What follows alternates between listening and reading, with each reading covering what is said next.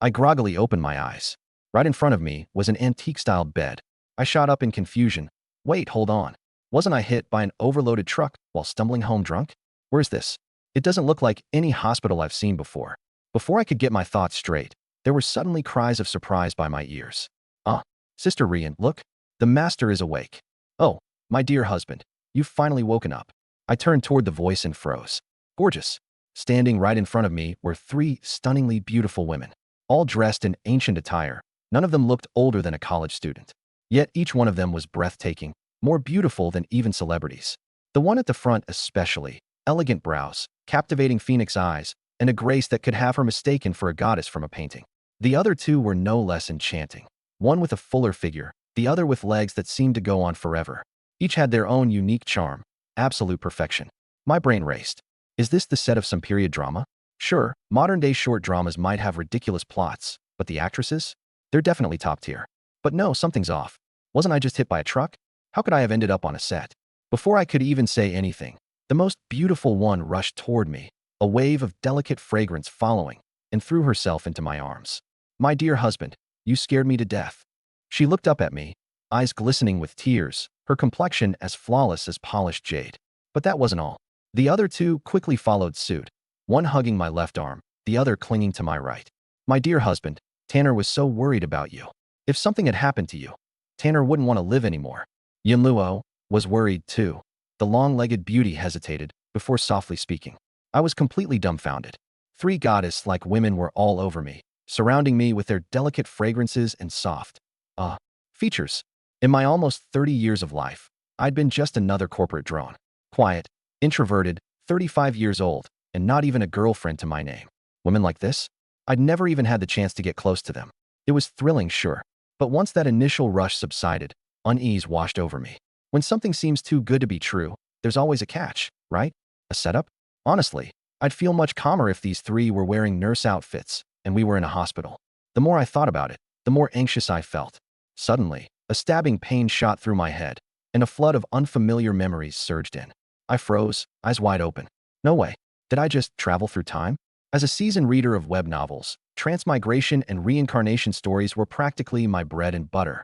Whenever life got tough, I'd let my imagination run wild, dreaming of being the main character, even fantasizing about being an emperor or prince in another world. But this is not it.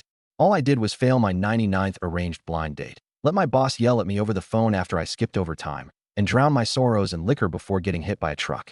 Was that enough for me to end up in an even crappier situation?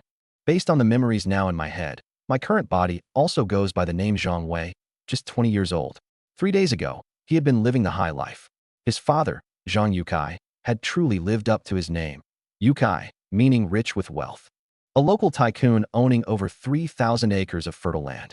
Stingy and money-obsessed, Zhang Yukai amassed a fortune through merciless exploitation of tenant farmers.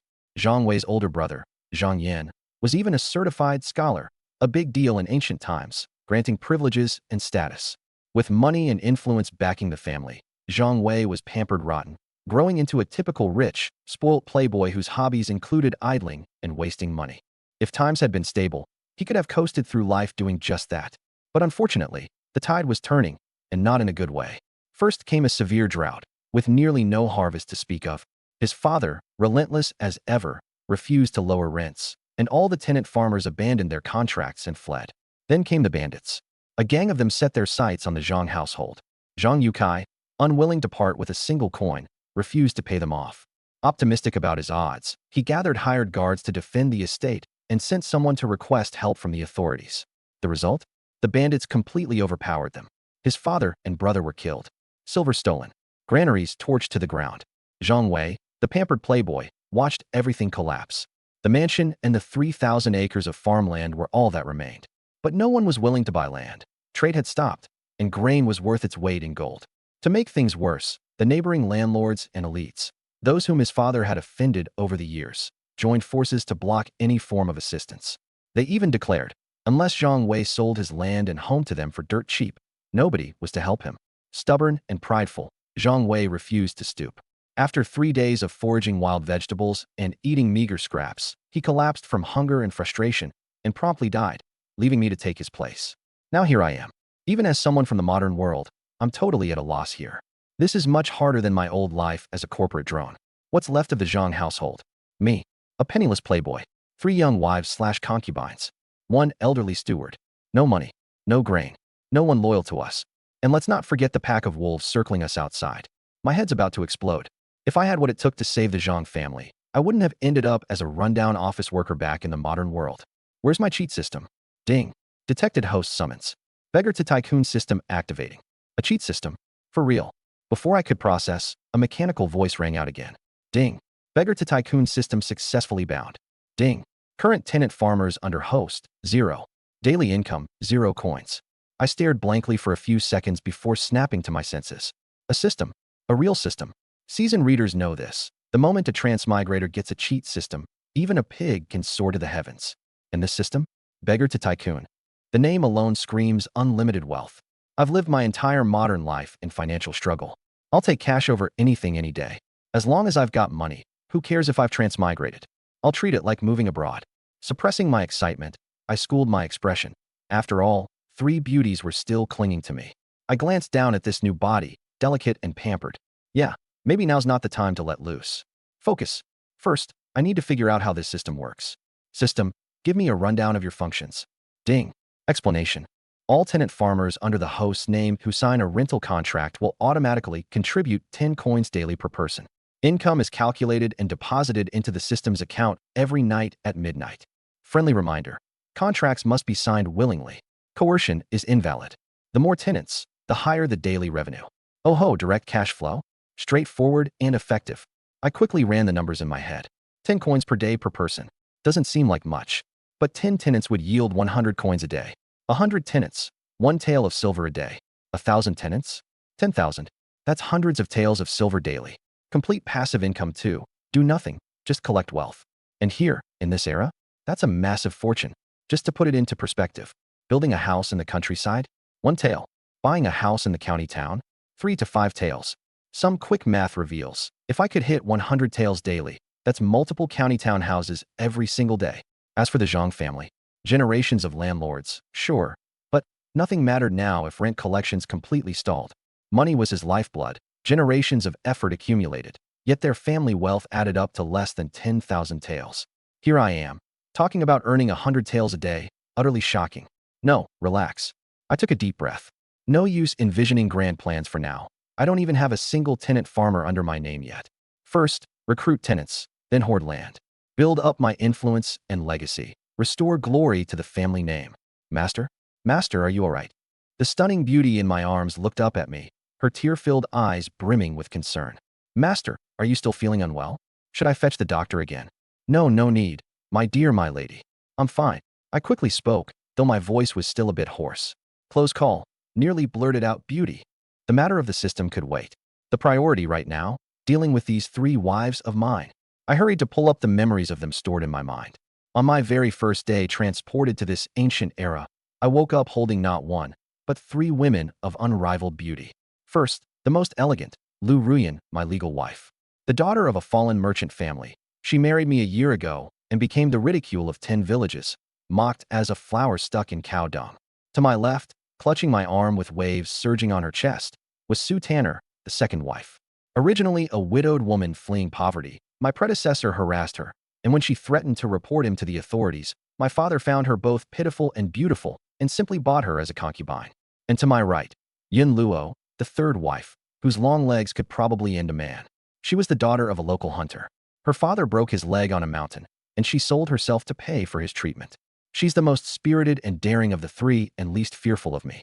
These 3 stunning women were all forced to marry me. And my predecessor? A total scoundrel, indulgent, wasteful, abusive, a gambler, a hedonist, always rough and cruel to them. Yet despite all this, not one of them ever considered leaving. First, because of the societal norms of this ancient era, where leaving one's husband would destroy a woman's reputation. And second, because my father had spent a small fortune marrying them. Lu Ruyan used that money to pay off her father's debts. Sue Tanner used it to bury her mother, and Yun Luo to save her father's life. So even though the Zhang family had fallen into ruin, the 3 women didn't abandon me.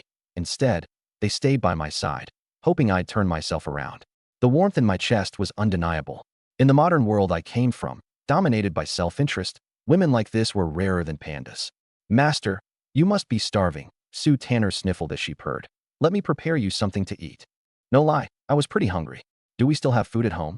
Just coarse grains, but you'll have to manage for now.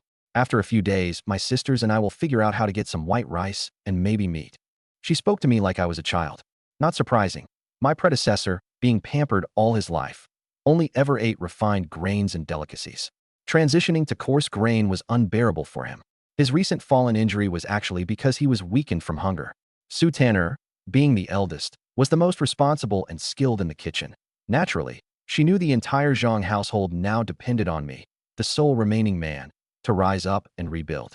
Yun Luo, however, raised her brows with a flicker of disdain in her gaze. This shameless fool dared to be a picky eater when he was nearly starving to death. What a waste of space. The only reason I'm bothering with him is because he's my husband, and he's injured, as much as it pains me to do this. Yun Luo always had a bold, fearless aura. But deep down, she understood the reality. The Zhang family's two patriarchs were slain by bandits, their money and food stolen, guards and servants either dead or fled, and tenants scattered. All that's left is this wastrel, us women, and the elderly butler. Counting on him to keep the family together? Not likely. The last time he took a bad fall, we emptied the last of our silver to hire a doctor. Listening to Sue Tanner's tender, almost coaxing tone, I couldn't help but feel speechless. My predecessor was truly pathetic. A grown man, pampered to the point of needing women to care for him. Lu Rian, who'd been watching my expressions, must have misinterpreted my strange look. She seemed to think I was about to lash out and quickly explained. Master, please don't blame Sister Tanner. There really is nothing left but coarse grains. She gently let go of me, sitting up to regain her composed and elegant demeanor. A sigh escaped her lips. Master, let me be honest with you. The food stores were burned by the bandits. All that's left is a few dozen pounds of coarse grain feed from the back courtyard. We have no more silver, so we can't even buy food. Once that's gone, we won't even have coarse grains to eat. Her tone grew firmer. So, Master, you can't keep living like before. This was probably the harshest thing she'd ever said to me in our year of marriage. I smiled bitterly. My lady, I'm not blaming anyone, nor am I disgusted by the coarse grains. Given our current plight, we're lucky to have anything to eat at all. Lu Rian froze in place. You truly mean that, Master? Sue Tanner, and even Yun Luo, were staring at me in disbelief. This wasn't the overly pampered man they once knew. As true as gold, I nodded sincerely. Deep down, I was delighted. Sure, the situation I'd been thrown into after traveling through time was challenging, but at least I was the son of a landowner, not a homeless drifter. Plus, I'd been given these 3 beautiful, loyal wives right off the bat. What's not to celebrate? I added. Ladies, my earlier look wasn't from anger. It's guilt, knowing you've all suffered because of me. To say I felt love for them would be premature, but come on. Gorgeous and steadfast women. What man wouldn't feel something for them? They were clearly worried, but tried to comfort me nonetheless. As a modern man, I knew how to talk the talk. Just say something nice. It doesn't cost a thing. My words broke through her icy composure, and Lu Rian's eyes reddened with emotion. Master, if you mean that, we can endure anything. Sue Tanner, also tearful, added. From the day I stepped into the Zhang family, my life was tied to it. If I die, I'll die as a Zhang family ghost. As long as you care for us, Master, I'll never have regrets. Yun Luo wasn't one for mushy speeches, but even her stubborn gaze softened toward me. I thought to myself, women in this era sure are easy to comfort. A few kind words, and they're moved to tears. Ladies, don't lose hope. I won't let you endure hardship forever.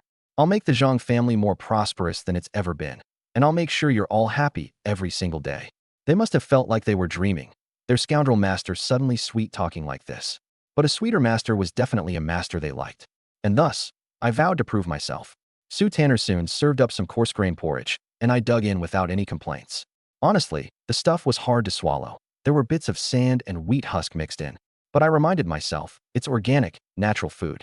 People back in the modern era would pay premium prices for this stuff. Besides, with my system, I'd be on the rise soon enough. A little hunger now was no big deal. Lu Rian and Sue Tanner exchanged glances. This master of theirs really had changed. And thank goodness for it. After eating my fill, it was time to make moves. Wife, fetch old butler Fu. I have matters to discuss. Yes, master. Lu Rian's eyes sparkled with hope. Ever since the Zhang family's downfall, the only role my predecessor had taken was to sulk and rage, leaving her shouldering all the responsibilities. Seeing me step up to the plate now, how could she not feel she had joy? Happiness. Uncle Fu arrived quickly. Over 50 years old, His hair was streaked with gray, and his demeanor was weary. From what I recalled, he had sold himself to the Zhang family in his teenage years, loyally serving multiple generations of family heads. His loyalty was beyond question. Uncle Fu, you've had a hard time these past few days.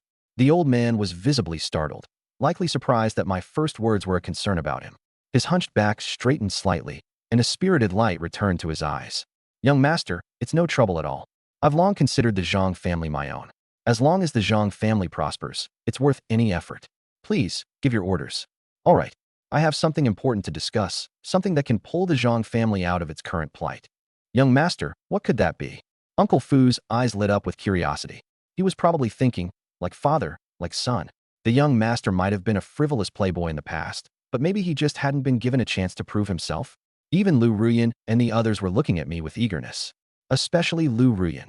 Although she had kept her composure these past days, she was clearly under immense stress. Originally a sheltered lady of the inner chambers, she had been forced to step up and uphold the family due to her husband being a good-for-nothing who did nothing but wail and moan. But now, seeing me ready to shoulder responsibility, her beautiful eyes reddened, this time with joy. I turned to Uncle Fu. How many of our family's tenant farmers can you get in touch with? In my memories, the Zhang family, at its peak, had hundreds of tenant farming households under its wing. However, recent years of natural disasters had severely impacted harvests. My so-called father, Zhang Yukai, infamous as the most ruthless landlord within a 10-mile radius, had responded to these poor harvests by raising rentals even higher, sometimes as much as 70% of the yield. The tenant farmers worked themselves to the bone, and after paying their rent, they had nothing left to live on. They either fell into debt, signed promissory notes, sold their children, or fled as vagrant refugees. This was, unfortunately, a common practice among landlords in ancient times. The more benevolent ones might charge 50% rent, but even that was unbearable for peasants when combined with imperial taxes, especially during a bad year. It's no wonder the land was now crawling with bandits and rebels. But I wasn't driven by charity. I just needed to quickly bring people back to work the fields. Uncle Fu offered a bitter smile. Young master, the tenant farmers were terrified of your father's iron hand. Most fled the area entirely or signed on with new landlords. Those who remained nearby wouldn't dare deal with us anymore. Most of them still owe Zhang family debts in grain or money. Lu Rian understood immediately. Husband, are you saying you want to bring the tenants back to work the land for the Zhang family? I nodded. Exactly. If the fields go untended, they're as good as barren. Lu Rian nodded too. But she knew in her heart that while bringing back tenant farmers might be one step forward, it wouldn't solve the Zhang family's immediate crises. However, she was a woman of wisdom and restraint. If I was determined to lead the family now, it was not her place to openly critique my plans. Unless, of course, I actively sought her counsel. So she stayed silent. Uncle Fu, however, heaved a deep sigh. Young master, I know where a few former tenants might be hiding, and I could try reaching out to them. But with the Zhang family's current reputation and the grim situation we're in, I'm afraid no one will dare return. I understood what he was implying. My father had been notorious as one of the greediest landlords within 100 miles, charging 70% rent. Now that the Zhang family had fallen from grace, any tenant farmers would assume returning here meant only more misery. Only a fool would agree to come back. But I already had a plan. Uncle Fu, just reach out to them and let them know. Things are different now. I, Zhang Wei, am in charge of the Zhang family. Tell them that anyone willing to return will have all their debts to the Zhang family erased, completely written off. Uncle Fu's eyes widened in shock. Lu Rian froze. And Su Tanner, standing with Yun Luo, exchanged astonished glances. All those debts gone? Just like that? I didn't care. My miserly father had racked up those debts through extortion and greed. The tenants were never going to repay them anyway. Keeping those unpaid debts on the books was pointless. And this was just the appetizer. I continued. Uncle Fu, also tell them, for those who return first, the rent on the land will be reduced to 30%, and it will never increase. 30%. Another bombshell. In these times, landlords demanding anything less than 50% rent were considered saints. But I wasn't done yet. No deposits required. No pre-collection of rent. They farm first, pay later. In years of bad harvests, they'll get a 10% reduction in rent. The Zhang family will provide farming tools free of charge, but supplies are limited, so first come, first served. For any struggling family with more than 3 members, where elderly dependents or children make it hard to work, I'll provide free grain rations every day until they see their first harvest. This offer extends to the first 10 families only. When I finished speaking, the room fell silent. You could hear a pin drop. Uncle Fu, Lu Ruyan, and the others were utterly speechless. Every statement I made seemed to shatter their deeply ingrained worldview. 30% rent? No advance payments? Waived rents during bad years? Free farming tools? Daily grain rations for struggling families? This wasn't a landlord. They were looking at a living Buddha. But little did they know, the free grain wasn't just an act of charity. It was my ultimate weapon. Trembling, Uncle Fu finally managed to speak. Why, young master, are you serious? This isn't a joke. After the initial shock, he was beginning to panic. At first, he'd been overjoyed, thinking that the last hope of the Zhang family, its sole heir, had finally matured. But now, he had no idea what to feel. The young master had indeed stepped up, but wasn't he being too reckless? If we followed through with this plan, collecting only 30% rent while also forgiving debts and offering free resources, the Zhang family would starve to death. In all his years, he had never heard of a landlord running their estate this way. I threw a grand gesture, mimicking the carefree tone I remembered from my old life. Uncle Fu, you can call me naive, but tell me, when has Zhang Wei ever gone back on his word? In the past, I was immature and clueless. But now, with our family in such dire straits, I know it's time to step up. I mean it. I want to rebuild the Zhang family. But, young master, Uncle Fu hesitated cautiously. If we charge only 30%, how will we feed ourselves or rebuild the family? In these times, landlords who charged 50% were regarded as generous. If my father had stuck with 50%, perhaps the tenants wouldn't have fled and the Zhang family wouldn't be in this situation. To Uncle Fu, reducing rent was reasonable, but dropping it to 30%? That was madness. Cutting 2% was no small thing. It was the difference between the Zhang family barely surviving or recovering. What Uncle Fu didn't realize, however, was that I had a system. That measly rent didn't matter to me at all. Wasting the land is still wasting it. Better to lease it out at a low rate to get people to plant crops. At least we'd get a 30% return. If no one plants at all, we'll be looking at a 0% return. Do we want the Zhang family to truly end up starving to death? Uncle Fu opened his mouth to respond, but said nothing. He hesitated, but realized this makes sense. And truth be told, compared to me, this young madam of our family, Lu Rian, isn't just more reliable, she's also earned more respect from others. Watching her smooth things over for me with a plan that aligns with mine, I couldn't help but think, what a helpful wife. I gave her an encouraging nod. Lu Rian saw it, and when her smile bloomed toward me, her heart felt sweeter than ever before. And also, my lord already mentioned, for the tenant farmers who return first, they'll only need to pay 30% rent, with no increases ever. But for those who come later, or tenants who didn't originally belong to the Zhang family, my lord didn't promise them 30% rent or any freeze on increases. Uncle Fu's eyes lit up. Exactly. We'll bait the old tenants back with 30%. Once the Zhang family rebuilds its reputation, we can increase the rent to 50%, even 60% for the new ones. Though I noticed Lu Rian giving me a strange glance. Wait a second, was that my plan? I hadn't even thought about raising rent later. Honestly, I don't even care that much about the money. But misunderstandings aside, let's focus on getting the tenants back first. And besides, I've learned something valuable. Don't make absolute promises. What if rents really do go up later? Seeing that I didn't refute anything, Lu Rian assumed I'd silently agreed, and her smile grew even sweeter. She continued, the no security deposit rule and the proposal to waive rent during bad harvest years are all essentially for marketing. They're incentives for the first wave of tenant farmers. For those who come later, everything reverts to the standard rules. As for lending out tools, it's not like the bandits stole them, and they're just sitting idle now. Who cares if the tenants use them for free? As long as we reduce the rent and give the first tenants some perks, the Zhang family's reputation will naturally recover. Recruiting more people later on will be a breeze. Uncle Fu, bursting with excitement, nodded in agreement. Young madam, the young master's ideas really make sense when you put it that way. He was genuinely thrilled, not just because the Zhang family might survive, but because the young master was actually proving himself to be capable. Lu Rian, however, suddenly became serious and looked directly at me. My lord, while everything we've discussed so far is doable, verbal promises don't cost us anything. You mentioned long-term free grain distribution for 10 impoverished households. But tell me, where's Zhang family going to find any spare grain right now? Yun Luo, standing nearby, let out an irritated scoff. Exactly. We're practically starving ourselves. Have you already forgotten how hungry you were when you fainted? And now you're planning to give away priceless grain and play the philanthropist? Yun Luo was the only one among the women in our family who had a bit of an edge to her.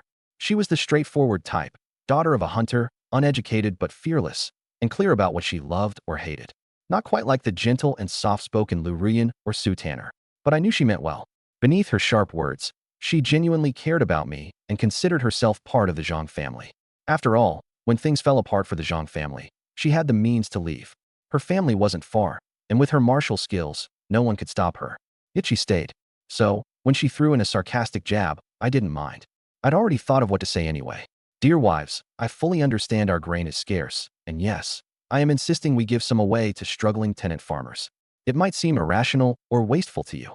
Before I could finish, a pair of soft hands gently clasped mine. Sue Tanner looked at me tenderly, her voice soft but resolute.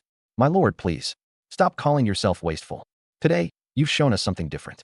You've changed. We believe in you. I smiled back at her. Sue Tanner hardly spoke much. But if I were to be completely honest, she was always my favorite, even in the fragments of this memory.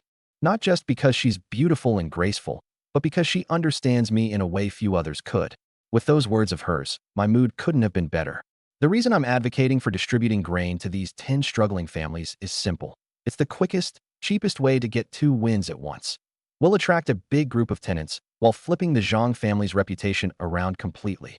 Now, why give so much in incentives and still insist on distributing grain? Why would giving away free grain be the cheapest solution to our problem? Time for me to spell it all out. We have to stay united if we're going to weather my so-called extravagance. The truth is I'd never need to justify myself this much. As the sole male heir of the Zhang family, I could have made decisions unilaterally, and everyone would have had to follow. But the people still left here genuinely care about this family. I don't want to force them. And besides, as someone with a modern mindset, how could I fail to convince them with words? We're offering 30% rent, skipping security deposits, and waiving rent during tough years. That's great, but it's not immediate. The tenant farmers won't feel the benefits yet, so they won't trust it right away. All they'll think is, when has the Zhang family ever been this generous? This has to be a scam. Are they biding their time to raise rents back up again once the crops are ready? Let's face it, the Zhang family's reputation is trash, and we're also dirt poor. No matter how nice we make the promises sound, people will doubt us. But if we give struggling households free grain to survive, it's tangible, it's immediate, and as they get this benefit, they'll spread the word on their own. The other farmers will hear directly from them that we've truly reformed. And once the word spreads, villagers and migrants will start competing to join as tenants. That's when we can rebuild, start earning rent, get our lives back as landowners. And about the grain shortage, don't worry. I've already thought about this. I promised to help 10 households. But who says what the criteria for being needy is? That's up to us. If we're short on grain, we'll focus on supporting just 1 or 2 families to start. The point isn't how many we help. It's sending the message that the Zhang family keeps its word. The moment I crossed over into this world, I became a landlord, a capitalist, even. Don't let my modern morality fool you into believing I'll work at a loss or be some kind of saint. Giving away free grain? Let's call it what it is, an investment in reputation. Once the Zhang name is rehabilitated, tenants will rush in, and I'll sign contracts en masse. With a system backing me, as long as contracts are signed, I'll make passive income every single day. Tenants bring money. Money buys grain. Grain becomes the least of our problems. After laying out my entire plan, the room fell completely silent. It wasn't because I had explained it poorly. It was because I'd been so thorough. Every step clear, every point logical. Uncle Fu, Lu Ruyan, Yun Luo, and Sue Tanner were all staring at me, their expressions frozen in disbelief. They couldn't wrap their heads around it. How could the once useless, waste of space playboy they knew suddenly become this strategic leader after one accident? No one dared overthink it, though. To them, there could only be one explanation: divine intervention. The Zhang ancestors must have been watching over me. Uncle Fu clutched his trembling hands together, his voice thick with emotion. Young master, I'll head to the hills right now to find tenant farmers. As soon as I got up to leave, Lu Rian spoke up. Husband, your plan is admirable. But our family is broke. No money, no food. I was thinking of going back to my parents' house tomorrow to ask for some assistance. Yin Luo immediately followed. Husband, I can go visit my family too. I'll ask my elder brother to hunt and exchange game for money to buy food. My heart felt warm. I knew all too well the circumstances of these 2 women's families. Lu Rian came from a scholarly family that had fallen on hard times. She was forced to marry me, a former playboy, as debt repayment. Yin Luo's story was even more tragic. Her father got injured and sold her to me as a concubine to pay for medical bills. Now her entire family relies on her brother's hunting to make ends meet. Despite their dire circumstances, they were still thinking about helping me. Standing off to the side was Sue Tanner, looking uncomfortable and hesitant to speak. She didn't have her own family to rely on, so she felt she couldn't contribute. Perhaps because of this, she treated the Zhang family as her everything. I glanced at the three of them and smiled confidently. Ladies, I appreciate your kind intentions, but I wouldn't have suggested this plan if I didn't have a way to make it work. Just trust me, better days are ahead. I said those words with full confidence. After all, with the system backing me up, what was there to fear? In the past, if I'd said something like this, none of them would have believed even a punctuation mark. But now, for some reason, they believed me wholeheartedly. What woman wouldn't want a capable man who could shoulder the weight of the world? Especially with that sweet sentence I added at the end. Lu Ruyan and the others were blushing furiously.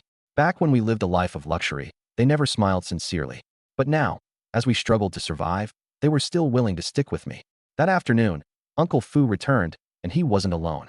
A group of gaunt, poorly dressed villagers followed him into the mansion. They were both excited and fearful, unsure of whether they were walking into salvation or a trap. In the courtyard, one group anxiously stared towards the rear courtyard, waiting to meet the Zhang family's young master, the one who could determine whether they lived or died. These were turbulent times, natural disasters, bandits, corrupt officials, soldiers running wild. Life was unbearable for the common folk. Many of these villagers had once been tenant farmers for the Zhang family, but the steep and exploitative rents left them drowning in debt year after year. With no other choice, they fled to live as vagrants deep in the mountains, surviving on wild plants and tree bark. But life in the mountains was even worse. Fights over wild plants often ended in deaths, and those who starved soon became someone else's next meal. Amid their desperation, Uncle Fu appeared and gave them an unbelievable offer. The young master had taken over the Zhang estate, and he was merciful. Rent would only be 30%, with no deposits or advance payments required. Farming tools would be provided for free. In bad crop years, rent could be waived, and struggling families would even be lent food until the next harvest. It sounded like a dream. After living hard lives for so long, they'd never heard of such kindness from any landlord, let alone one from the Zhang family. Most of them didn't dare to believe it. The once notorious Zhang Wei suddenly becoming a compassionate saint? That felt more like a ghost story. Only those who truly had no way out grit their teeth and followed Uncle Fu down from the mountains. Here comes the young master. Uncle Fu's low voice rang out as I walked into the courtyard, flanked by a guard holding a blade. Neither Lu Rian nor Su Tanner made an appearance. They insisted that women of the household shouldn't show themselves publicly, and I didn't argue with them. As for the guard at my side, it was actually Yun Luo disguised as a man. With no money to hire a proper guard, I couldn't afford to travel unprotected. It would look bad, and in these chaotic times, it was simply unsafe. I valued my life, and Yun Luo's skills were reliable enough. Handling a few street thugs was a breeze for her. Uncle Fu, you did well, I said, comforting him as the color drained from his face. Thank you for your hard work. Uncle Fu, the only one who stayed loyal to the Zhang family after its collapse, deserved nothing but my gratitude. But before I could continue, an elderly man suddenly fell to his knees with a loud thud. He kowtowed repeatedly against the hard stone ground, blood gradually seeping from his forehead. Young Master Zhang, please take us in. We may be old, but we can endure hardship. We'll do everything we can to farm. Before I could process the scene, the rest of the group dropped to their knees one by one, kowtowing with such force that some of them started to bleed as well. It was a shocking sight, the kind of despair and humiliation I, as someone from the modern era, was entirely unprepared for. In times of chaos, dignity and pride hold no weight. Stories of people selling their children or even consuming human flesh to survive were commonplace. Just as I was about to step forward to help the elderly man, I stopped myself. The Zhang family's reputation hadn't been fully restored, and there was no guarantee that no one in this group harbored a grudge against me for the wrongs committed by the previous young master. It was better to tread cautiously. With my plans so close to fruition, I couldn't afford to fall before reaching success. Uncle Fu, tell them to get up. Stop kowtowing, I ordered. You barely have any strength left as it is. If someone injures themselves while kneeling, I won't be able to take them in. The mention of not being accepted was more effective than anything else. The group scrambled to their feet in a panic. I got straight to the point. Everyone, you've worked for the Zhang family before, and I have no intention of abandoning anyone. Hearing this, many of their eyes lit up. In that moment, the young master they once hated suddenly appeared larger than life in their minds. I'm sure Uncle Fu has already explained the terms to you. If you have no objections, we can sign the contracts right now. Lu Rian had prepared the contracts in advance, waiting for this moment. In truth, the arrangement was a two-way street. These tenants couldn't survive without my help, and I couldn't rebuild my estate without them. It was a win-win situation. Young Master Zhang, may I ask one more question? The elderly man stammered again, his voice quivering. Smiling, I gestured for him to continue. Of course, Elder. Whatever you'd like to know, I'll give you a clear answer. And let me say this. If you think the Zhang family's terms are unfair, you're free to refuse. We won't force anyone to stay. In truth, I was desperate for them to sign the contracts and lock in the deal. But on the surface, I had to maintain an air of indifference. After all, the terms I was offering were too generous to pass up. If you're too eager to make people stay, it can raise suspicions. They'll start thinking I'm hiding something shady. The calmer I am, the more anxious they'll become. Besides, the group Uncle Fu brought over, I could tell at a glance. They've hit rock bottom with nowhere else to go. The white-haired old man immediately waved his hands, terrified I'd misunderstand. Young Master Zhang, please don't take it the wrong way. The terms you're offering are incredibly generous. We're more than willing, 1,000 times over. Feigning impatience, I said, well, if you've got something to say, out with it. Don't waste my time. It's precious. The old man swallowed nervously, looking at me eagerly. Young Master Zhang, we don't mean any harm. We just want to know, after signing the contract, is it true we'll get free food every day? It's not that we're greedy. We honestly can't go on like this. Without food, we can't even work the fields, let alone wait for a harvest.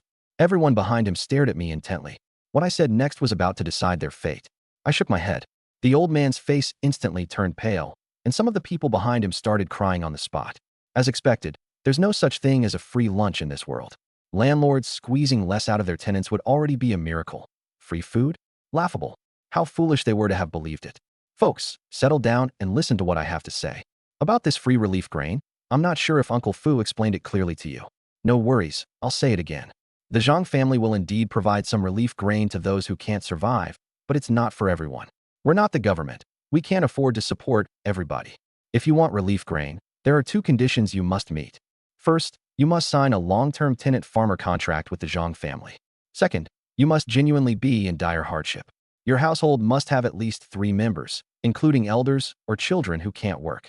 Only when both conditions are met, and after we confirm you're truthful, will we supply a set amount of grain or coins daily until you're self-sufficient or the harvest comes in. To make it clearer, the Zhang family is struggling too right now. We can only help a maximum of 10 households. Each household gets 1 pound of grain or 10 copper coins per day. To be honest, I originally planned to only give out grain since that's what these people need most desperately. Later, I thought it through. If there's grain, I'll give grain. If not, I'll give coins so they can buy their own. Either way, it works.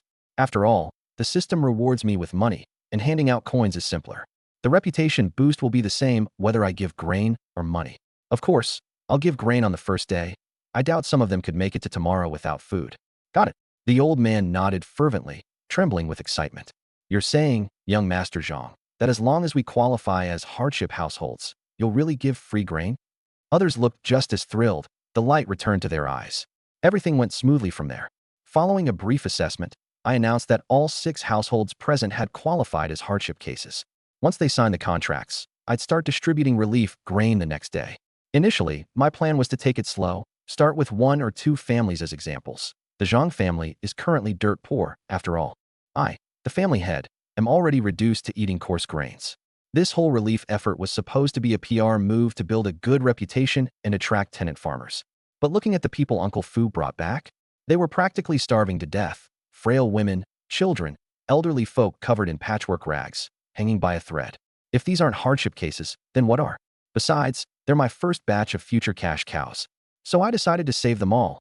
Partly out of compassion, I couldn't stomach watching them starve to death before my eyes, and partly because saving lives could make me money. As long as they're alive, each person earns me 10 copper coins a day, and all I'm handing out per household is 10 coins. The profit margin is there no matter what. Plus, the more lives I save, the more my benevolent reputation will truly spread. Thank you, Master Zhang. You're like a living bodhisattva. Master Zhang, our family will bow down to you 100 times over. From now on, we'll work ourselves to the bone for you. I casually waved them off. No need for excessive gratitude. Time to focus on the money. Sign the contracts first. Only after signing can you receive relief grain or land allocation. This time, no one hesitated. They scrambled forward to sign and stamp their marks. For even the youngest kids who couldn't read or write, I insisted on fingerprinting them. This left everyone puzzled. Typically, only the head of the household signs tenant contracts. But here I was, demanding signatures or fingerprints from every single family member, including babies still nursing in their mother's arms. Uncle Fu had been managing Zhang family affairs for decades and had handled thousands of contracts. Yet this was something new even to him. Today certainly broadened his perspectives. But he didn't ask unnecessary questions. Whatever I said, he followed. Uncle Fu didn't know this. In my eyes, it didn't matter if it was an 80-year-old elder or a newborn baby. Anyone who stamped their handprint meant 10 coins of daily income for me. The moment all the contracts were signed, a familiar voice sounded in my head. Ding. Congratulations, host, for signing tenant contracts with 21 individuals.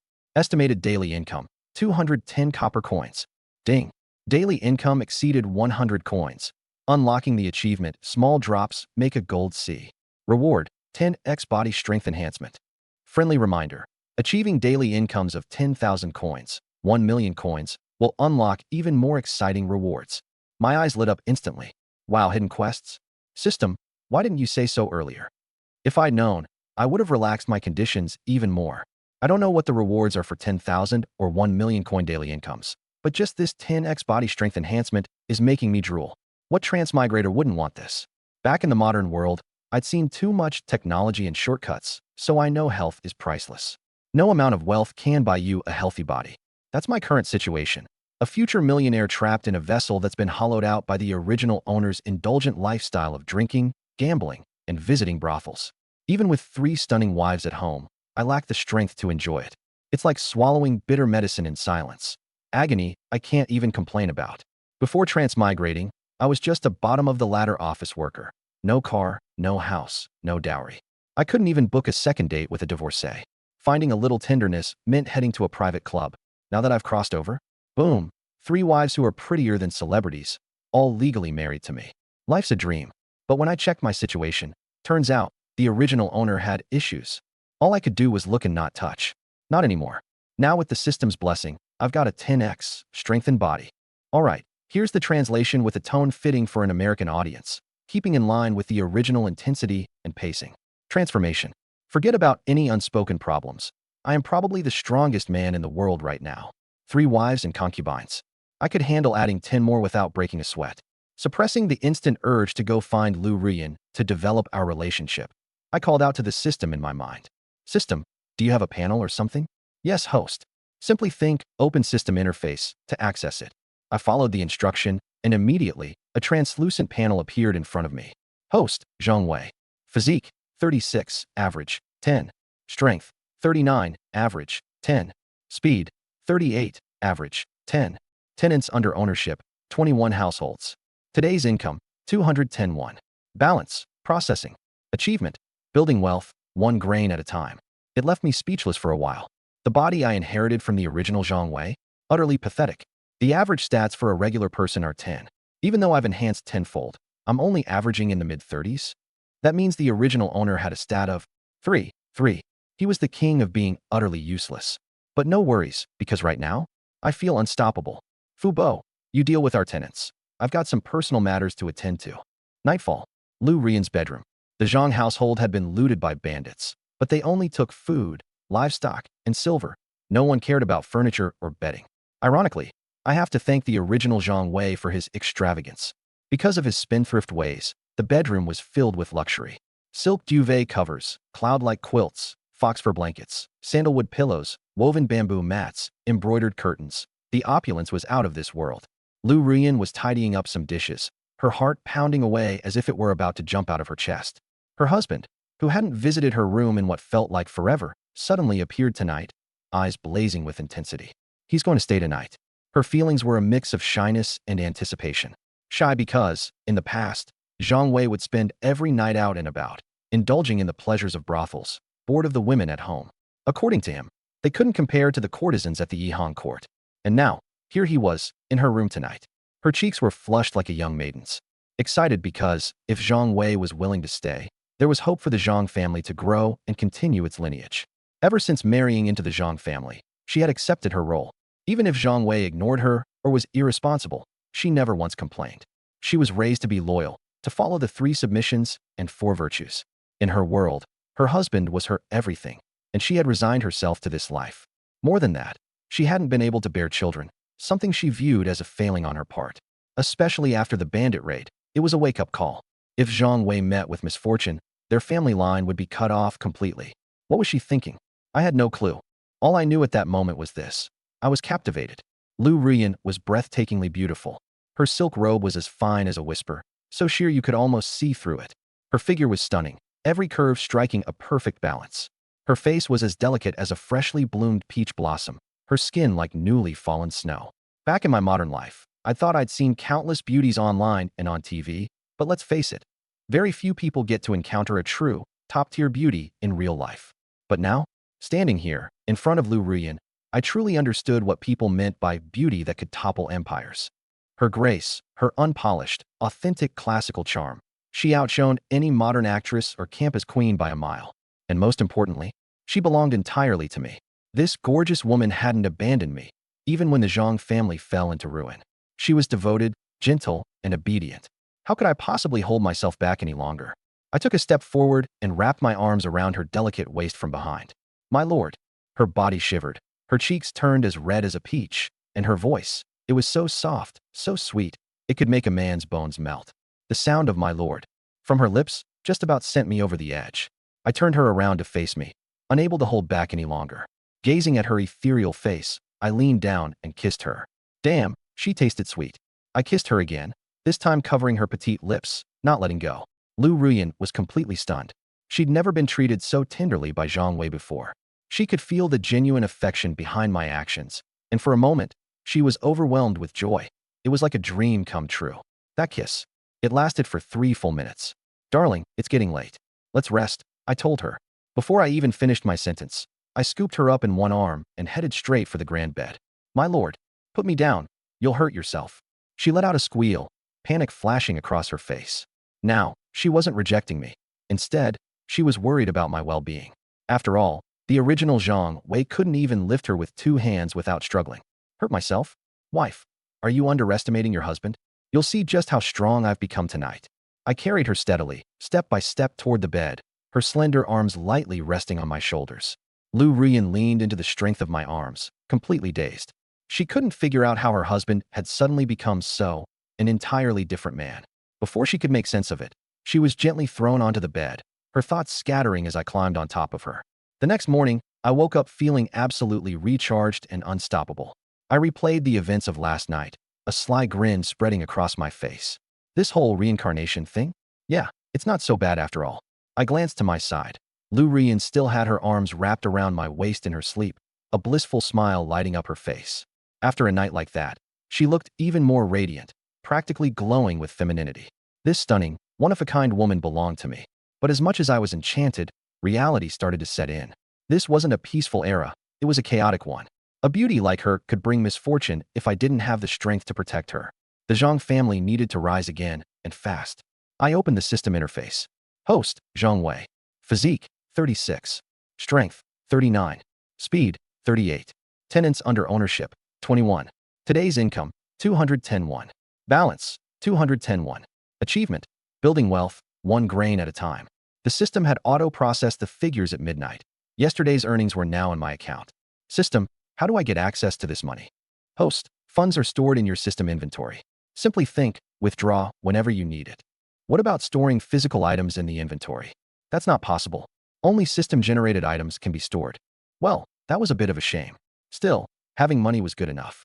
There's a saying in the modern world, money isn't everything, but without it, you've got nothing. And in this chaotic era, wealth was even more essential. How many people starved to death just because they didn't have enough? How many others, desperate and hungry, turned to banditry or rebel armies, creating tragedy for countless families?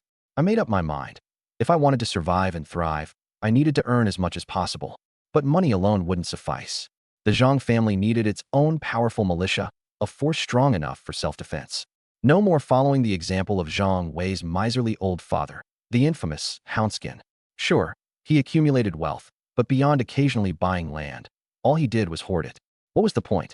All his riches were taken by the bandits in the end. If I wanted real security, I'd need to invest, improving my lifestyle, hiring skilled guards, and solidifying my position. But first things first, I had to start building from the ground up. There are only 21 tenant farmers, each contributing 10 cash coins daily. That adds up to 210 coins a day, roughly equivalent to 0.2 taels of silver. In a month, that's 6,300 coins, or about 6 or 7 taels of silver. Don't underestimate that amount. In these times, making 6 or 7 taels a month just by lying back would put you in the top 1%, a certified gold-collar worker. For comparison, Being a soldier in these days is considered a high-risk, high-reward job. A regular soldier's monthly pay is about one tael of silver, and that's if the higher-ups don't skim some off the top first. If they end up with zero point 0.5 taels, they'd already be lucky. Just one tael of silver is enough to support an entire family. When converted to modern times, it's equivalent to a $10,000 monthly salary. So making 6 to 7 taels a month? That's like earning $70,000 to $100,000 a month in today's terms. If this were modern times, I'd be living the dream, waking up laughing, eating, drinking, and playing every day. But this is a chaotic era. No one can afford to get too comfortable. Take the original Zhang family, for instance. They were wealthier than we are now, but their complacency nearly led to their extermination. I have to keep earning and make the Zhang family truly strong. How? Simple. Expand. Recruit more tenant farmers. Use the silver earned to buy more land. Then use the land to take in more tenants. The more land and tenants I have, the more money I'll make. A self-sustaining cycle. Once I have enough tenant farmers and a surplus of resources, I'll pick the most loyal ones to train into the Zhang family's most trusted guards. Perfect plan. Just as I was getting excited, my hand subconsciously brushed against something soft. MMPH. A soft moan stirred beside me, and Lu Rian woke up. Her face flushed as she realized where my hand had landed on her chest. Last night, I didn't hold back in pouring out all my desire and affection for her. She was completely swept away by my vigor, as if caught in a storm while being just a small, fragile boat. She was so overwhelmed that she asked, no, begged me several times to go easier on her, or even to find reinforcements out of fear of dying from too much happiness. Thankfully, I showed her mercy in the end. By the time she fell asleep, her face was still graced with a satisfied smile, the happiest night she's ever had. Now, seeing her shy and blushing like a newlywed bride made her look even more enchanting. In that moment, all my thoughts about wealth and expansion plans went straight out the window. With my current physique, far stronger than the original's weak body, how could I think about serious matters in a situation like this? That would just ruin the fun. Oh, my lord, it's already dawn. We should get up, or Sister Yunluo and the others will laugh at us. I chuckled mischievously before replying with mock seriousness. Don't worry, my dear.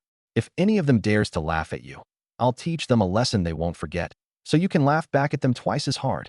Without further explanation, I moved my hands decisively. Well, decisively might be overstating it since Rian was already unclothed, which saved me a lot of steps. An hour later, after yet another delightful session, Lu Rian lay in bed, completely conquered. Her limbs had turned soft, and the tender gaze she gave me could melt even the coldest heart. I couldn't help but feel immensely satisfied. This, I thought, is what it's like to live the life of a transmigrator. Rest well, my darling. I'll get up now. For you and the family, I need to keep working hard to rebuild the Zhang household. Her eyes sparkled with gratitude and emotion at my words, overcome with happiness. No, my lord, I'm fine. I'll help you get dressed. Ignoring her soreness, she got up determinedly. She wouldn't neglect her duties as a wife, no matter how tired she was. I had intended to let her rest, but seeing the resolve in her eyes, I relented and allowed myself to enjoy her service. Women of this era truly embodied the virtue of diligence and devotion, a responsibility they took pride in. It was a pleasant problem to have. Just as we were basking in our sweet moment, an urgent knock echoed on the door. My lord, Sister Rian, get up quickly. Uncle Fu says that bastard Wang millionaire is here again. He's demanding an answer about selling the land today or threatening to destroy the Zhang family completely. Wang millionaire? Instantly, an image of a pig-like, greedy middle-aged man flashed in my mind. Following, it was a surge of pure rage, residual emotions left behind by the body's original owner. That's right. Though I've taken over this body and its memories, the intense hatred toward Wang millionaire, that hasn't faded a bit. The original Zhang Sion hated that man even more than the bandits who killed his father, brother, and ransacked the family. And for good reason. Here's the short version. About a decade ago, Wang was just one of the Zhang family's tenant farmers. But after currying favor with the county magistrate by sending his daughter to serve him, Wang quickly climbed the ranks and became an even wealthier landowner than the Zhang family. Once he got rich, he set his sights on crushing the Zhangs, viewing them as nothing more than a disgrace to his rise. He harassed the family relentlessly, and when the family met misfortune, he swooped in like a vulture. Wang openly announced his intentions to destroy the Zhang family, seize all their land and property, and turn the Zhang women into playthings for himself and his son. He even warned everyone in the county. Anyone who dared to help the Zhang family would become an enemy of the Wangs. This threat effectively cut off all outside support. Even though the Zhang family still owned over 3,000 acres of land and their estate, no one would lend them funds or buy property. Overwhelmed with resentment and despair, the original Zhang heir starved to death, too cowardly to fight back, too incompetent to lead. But now, all that's changed. I'm in charge now. Sell my land. Sell my women. Over my dead body. That dirtbag Wang millionaire has overstepped. Sure, he has the magistrate backing him up, but this is still a chaotic era. If things get bad enough, I can always disguise my own men as bandits and teach him a lesson. In times like this, even a county magistrate can only maintain an illusion of power. Genuine bandits would make him wet his pants, and few of his constables would risk their lives against real danger. Although I'll have to deal with Wang eventually, now isn't the time. I'm not strong enough yet. For now, I'll have to outsmart him and buy myself some time to grow stronger.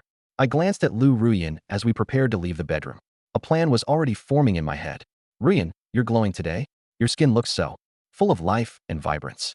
Xiao Xing and Luo was still waiting outside the door, but as soon as she saw Lu Ruyan, her expression froze in shock. Lu Ruyan's face instantly flushed a brilliant red. Of course, she knew why she looked different. It was all thanks to her man's dedication.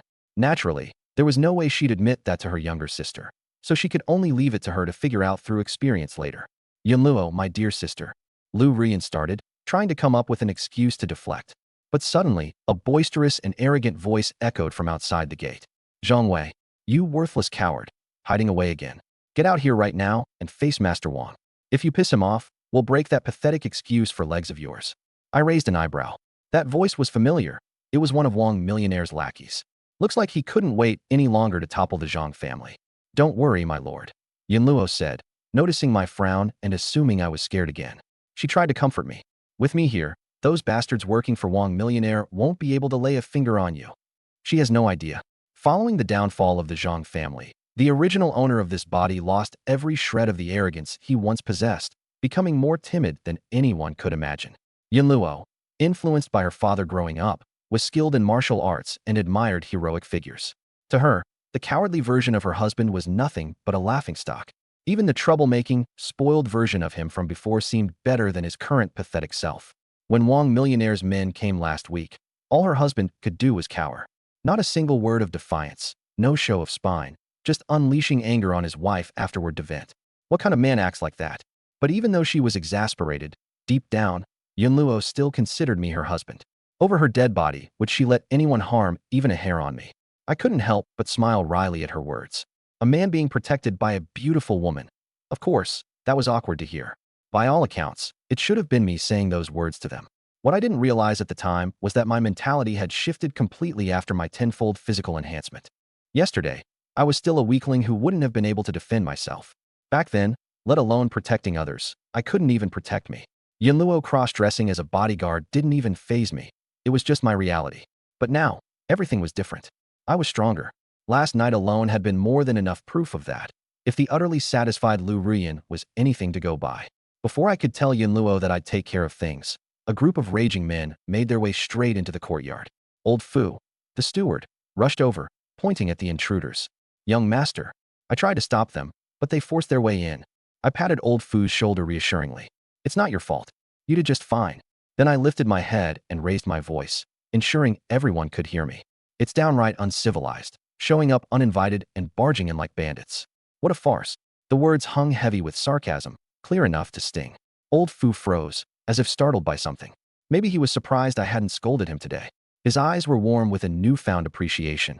Young master has truly changed, they seemed to say. Yunluo also blanked out. Never in her wildest dreams did she expect that I'd dare confront Wang millionaire face to face today. Wang millionaire stood in the center of the courtyard, his enormous belly jutting out as he flaunted himself in all his gaudy finery. High-quality silks, jade pendants, and gold rings on 8 out of 10 fingers, his wealth on shameless display. His lackeys stood behind him, ready to pounce. His face twisted with anger. Zhang Wei, you spineless good-for-nothing. Did you just insult me? Oh, it was obvious why he was here. To collect the prize he presumed was already his. The last time he saw me, I was nothing but a useless coward who couldn't muster a single word in his defense. He likely assumed I'd spend the intervening days breaking under pressure, eventually begging him to take the Zhang family farmland, mansion, and women off my hands at some rock-bottom price. And yet, I didn't beg. Not only that, but I had promptly taken a jab, labeling him uncultured and ill-mannered, directly hitting one of his biggest insecurities. Wang millionaire may currently be wealthy, but he started off as a tenant farmer, a so-called low-born. and he loathed any reminders of that.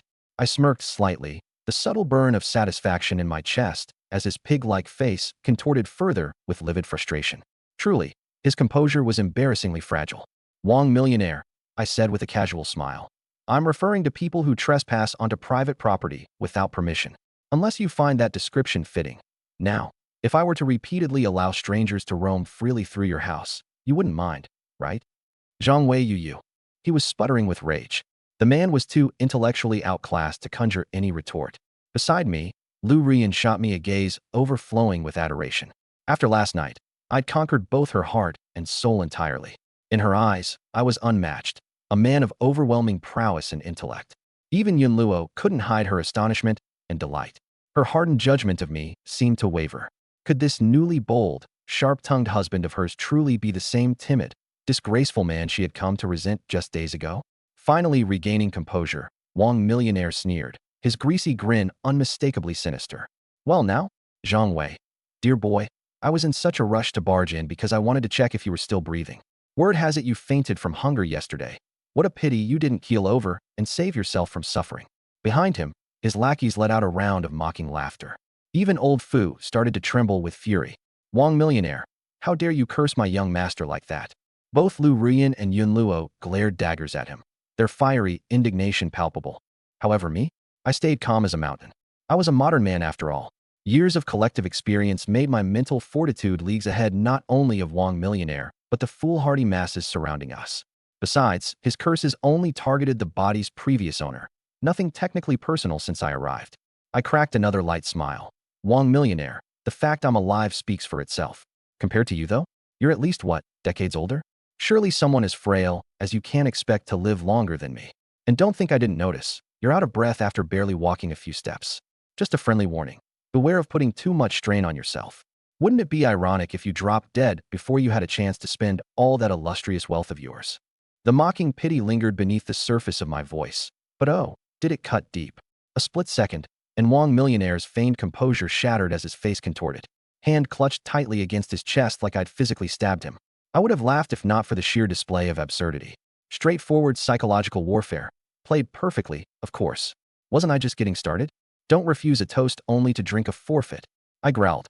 Out of respect for the history between our two families, I've given you this opportunity. Otherwise, no one else would even dare touch the Zhang family's business. Without me, you'd starve to death in no time. Even if you refuse, I have 1,000 ways to snatch the Zhang family right out of your hands. You won't see a single silver tael from it. Believe it or not. Uncle Fu's hands trembled as he pointed at the man, cursing, Wang million, you heartless ingrate. Back when you were starving to death, the Zhang family took you in, made you a tenant farmer, and gave you food to eat. Now, just because the Zhang family has fallen on hard times, you strike while the iron's hot? Don't you fear divine retribution? Uncle Fu had grown up in the Zhang household, treating it as his own roots. To sell everything for a mere 1,000 taels? The market value of just the 3,000 acres of fertile farmland was at least 15,000 taels, and that's not even counting the grand house and the young ladies of the family. This wasn't just taking advantage, it was outright robbery. A colossal humiliation. Wang million's expression darkened. How dare a down-and-out house steward point fingers and yell at him? He waved his hand. Men, slap this old dog. Teach him how a servant should speak to his master. A hulking guard stepped forward, swinging a palm the size of a fan as he approached Uncle Fu. At Uncle Fu's age, a few such strikes could cost him his life. But a cold gleam flashed in my eyes, and in an instant, I stepped in front of Uncle Fu. Asterisk smack, asterisk. I took the hit square on my back. Young master, my lord, Uncle Fu cried out, while Lu Rian and Yun Luo's eyes filled with rage and tears. But I let a sly smile play on my lips. I'd deliberately taken that blow, so that I'd have leverage and justification to retaliate harshly. You filthy mongrel. Do you think you can lay a hand on Zhang family property, even as its steward? I lashed out with a kick. Asterisk crack, asterisk, and the guard's left leg broke clean. Before anyone could react, I delivered another kick, hurling him several meters away. It didn't stop there. Fuming with anger, Yun Luo grabbed a wooden stick and charged at the guard, raining blows. Yun Luo wasn't some delicate and frail woman. She had real martial skills. Stop, stop. My leg's broken.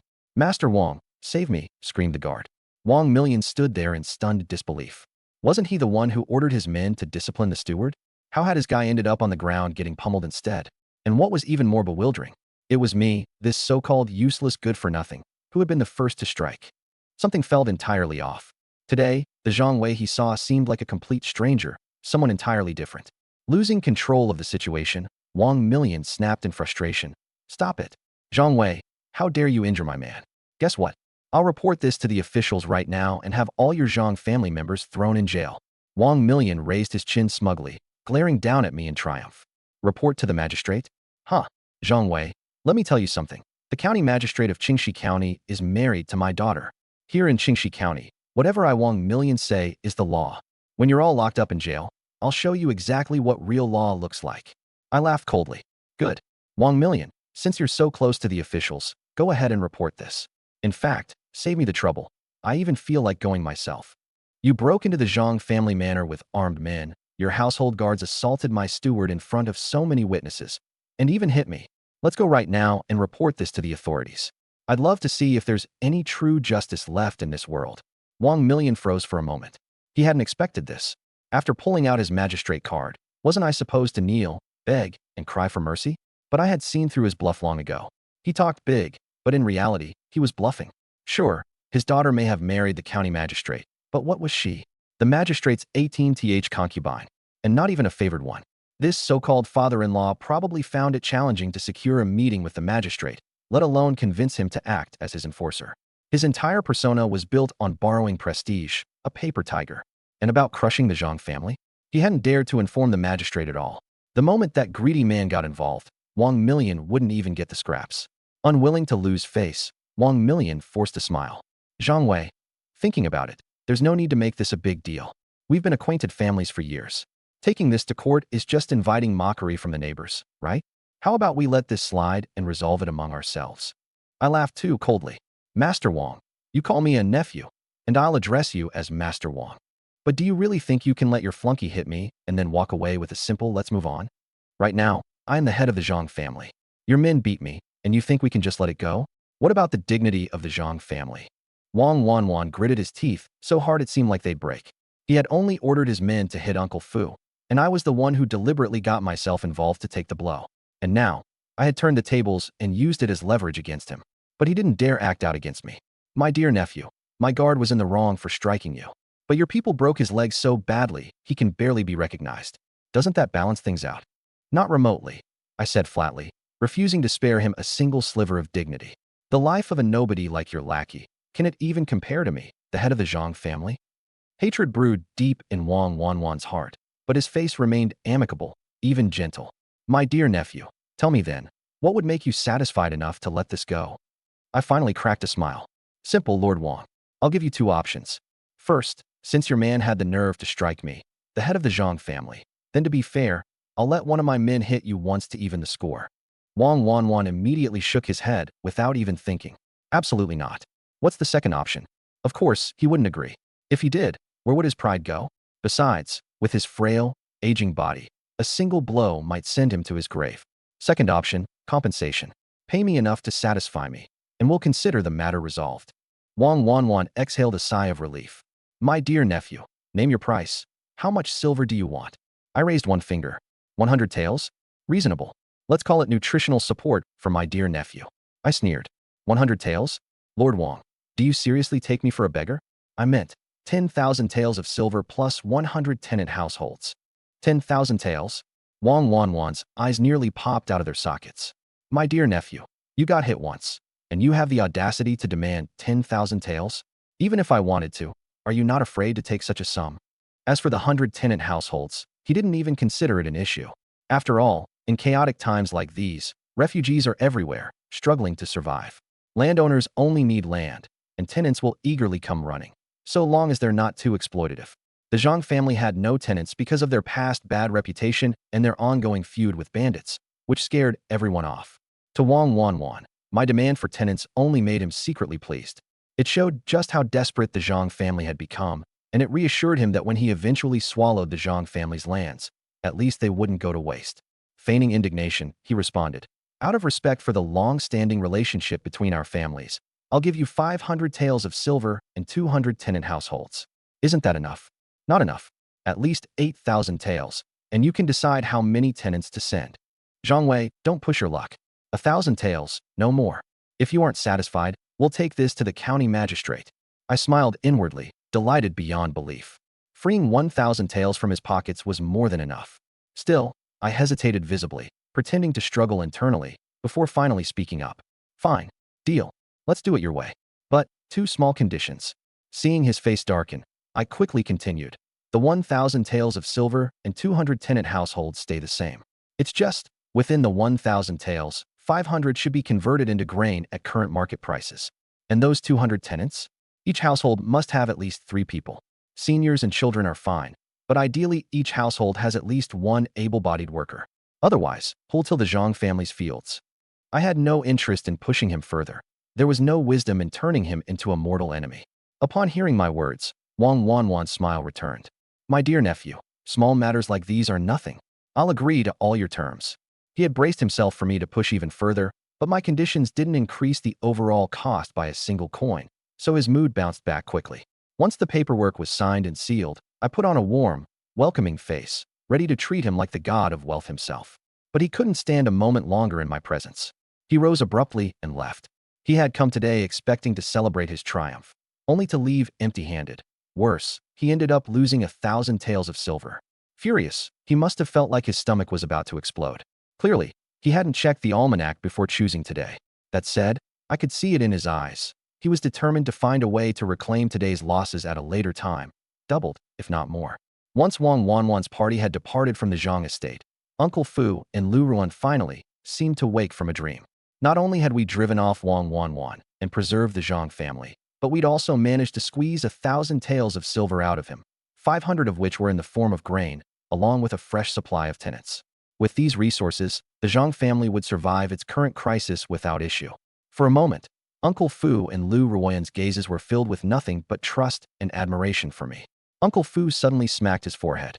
Master, the 6 households of tenants we recruited yesterday, they came to me this morning asking when they'd receive the promised relief grain. Of course, I already knew the truth. Uncle Fu's words were only half true. Those 6 families hadn't waited until this morning to ask. They'd been asking ever since we took them in yesterday. Uncle Fu hadn't told me earlier because he thought I might have been bluffing when I promised them free grain. He deliberately delayed, thinking to save me the embarrassment of failing to deliver. But after the results of today's encounter with Wang Wanwan, he no longer doubted my ability to follow through. Uncle Fu, gather those 6 families. I've got something to say.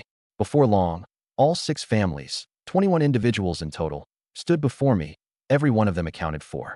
Compared to yesterday, they looked even worse off, likely because they hadn't eaten since and were running on nothing but water. Yet hunger had not diminished their respect. They stood upright, their faces filled with hope. After all, this was a matter of life and death for their families. Everyone, I won't mince words. I've gathered you here to fulfill my promise. Today, relief grain will be distributed. My word is my bond. I don't go back on the promises I make. There isn't much grain, but it's enough to keep everyone alive. Uncle Fu distributed. On the table sat 6 small sacks of grain, each weighing 1 pound of coarse grain. Uncle Fu handed them out one by one.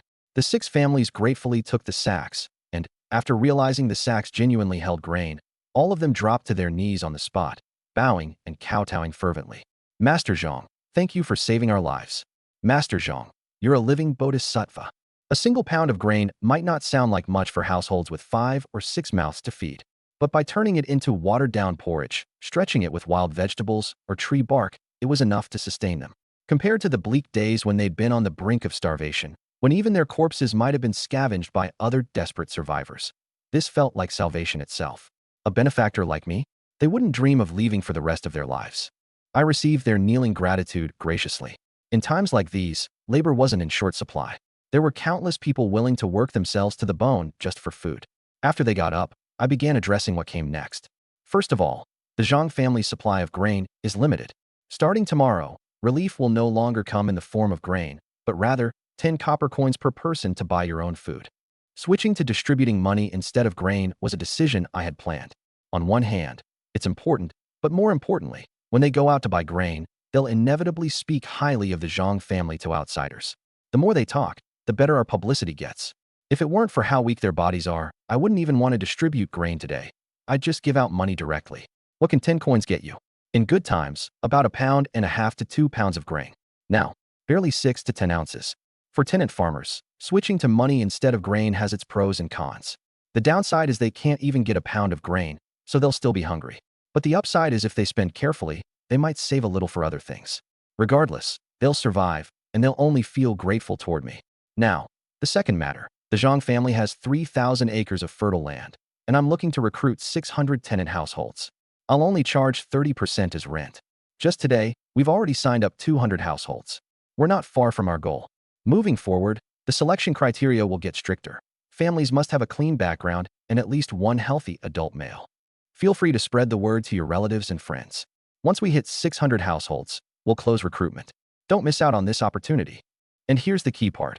I'm offering a reward for successful referrals. If you bring in a qualifying family, whether it's friends, relatives, or even vagrants, you'll get a reward of 1 pound of grain or 10 coins per household. No limits, until we've reached 600. One more detail. Free emergency grain is reserved for the 10 most struggling families. Anyone recruited later won't receive it. But you can let people know. Any Zhang family tenant facing hardship can apply for interest-free loans on food or money. In short, becoming a Zhang family tenant means only 30% rent and assistance during tough times. As soon as I finished speaking, the tenants were buzzing with excitement. They'd witnessed it firsthand. When the Zhang family says we're charging 30%, we charge 30%. When we say we're giving out free grain, we give out free grain. A landlord like this? Once the word spreads, people will be scrambling to join us. On top of that, you can refer friends and even vagrants and get rewards. Deals like this are unheard of. Seeing the eager look in their eyes, those eyes that looked at me like I was some kind of generous deity of fortune, I couldn't help but feel amused. Generous deity of fortune might sound nice, but I know some must think I'm a fool squandering wealth. What kind of landlord charges only 30% rent and even hands out free grain? And let's be honest, the news of the 30% rent will spread like wildfire. People will come flocking on their own. I don't even need to pay them to spread the word. Isn't this just throwing money away? But here's the thing. I'm not a native of this world. I'm a modern soul who's been reincarnated here. On top of that, I've got a system. I know better than anyone what I need right now. Time to grow. If I can buy time with money, it's worth every single coin. Truth be told, this is me being conservative. The landlord tycoon system rewards me based on the number of tenants I bring in. The more tenants I have, the more money I earn daily. Compared to that, this meager rent is hardly worth mentioning. Even so, I capped the rent cut at 30%. I didn't dare make it completely free. Why? It's about the bigger picture. If I start waiving rent entirely, the tenants might think I'm scheming. What kind of landlord is so generous? Other landlords and local elites might also see me as a threat and start causing trouble. But at 30%, it's low enough to make people think I'm a little crazy, but not an outlier. Tax rates nowadays aren't standardized. It's all at the landlord's discretion. Greedy ones charge 60 to 70%, the decent ones around 50%, and only a rare few go as low as 40%. My 30% is indeed at the low end, but for other landlords, it's just gossip material. As long as I'm charging something, they won't care enough to intervene. They'll just think, if this fool wants to lose money, what's it to us? After dismissing the tenants, telling them to eat or quickly share the good news with their folks, I gathered Uncle Fu and a few key members, including Lu Ruyan, for a meeting. After today's confrontation with Wang Millionaire, my sense of urgency has only grown stronger. Some things need to accelerate. Honestly, I've had enough of being a workhorse back in the modern world. After arriving here, the life I wanted was to just laze around like my original self, indulging in food, drinks, and leisurely discussions about the continuation of life with a few beautiful wives and concubines. Now that's the life. But in times like these, dreaming of lying flat with beauties around? Fat chance. First, you need money. But money alone isn't enough. You also need the strength to protect what's yours, to safeguard your family and assets. The previous Zhang family is a prime example. They were wealthy, dominating the region, but they lacked loyalty and didn't spend on hiring proper guards. In the end, they were wiped out by bandits. Having a modern mindset, even without a cautionary tale like theirs, I understand the importance of security, especially in chaotic times. And for security, I need my own armed guards. Originally, given the Zhang family's current state of decline, my plan was to first recruit 600 tenant households, scrape by for a couple of months until I had more income, and then start hiring guards. After all, with no money, no food, and a tarnished reputation, it's already hard to recruit tenants. What could I offer to attract guards? But with the sense of crisis looming, I realized I can't afford to grow slowly.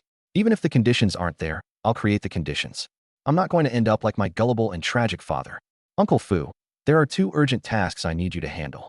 As the head of the Zhang family now, I've gotten better at asserting authority with my words. Uncle Fu immediately bowed respectfully. Whatever you command, master, I'll do my utmost to accomplish. I nodded. Uncle Fu is getting on in years, but among the people I can rely on, it's only these few here right now. And he's the only one presentable enough to represent us. No choice. He'll have to endure the workload for a few more years.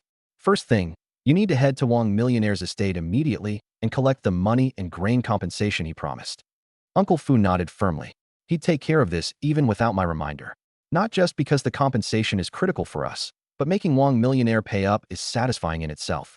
Second, the Zhang family will be forming a new guard team. You'll be in charge of recruiting for it. Look for young, able men through local contacts or post notices in the county, or even go through labor agencies if you have to. The requirements: fit, capable fighters with clean records, preferably those with families. The package: 1 tael of silver per month, with food and housing covered. We'll even provide work for their family members. Uncle Fu hesitated. Master, building a guard team is necessary, but given our current state, we're short on both money and food. I waved him off. Uncle Fu, your job is to get the word out and recruit the people.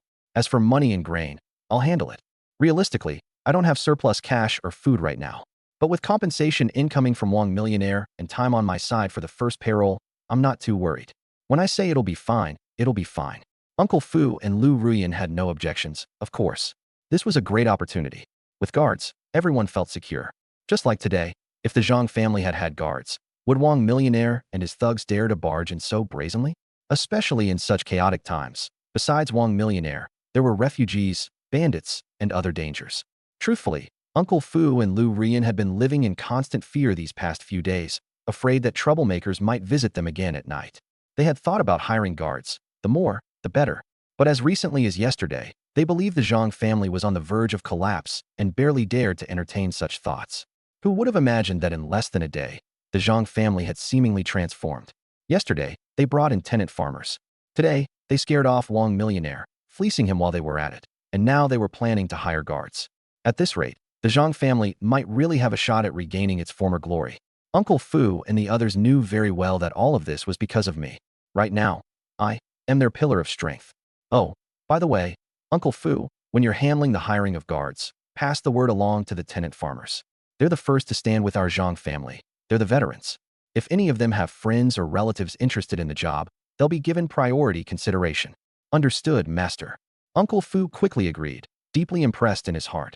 Master has become so much more considerate than before. Jingxi County, 20 miles away from Zhangjia Village. Midday, at the county gates. A countless number of refugees with vacant expressions gathered below the city gate, occasionally lifting their heads to gaze at the imposing structure. Only one thought was visible in their eyes. If the gates opened, they might get a sip of the miserable, watered-down porridge distributed as charity. But time and time again, they looked up just to be disappointed. Slowly, all that was left in their gazes was despair. Today, there might not be any porridge again.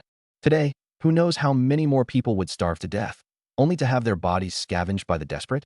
Just north of Qingxi County, several counties had been struck by years of natural disasters, leading destitute refugees to migrate with their families in search of survival. At first, Qingxi County's government, perhaps to fulfill some disaster relief obligation, would make a show of distributing porridge daily. But the good days didn't last long. The county magistrate soon announced through his subordinates that the county's grain reserves were insufficient and distribution would now occur only once a week. The magistrate even claimed that, out of his great concern for the people, he had personally sought out the wealthy families in the city to ask them to take turns distributing porridge to help the suffering populace. When the refugees first heard this, they were overjoyed, thinking this magistrate was truly a good man. They believed they had hope, but it didn't take long for them to realize they had been fooled by that treacherous official. The frequency of porridge distribution by the wealthy families was utterly unreliable, sometimes every 2 or 3 days, sometimes every 4 or 5.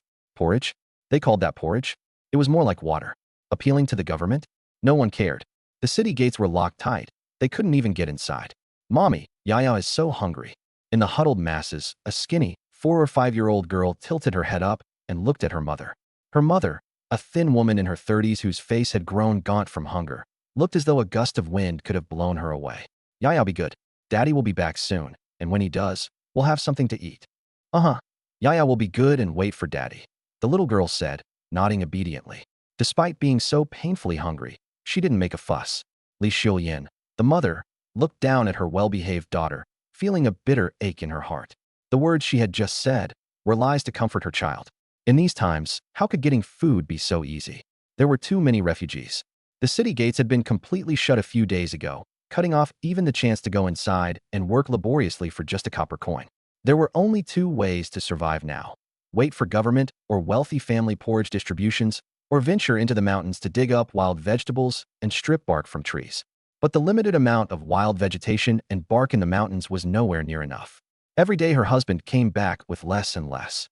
Before he had left this morning, he had said he might not return with anything today. It all depended on luck. Li Xiuyan secretly made up her mind. If her husband brought back less food today, she wouldn't eat any of it. She would leave it all for her daughter and husband. And if things became truly unbearable, she wanted to be the one to die first, so her husband and child could go on living. While entangled in her thoughts, Yaya suddenly cried out, "Mom, look, Daddy's back." Yaya's soft voice was filled with excitement. If she weren't so weak, she would have run to him already. Snapping out of her solemn thoughts, Li Xiuyan looked toward the distance with anticipation. But as her husband drew closer, both she and little Yaya were stunned, their expressions quickly shifting to fear. "Mommy, Daddy looks hurt." Yaya saw her father walking with a limp, his face streaked with blood. Despite being hungry herself, she couldn't help it. Tears immediately streamed down her cheeks. What terrified Li Xiuyan even more was that her husband had brought back nothing. Li Xiuyan's husband was named Li Dashan. Despite everything, he had always managed to bring back at least something over the past few days. But today, not only was he empty-handed, he was injured. She could barely bring herself to imagine how they were supposed to survive the coming days. "Dashan, are your injuries serious?" She rushed forward, not bringing up food, focusing only on the wounds on his face. Li Dashan shook his head uncomfortably. "I'm fine, Xiuyan. It's just that today, I didn't bring anything back." "Dashan, is there truly not a single wild vegetable or scrap of bark left in the area?" At the mention of food, Li Dashan's face twisted with anger, his eyes reddening with frustration. "Xiuyan, I went even farther today, to a more remote mountain where I heard there were fewer refugees and more wild vegetables. I found some, I really did. But on the way back, a group of thuggish refugees ambushed me and demanded that I hand it over. When I refused, they beat me with clubs and took everything. But that wasn't the worst part. One of them even suggested that they kill me, saying my body could feed them for days." Although her husband was standing right before her, safe and sound, Li Xiuyan couldn't help worrying. "How did you escape?" Li Dashan trembled at the memory, but spoke with gratitude. "I thought for sure I wouldn't make it back to you too. I was ready to fight to the death when a big, tall, and burly young man happened to pass by. The moment those thugs saw him, they all ran off." Li Xiuyan pressed. "Do you know this man? We have to thank him properly." Li Dashan gave a bitter smile. "I've seen him around. I think he's another refugee outside the city gates. But honestly, Xiuyan, what do we even have to thank him with? We have no food and no money." Li Xiuyan fell silent, caught up in wanting to express gratitude to their daughter's unexpected savior. She had momentarily forgotten that their family could barely even survive. "Daddy, does it hurt?" "Yaya will blow on it for you. It won't hurt anymore." Seeing that her parents' discussion had ended, little Yaya waddled over to Li Dashan's side and began puffing soothing little breaths over his wounds. Her tenderness melted Li Dashan's heart, and his eyes turned red. It was all his fault, his uselessness. His daughter was nothing but skin and bones from hunger, unable to sleep at night because of the pain in her stomach. If things kept going like this, his child wouldn't survive. It had been days of this struggle. Tears streamed down Li Xiuyan's face as well. "I just can't go on like this," she sobbed. After a long silence, as if she had mustered up all her courage, she blurted out, "Brother Sean, what if? What if you sold me to the brokers? A woman like me might fetch enough to trade for a stone of grain. You and our daughter would have a chance to survive." "Xiuyan, stop saying nonsense." Li Dashan cut her off abruptly, his voice firm.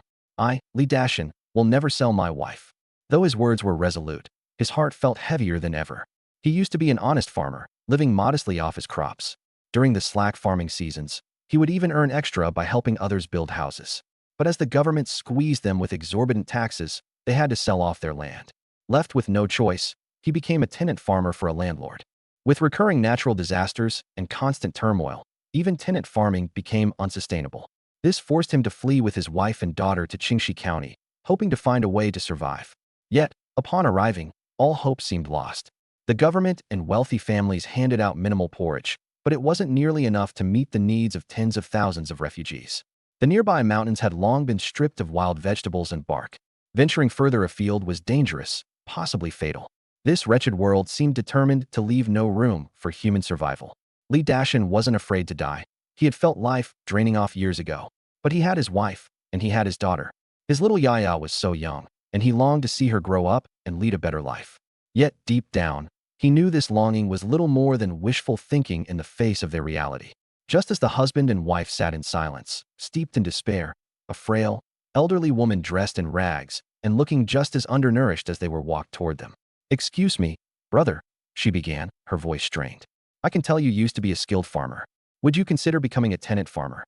Lee Dashin froze. When he first saw her approaching, he assumed she was coming to beg for food. After all, her clothes were even shabbier than his, and her emaciated frame wasn't any better. But to his surprise, she spoke of hiring tenant farmers. Immediately, his guard went up. No reputable landlord would send someone so pitiful-looking to recruit tenants. In times like these, schemes often preyed on the desperate. Some lured the unwary to isolated places where they'd be robbed. Or worse. Even if it wasn't a trap, he wasn't interested. After all, wasn't it being exploited by landlords that had driven them to this destitution in the first place? Now, on the brink of starvation, should they voluntarily re-enter the jaws of exploitation? He'd rather starve than go back to such humiliation. "Sorry, we're not interested. You can go now." Lee Dashin dismissed her brusquely, waving her off. The old woman wasn't offended. In a calm tone, she replied, "Brother, don't be so quick to send me away. Hear me out first. This might be the only chance for your family to survive. If, after listening, you still aren't interested, I'll leave without a word." Lee Dashin was about to reject her again when Li Xiulian tugged gently at his sleeve, stopping him. Taking a moment to think, he understood her plea. They had no other options. "At least let's hear what she has to say," he reasoned. The old woman introduced herself as Zhang Meiying. In her 50s, a life of hardship had engraved every line of suffering deeper on her face, making her look even older than she was. Just yesterday, she had joined a group of 21 tenant households for a landowner surnamed Zhang and was considered one of the younger laborers among the elderly and infirm. But truthfully, Zhang Meiying knew her limits. Years of relentless labor combined with starvation had left her incapable of heavy work. When she went to the Zhang family's estate to seek work, she hadn't held out much hope. After all, what landlord would hire someone as frail and useless as her? But against all her expectations, the young Mr. Zhang not only took her and others like her in, but even promised to freely provide food so they could stay alive. For Zhang Meiying, this young landowner wasn't just her new employer. He was a living saint, a savior. So when Mr. Zhang mentioned needing more tenant farmers and promised a reward for recruiting, she eagerly volunteered to help. For her and the other elderly tenants, doing heavy labor wasn't an option. But helping spread the word about this good-hearted landowner seemed like the least they could do to repay his kindness. "Brother, I know you don't trust me. And I know you don't trust those heartless landlords. You're convinced that being a tenant farmer is no better than a death sentence," she said earnestly. "But just look at me. Look at my clothes, my body. Can't you tell what kind of life I've been through? Until yesterday, I was like you, just waiting to die. Then the Zhang family's young master found me. He said if I became one of their tenant farmers, I'd pay only 30% of my harvest as rent. They'd provide farming tools for free. And in years of poor harvest or disaster, they'd reduce or waive rent altogether. Most importantly, families struggling the hardest would even receive money and food from the master, enough to survive until their crops were ready for harvest. To me, Master Zhang is the kindest landowner in the world. He's a living bodhisattva." Hearing this, Li Dashin and Li Xiulian glanced at each other in disbelief, at a loss for words. Could there really be such a kind-hearted landowner? Was such an offer even real? How could they trust it? And yet, part of them wanted to. "Ma'am, are you absolutely certain about this? You're not deceiving us." Li Xiulian couldn't hold back her question. After all the wicked landlords they'd encountered, trusting in such a story was like grasping at straws. But what if it were true? Zhang Meiying solemnly raised her hand, swearing, "Young lady, if I've spoken even half a lie, let heaven strike me down." In these times, people believed in curses and divine retribution. Upon hearing such an oath, even skeptics like Li Dashin couldn't help but trust her, if only a little. Tears welled in Li Xiulian's eyes as her voice quivered with emotion. "Ma'am, how many tenant households is Master Zhang recruiting? Can my husband and I qualify? We used to be farmers. I promise we're strong, hard-working people." The mere thought of this opportunity filled her with an overwhelming, dizzying hope. Her family could live. She couldn't let this chance slip through her fingers. Zhang Meiying shared her joy, already sensing she'd succeeded in recruiting another household. But she wasn't surprised. Who wouldn't jump at such a chance in desperate times? "Sister, don't get ahead of yourself just yet. Master Zhang, though generous, has limited space and only plans to take on 600 households in total. Over 200 spots are already filled, so there are less than 400 left. What's more, he has strict conditions. Every household must have a clean record, no past crimes, and at least one healthy adult able to work. Hearing this, Lee Dashin knew this was their family's one true chance to survive. Forcing a smile, he assured her, "Ma'am, you can rest easy. We meet every one of those requirements. We come from an honest farming background with no skeletons in our closet. Once my wife and I have our strength back, we'll prove to be reliable workers. Do we qualify?" Zhang Meiying nodded, a satisfied smile spreading across her face. "Brother, young lady, can we become tenant farmers? I'm just a servant, and I can't make the decision. Our master is kind-hearted, and the treatment is so good there's a rush of people competing to become tenants. If you think you're suitable, hurry up. First come, first served. I'm only telling you because you seem nice. There are only 400 spots left. I wouldn't even bother mentioning this to anyone else. By the way, my name is Zhang Meiying. When you go, mention my name and you'll get priority."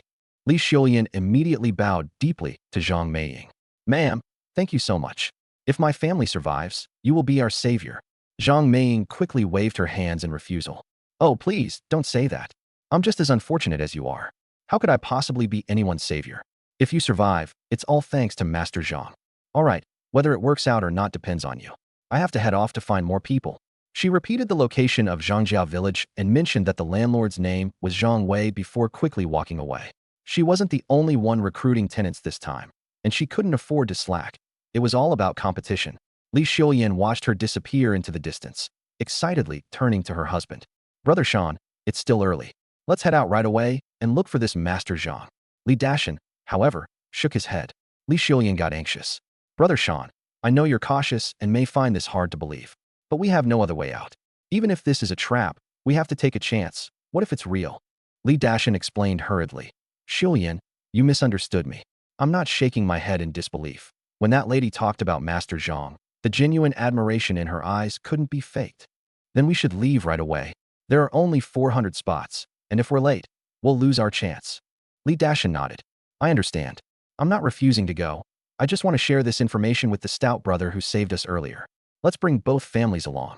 He insisted on going out of his way for two reasons. First, to repay a debt of gratitude. When his wife had previously asked him how they could thank the stout brother for saving their lives, he could only smile bitterly. Starving with nothing to give, how could they repay him? Now, this good news was the perfect way to show thanks. He wasn't sure why that stout brother, a refugee like them, was so well fed. But he knew this much. Refugees outside the city all struggled for food. A chance for survival would surely be just as valuable to him. Second, the stout brother was skilled. If this turned out to be a trap, having more people, especially one capable of fighting, could mean better odds of resisting. Li Xiulian agreed at once. It was both kind and smart, a win-win situation. If they picked up the pace, they wouldn't lose much time. Meanwhile, Uncle Fu had arrived at the talent agency in Qingxi County to carry out the task his master assigned, recruiting guards. But his progress was far from smooth compared to Zhang Meiying's hunt for tenants. The talents at the agency were well-informed and already knew that the Zhang family had been raided by bandits, leaving the family head dead and the household in ruins. As soon as they heard that Uncle Fu represented the fallen Zhang family, the agency manager's attitude instantly soured. The guards introduced to him were old and frail, with rates so outrageous they'd make anyone's head spin. Of course, Uncle Fu couldn't agree to such terms and turned to leave. For one, the Zhang family's funds were depleted, and they couldn't afford such prices even if they wanted to. Secondly, his young master had specifically instructed him before leaving to never settle for the old, weak, or unfit when hiring guards. The last time the Zhang family had skimped on hiring quality guards, they filled the household with men who were useless or disloyal. The moment the bandits came, those so-called guards scattered like leaves in the wind. This time, the master had set clear and generous conditions. One tael of silver per month, food and lodging covered, assistance for the guards' families, even housing and farmland provided. Essentially, their families could become tenant farmers. However, the guards themselves had to be elite. When Uncle Fu arrived in Qingxi County, he realized that the agency was trying to extort him while recommending subpar candidates. Even if the family had the money, Uncle Fu wouldn't bring such people home. With no other choice, he sighed deeply and decided to post recruitment notices in the marketplace to see if luck might favor him. As for me, I remained clueless about all of this.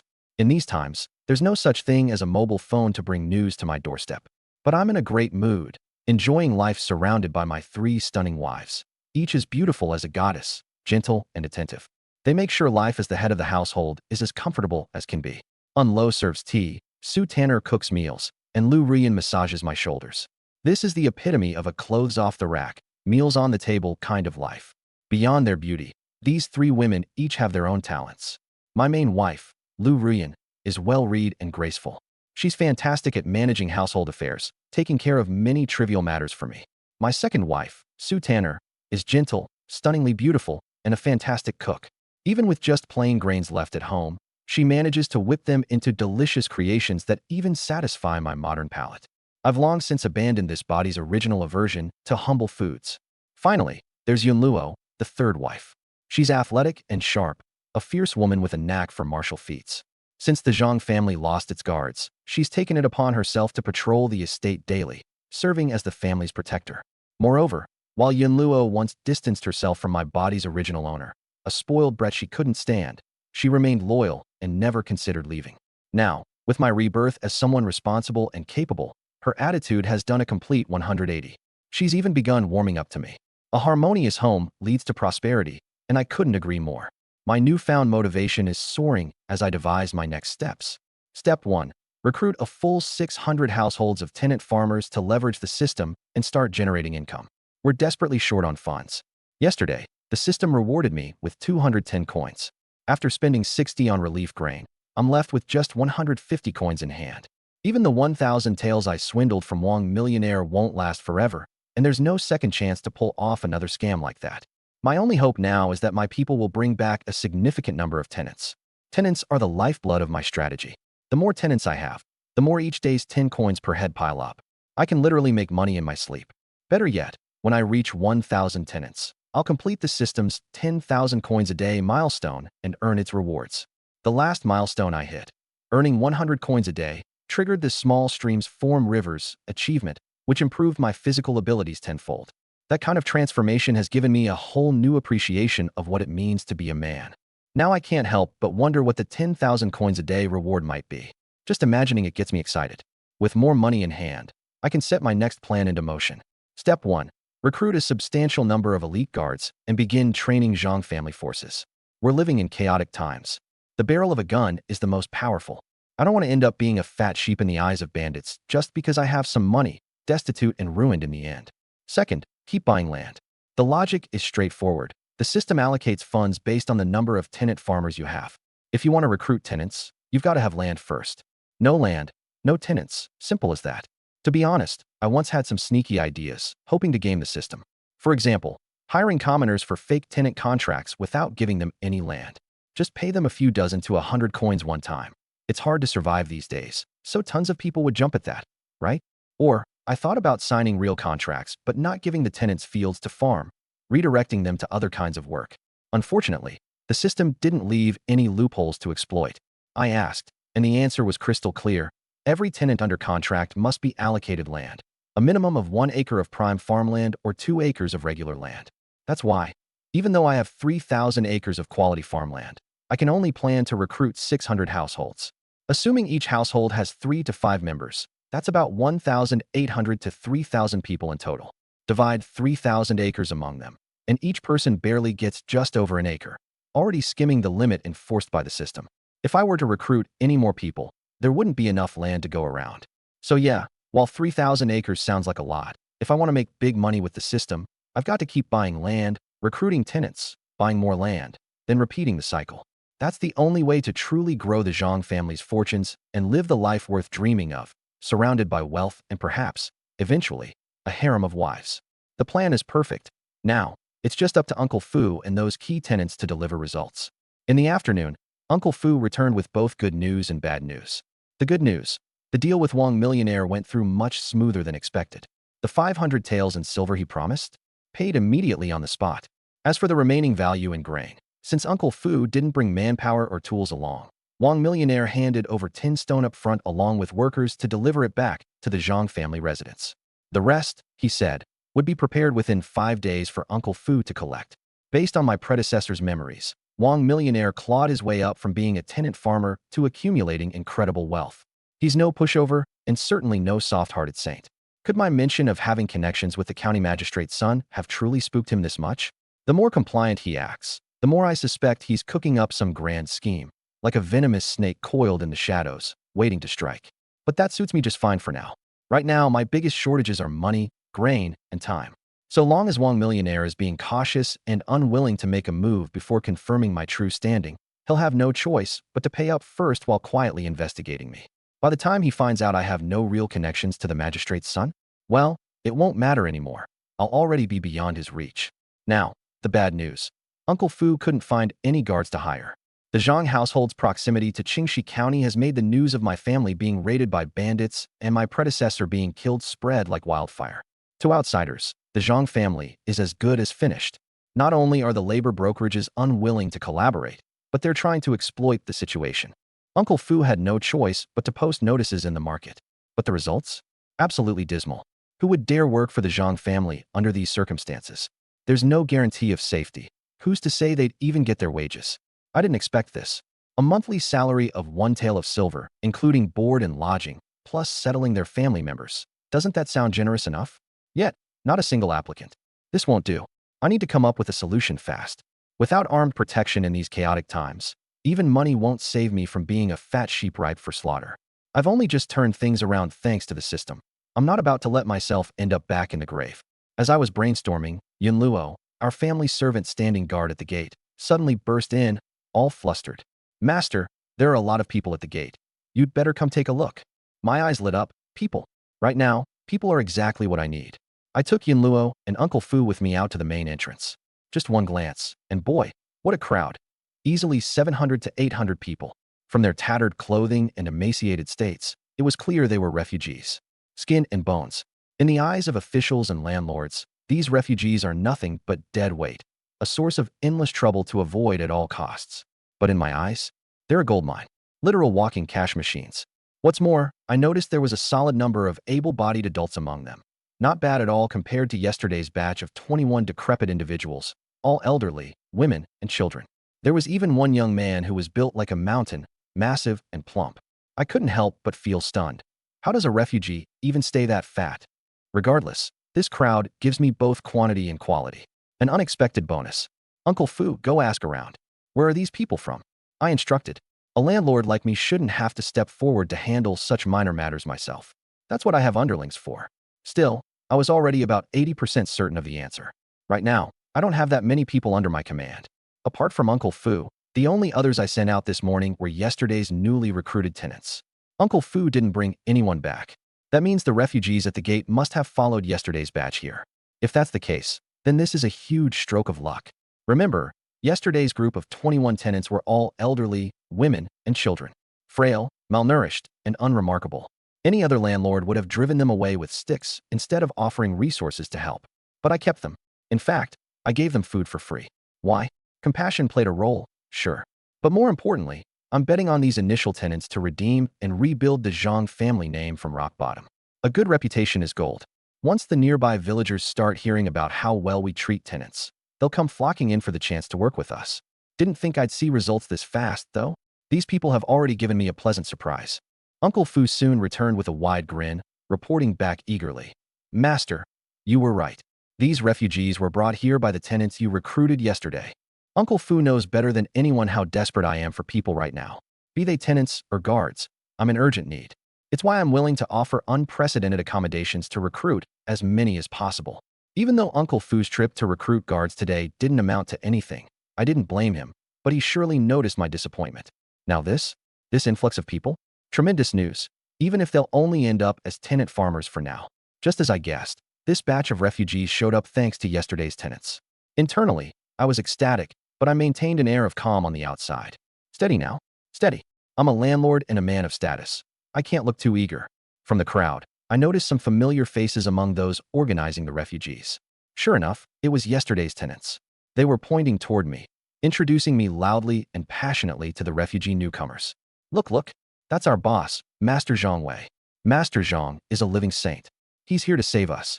Follow Master Zhang, and you'll have a chance to survive. Sir, everyone can survive. Swish. Instantly, hundreds of pairs of eyes turned to me in unison. Most of the refugees saw how young I was and began to feel even more uncertain than they already were on the road. Such a young master. Is he really the old Mr. Zhang? They wondered. Asterisk, could he truly be that kind-hearted? Could he really make sure we survive? Asterisk. Yet, no matter how much doubt filled their minds or how unconvinced they looked, not one person left or dared to voice their doubts. Because this might be their only chance at survival. No one wanted to give it up, and certainly no one wanted to stick their neck out first to oppose me. The air grew heavy with silence. I was just about to step forward and take charge to reassure these refugees, or rather, these money-making machines in my eyes, to join the Zhang family without fear. And then, out of the crowd appeared the first family recruited by Zhang Meng, the Li Dashan family. They had the chance to be the earliest ones to reach the Zhang family estate and secure a spot as tenant farmers. But Li Dashan and his wife made a decision to pass this life-saving news to the man who once saved their lives, the chubby brother. It was the only way they thought they could repay their debt. Later, they went to the refugee camp outside the county and easily located that chubby man who stood out from the rest. A few words exchanged revealed a deeper connection. They shared a kinship. That chubby brother was named Li Xiaohu. Not only was he from the same clan as Li Dashan, but they also came from the same town before fleeing. Li Xiaohu was 18 years old, with his elderly mother and 10-year-old sister. He had suffered brain damage from a fever as a child, leaving him with the intelligence of a 7 or 8-year-old. What he lacked in intellect, he made up for in strength. He was tall, rotund, and terrifyingly good at fighting. Anyone who tried to bully his family ended up on their knees, begging for mercy. Among the refugees, very few dared to mess with them. When Li Dashan shared the news with Xiaohu's mother, Wang Shi, Wang only hesitated for a moment before deciding to trust him. She gathered her family and set off together. However, the delay meant they had to travel at the back of a large group. The Zhang estate wasn't far from the county, just over 20 li, about 7 miles. But to these refugees, the journey was a matter of life and death. The same was true for Li Dashan's family. After more than 3 hours of walking and stopping, his wife, Li Xiuyan, and their daughter, both womenfolk, had exhausted all their strength. If there were no chance of survival with the Zhang family, then they truly had nowhere else to turn. They'd just wait for death to come. Li Xiuyan's strong will to survive meant she didn't want to die. More importantly, she didn't want to burden her husband. The moment she saw the living bodhisattva, old Mr. Zhang, appear, Li Xiuyan made up her mind. She dragged her husband and daughter along, forcing their way through the crowd until they stood at the steps of the Zhang family mansion. The savior of their entire family, old Mr. Zhang, stood on the steps like a deity above them. Without hesitation, thud, Li Xiuyan dropped to her knees before me. Master Zhang, my husband and I are skilled farmers. We're an honest, clean family. We're willing to become your tenant farmers. Please, we beg you to take us in. As she spoke, Li Xiuyan kowtowed repeatedly, her sincerity palpable, her actions gripping everyone's hearts. Xiuyan, stop. Stop hurting yourself. Li Dashan, seeing his wife's reddening forehead, almost bleeding from her fervent kowtowing, became distressed and rushed to pull her up. But Li Xiuyan defiantly sidestepped his grasp and continued. She was a smart, decisive woman. In public, she always listened to her husband. But when it came to survival for the family, she feared nothing, not pain, not shame, not even death. As long as I accepted her family, it would all be worth it. The surrounding refugees murmured amongst themselves, doubting my ability to help them because of my youth. But Li Xiuyan wasn't swayed by opinions. She knew they didn't have any other options. They had no choice but to bet everything on this slim chance. Hesitating now would be as good as marching toward death. On top of that, the greater the doubts of the crowd, the better her chance to stand out, and the more likely I would notice and prioritize her family. She couldn't care less about what others thought. She'd seen too much ugly truth among the refugees. Parents selling their children, people exchanging their bodies for survival. Nothing was new to her anymore. Master Zhang, my family's willing to be your tenant farmers too. My son's strong and hardworking. Another older woman also fell to her knees next to Li Xiuyan, desperately kowtowing alongside her. The older woman wasn't a stranger. She was Li Xiaohu's mother, Wang Shi. To Wang's right stood her towering, stocky son, Li Xiaohu. Among a crowd of emaciated refugees, his stature made him as noticeable as a firefly in the night. It was impossible to ignore him. In fact, during my first scan of the refugees earlier, he was the very first person I noticed. To Wang's left was a twig-thin young girl, her daughter, Li Erniu. One son, one daughter, complete opposites. The daughter was so thin she looked ready to be blown away by the wind, while the son was enormous. To the other refugees, seeing someone as sturdy as Xiaohu among the starving masses naturally filled them with disdain. Isn't it obvious that this mother spoiled her son by hoarding food just for him? But this suspicion was unfair to Wang. Sure, she might favor her son more. Many women did in those days. But she wasn't malicious. She would feed her son first, but she'd starve herself to leave scraps for her daughter. And surprisingly, her seemingly naive son, Li Xiaohu, often treated his younger sister like she was the elder. Any good food he had, he gave to her first. So how did Xiaohu remain so robust? Partly from growing up in the mountains with his hunter father, often eating game meat, and partly just pure natural constitution. Even with a diet of tree bark and water, he barely lost weight. It wasn't so much favoritism as it was sheer biology. Despite standing out like a sore thumb, Li Xiaohu had undoubtedly endured many hardships like the other refugees, if not more. Wang Shi, as his mother, knew all about them. Her son, though limited in intellect, fought furiously to protect his mother and sister, taking beatings for them whenever necessary. And though he seemed well-fed, he often cried in secret at night from hunger. Wang's heart ached watching her son suffer. She blamed herself for her failure as a mother, unable to even provide her children with enough food. Her daughter, too, was on the brink of death from starvation. Now, with the chance to give them both a better life, to fill her son's belly and see her daughter survive, she was willing to do anything. Kneeling, begging, even giving her own life. She'd do it in a heartbeat. Looking at these two women kneeling and kowtowing before me, I was a little taken aback. Unlike the others, who murmured doubts and hesitated, they didn't question me at all. They skipped observation and just begged outright to be tenant farmers. This kind of trust was unexpected and honestly, quite gratifying. More importantly, their actions saved me the trouble of speaking first, all while letting me maintain the upper hand in the situation. These were two clever women, no doubt about it. I made a mental note. Since they saved me the trouble, I wouldn't let them down. As always, I, Master Zhang, believe in mutual benefit. Miss, and you, ma'am. Stop kowtowing, get up quickly. I, Zhang Wei, am just a humble landlord trying to do my small part to help the suffering common folk. It's nothing worth mentioning, and I can't possibly accept such a courtesy from you. I hurriedly descended the steps, speaking modestly while reaching out to help Li Xiulian and Madame Wang up. After all, this is how I show my approachable nature. Master Zhang, we're filthy, we couldn't let you touch us. Yes, yes, we lowly people dare not soil your hands. Terrified, Li Xiulian and Madame Wang backed away hurriedly, getting up on their own. They wouldn't dare let a landlord like me personally assist them. I didn't mind, though. Truthfully, I wasn't insistent on helping them up. I simply wanted the surrounding refugees watching this scene to see my attitude. I wanted them to know that I, this landlord, am different, not aloof and out of reach. Only by showing this can I make them truly believe that I'm a living bodhisattva, that I really will only charge 3 tenths as rent, and that I genuinely intend to provide interest-free loans and food to help them survive. Of course, attitude alone isn't enough.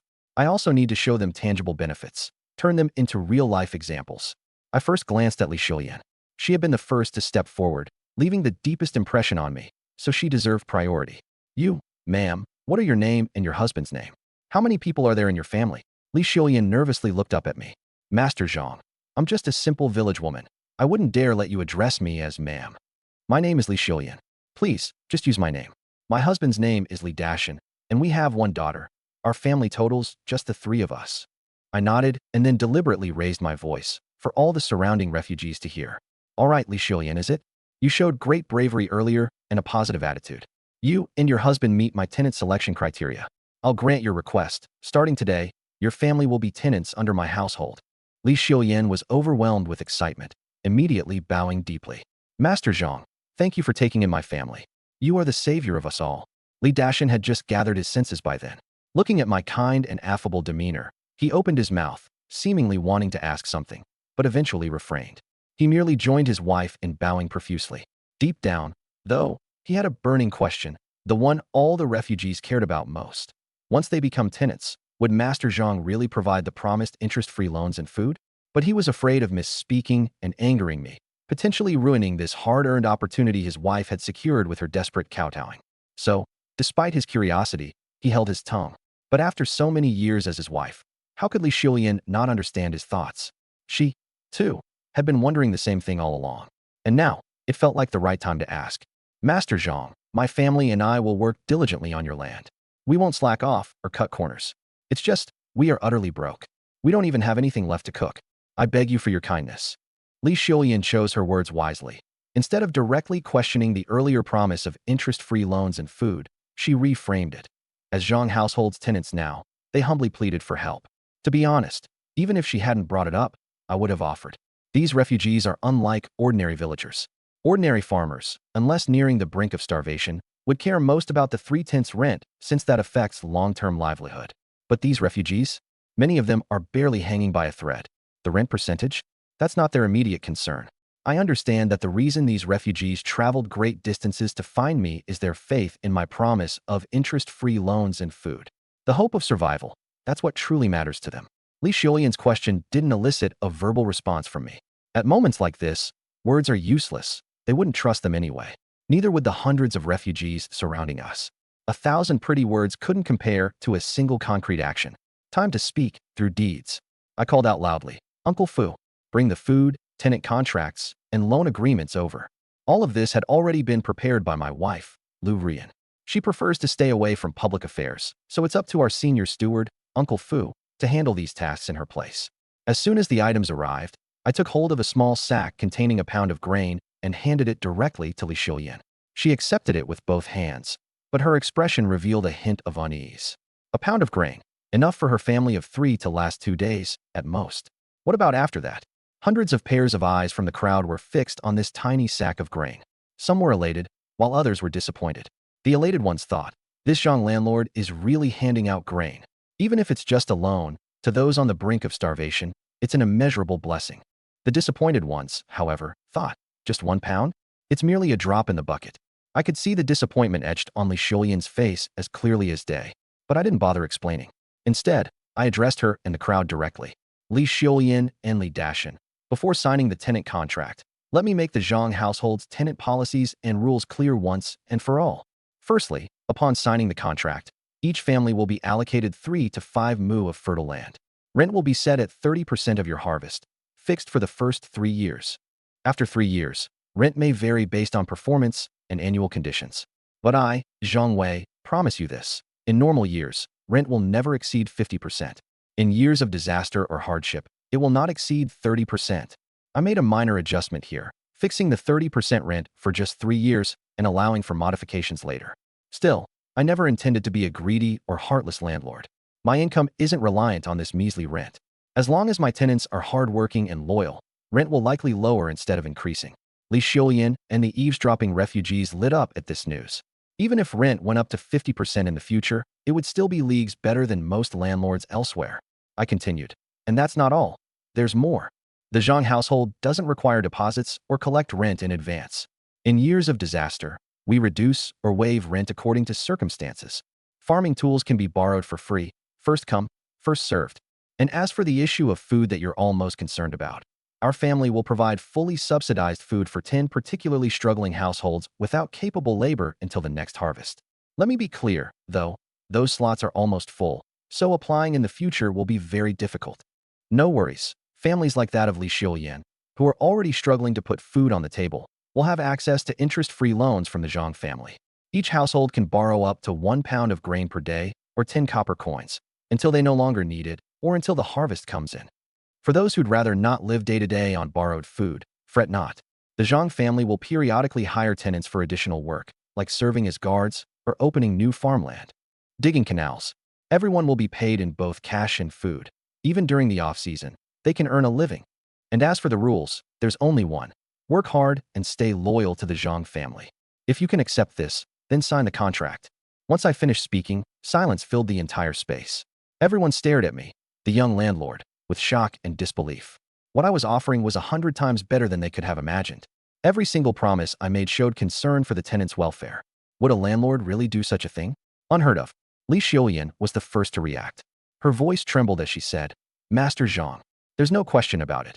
Our family is more than willing to be your tenants." She even tugged on her husband, Li Dashan's, sleeve, urging him to agree quickly. Li Dashan, his whole body shaking, stared straight at me. "Master Zhang, you have my word.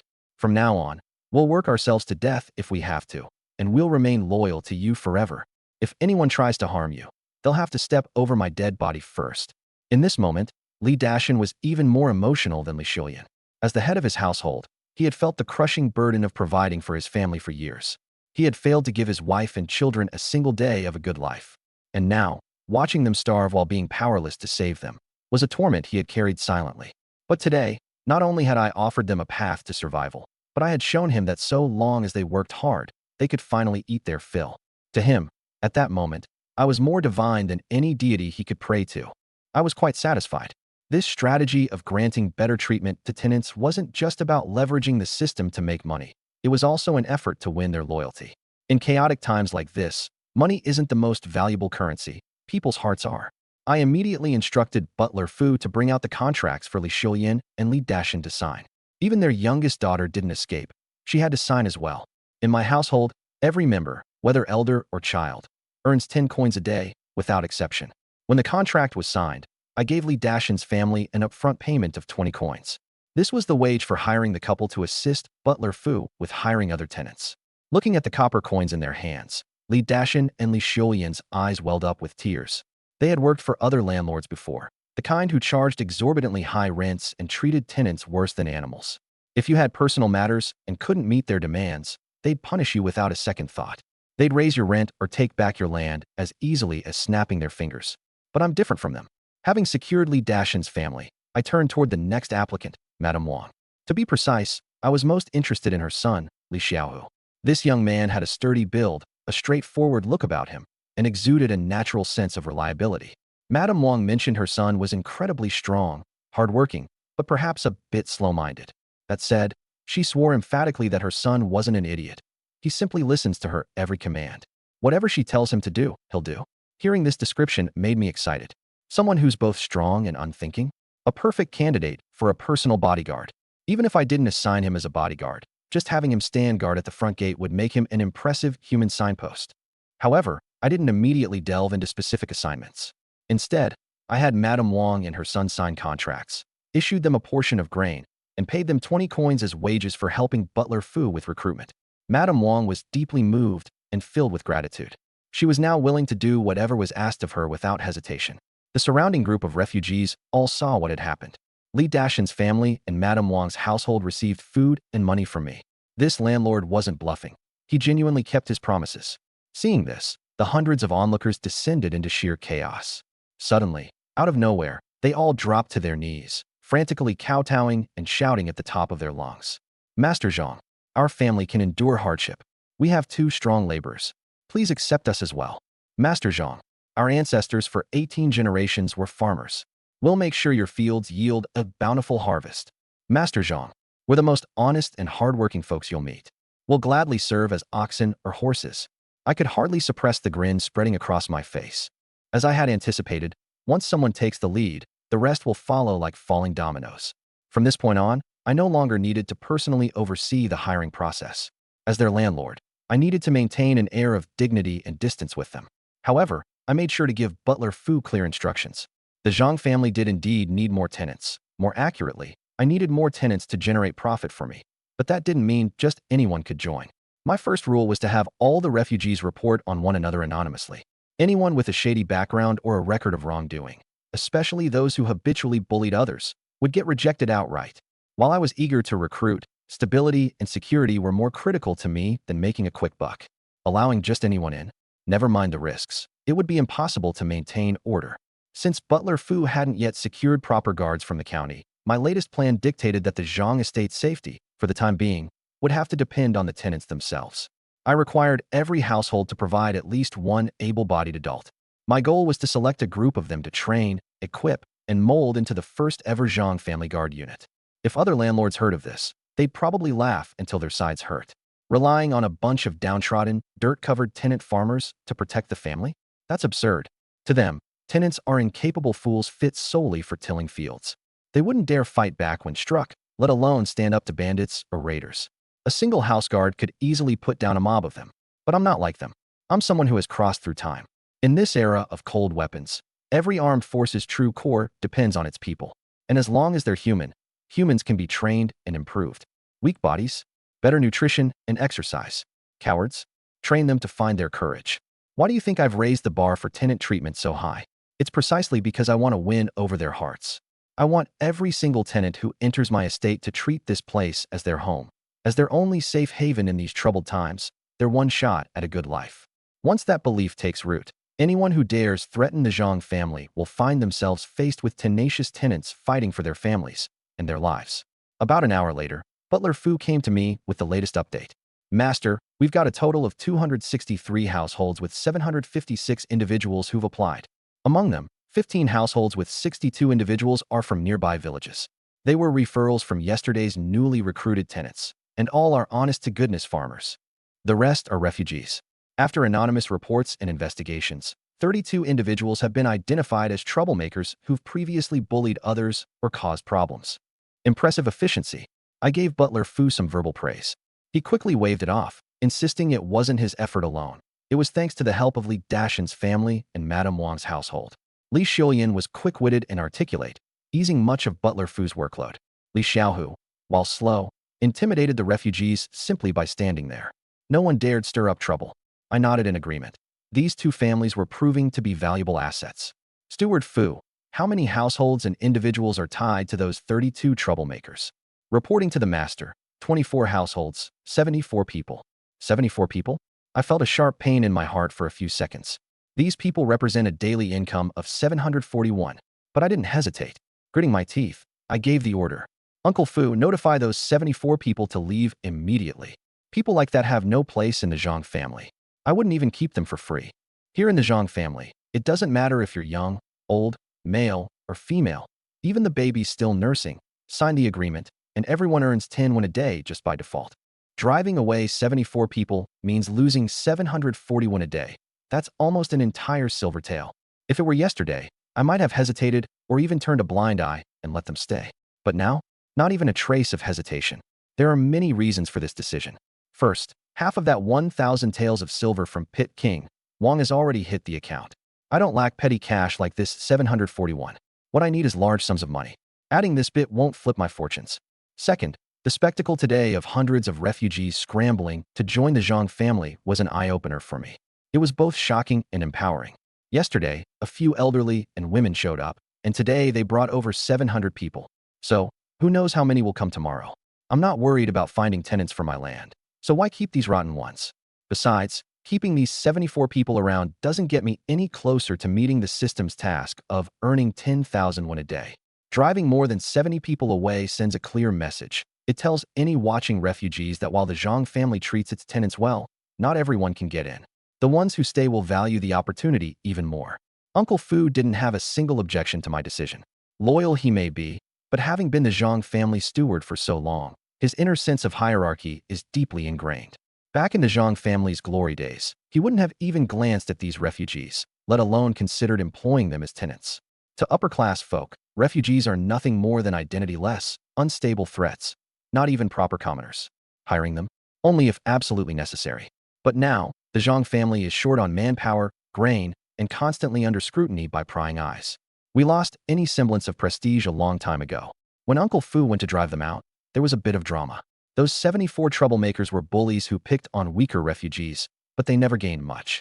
Their biggest dream was to join the Zhang family and secure a stable meal ticket, finally freeing themselves from chronic hunger. Never in their wildest dreams did they imagine being rejected entirely because of their past bad behavior. Naturally, they weren't going to take it lying down. Not this bunch. At first, they made a big scene, shouting that they had come all this way and the Zhang family had no right to reject them. When Uncle Fu ignored them, they banded together and got aggressive. They refused to leave and threatened that if they weren't allowed to become tenants, they'd make sure the Zhang family wouldn't live in peace either.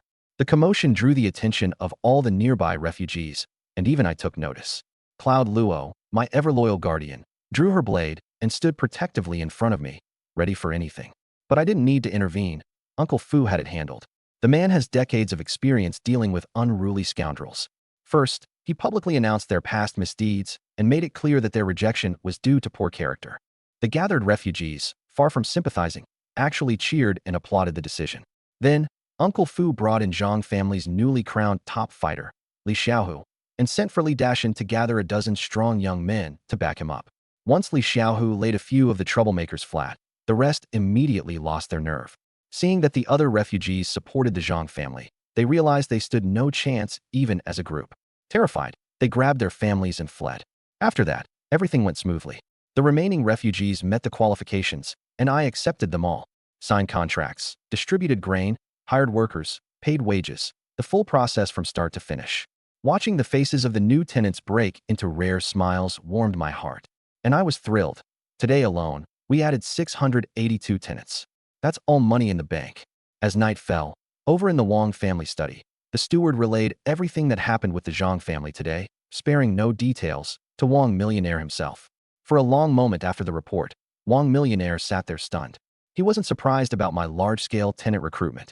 With so much fertile land under the Zhang family's name but zero tenants, rebuilding the family clearly required manpower to work the fields. But everything he heard about how I operated left him completely baffled. Only charging 30% rent? Reducing rent during famine years? Lending money and grain interest-free? Every new revelation from his steward made his mouth twitch uncontrollably. Was I running a charity or something? What self-respecting landlord does that sort of thing?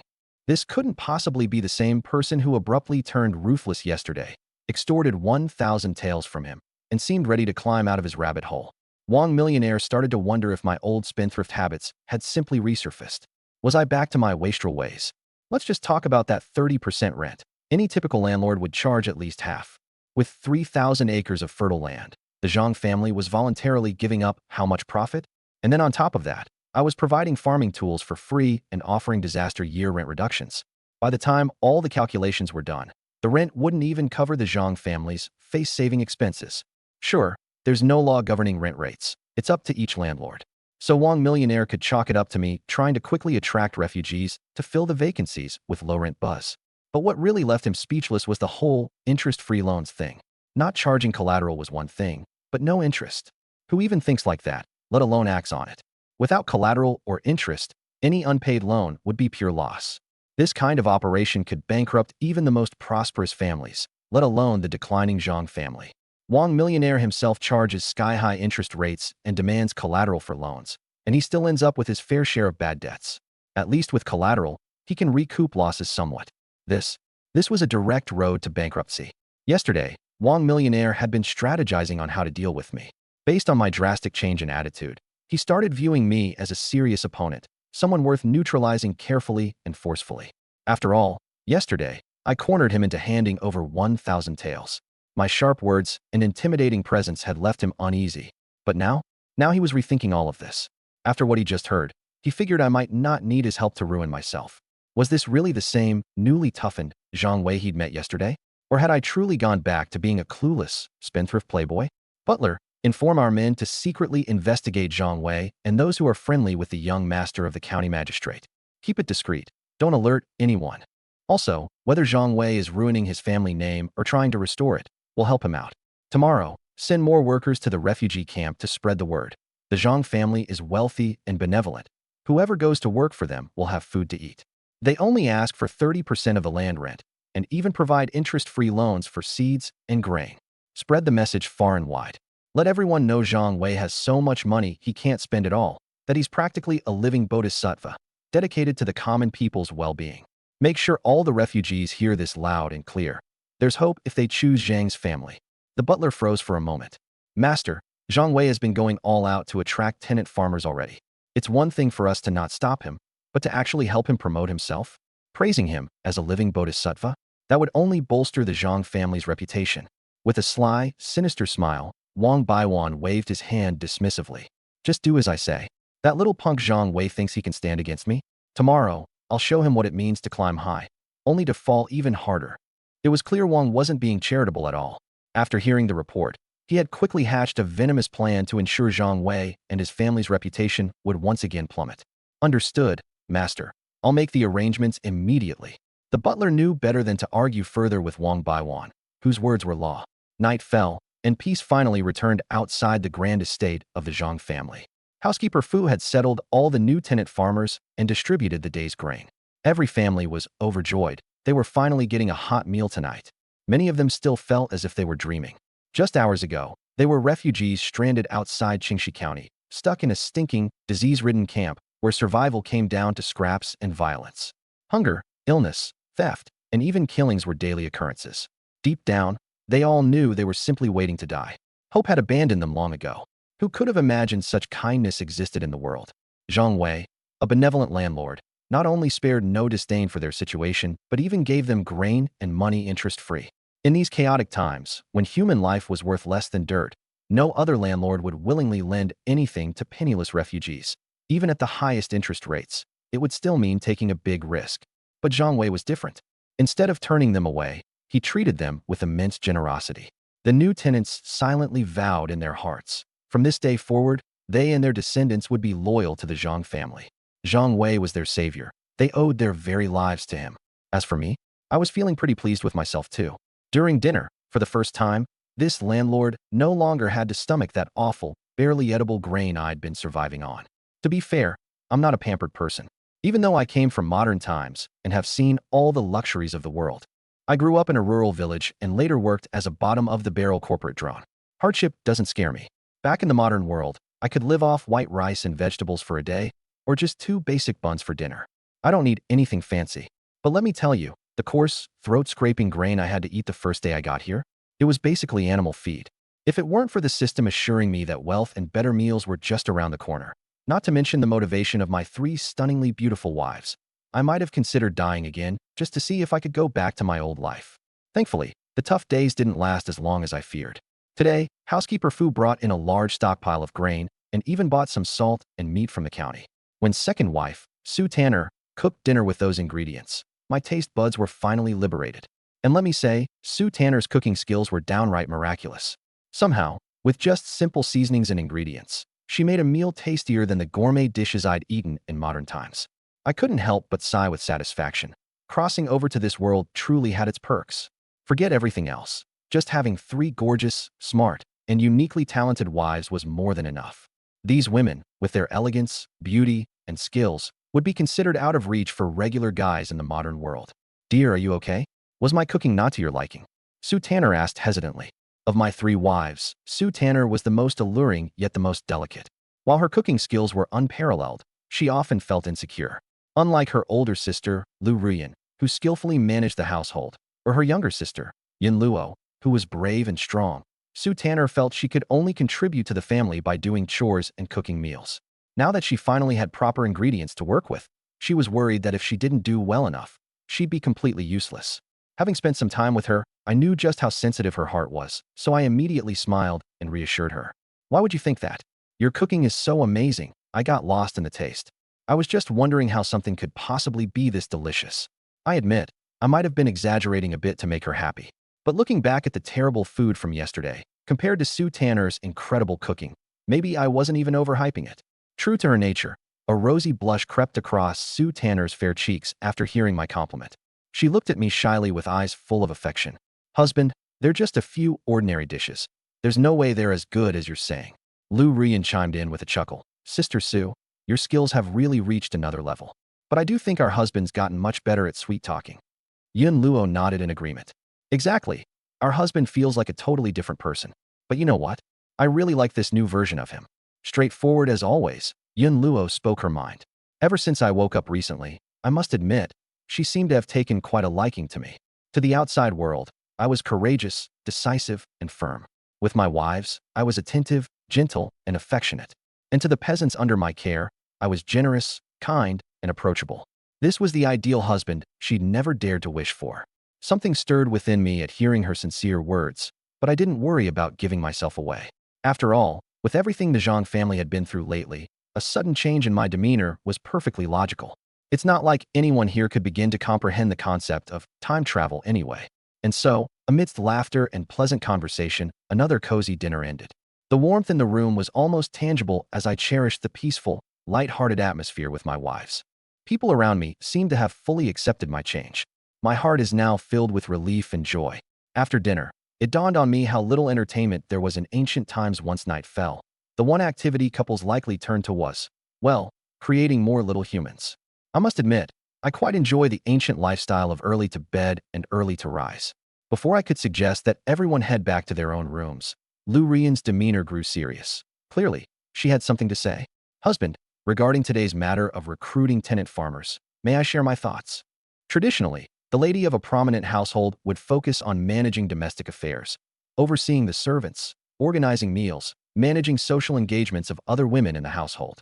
When Lu Rian was Zhang family's daughter-in-law in the past, her duties included occasionally entertaining the wives of guests. Most of the time, her days revolved around embroidery and reading moral guides for women, such as the Admonitions for Women or Domestic Instructions. She had never interfered in the Zhang family's business affairs. After all, that was the domain of the family patriarch and her elder brother-in-law at the time. It wasn't her place as a woman. But when disaster struck, and with her father and elder brother gone, the only remaining male member of the family, which was the former me, was a good-for-nothing. Someone had to pick up the shattered pieces. As the principal wife, Lu Rian had no choice but to step up, or the Zhang family would have collapsed long ago. Now, however, I'd turned things around, becoming a sharp, capable, and respectable family leader.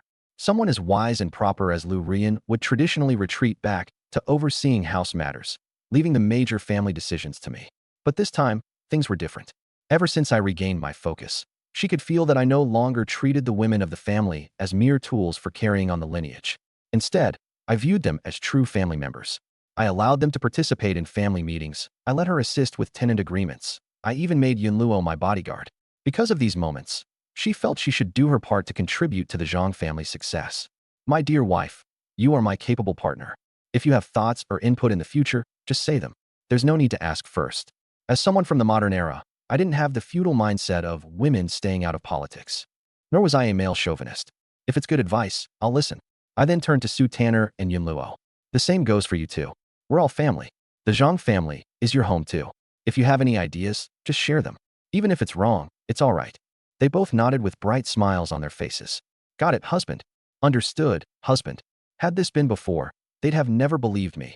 They wouldn't have believed I'd ever let women meddle in family business. But the me standing here today, I had become better, treating them with care, never raising my voice or harming them again. This version of me, they liked, and they genuinely hoped to see the Zhang family thrive day by day.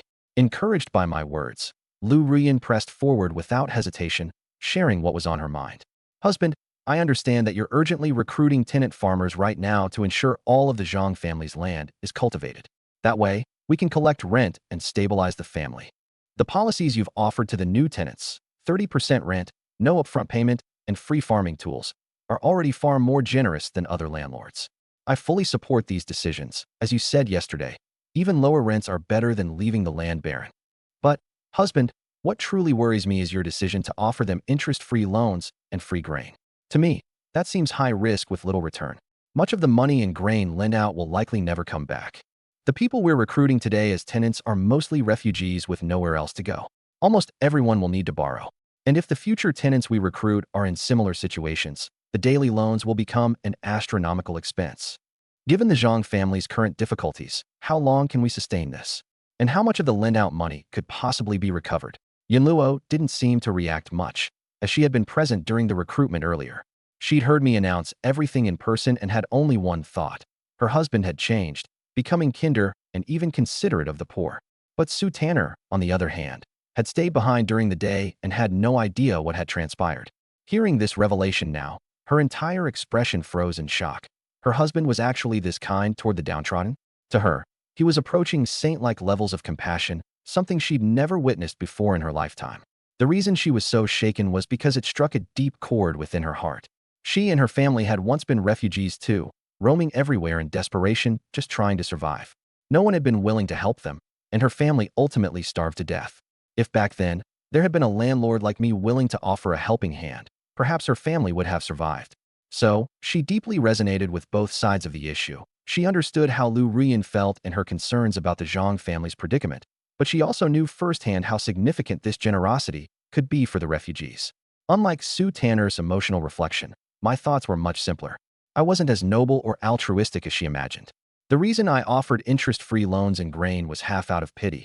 After all, I was a modern soul, and I couldn't bear witnessing such suffering. If I could help, I would. But I wasn't a saint. The larger motivation behind my actions was simple economics and strategic influence. I wanted the tenant farmers to make money for me and, at the same time, win their loyalty. And the most crucial detail? I would never lose money. To outsiders, it might seem like I was burning money, taking in impoverished refugees as tenant farmers and offering unsecured, interest-free loans for both money and grain, a move that anyone with common sense would label as self-destructive. But only I knew. I came equipped with a system from another world. Losing money? Impossible. You see, once those refugees became my tenant farmers, each person could generate 10 coins of income for me every single day. On average, a household has 3 people. That's a guaranteed minimum of 30 coins daily from each family. Meanwhile, my lending policy was capped at a maximum of 10 coins per household per day. Notice, it's per household, not per individual. This meant I was making a daily profit of at least 20 coins per household, even if none of the loan money was ever repaid. Lose money? It's out of the question. That's why I specifically recruited tenants with families in tow. The reasons were straightforward. First, people with families have responsibilities. They're less likely to run away. As long as you provide them food and hope for survival, they'll stay. Second, loans are issued on a per-household basis, not per person. If, looking after a group of single refugees, each borrowing 10 coins from me every day means I earn 10 coins per person per day. But if something goes wrong, I'd lose everything. That kind of risky money-losing deal? Not for me. Even when doing a good deed, I have to prioritize myself first. In chaotic times, how can I develop anything or protect my family without money? As for lending money out, I'm not worried about not getting it back. Why? Even if it's households with elderly or children unable to work, I still take them in. The thing is, they can't run away. Once their entire family depends on me for survival, where would they even go? Go back to their old, uncertain days of hunger and struggle? No one, unless foolish, would willingly leave. Especially families with elders who've seen how tough the world is. They know someone like me, a generous landlord, is a once-in-a-lifetime opportunity. Running away over some debts? Impossible. And even if, by some slim chance, someone short-sighted tries to flee their debt, I'd still come out ahead. I collect profits from them daily. The harvested grain from the land?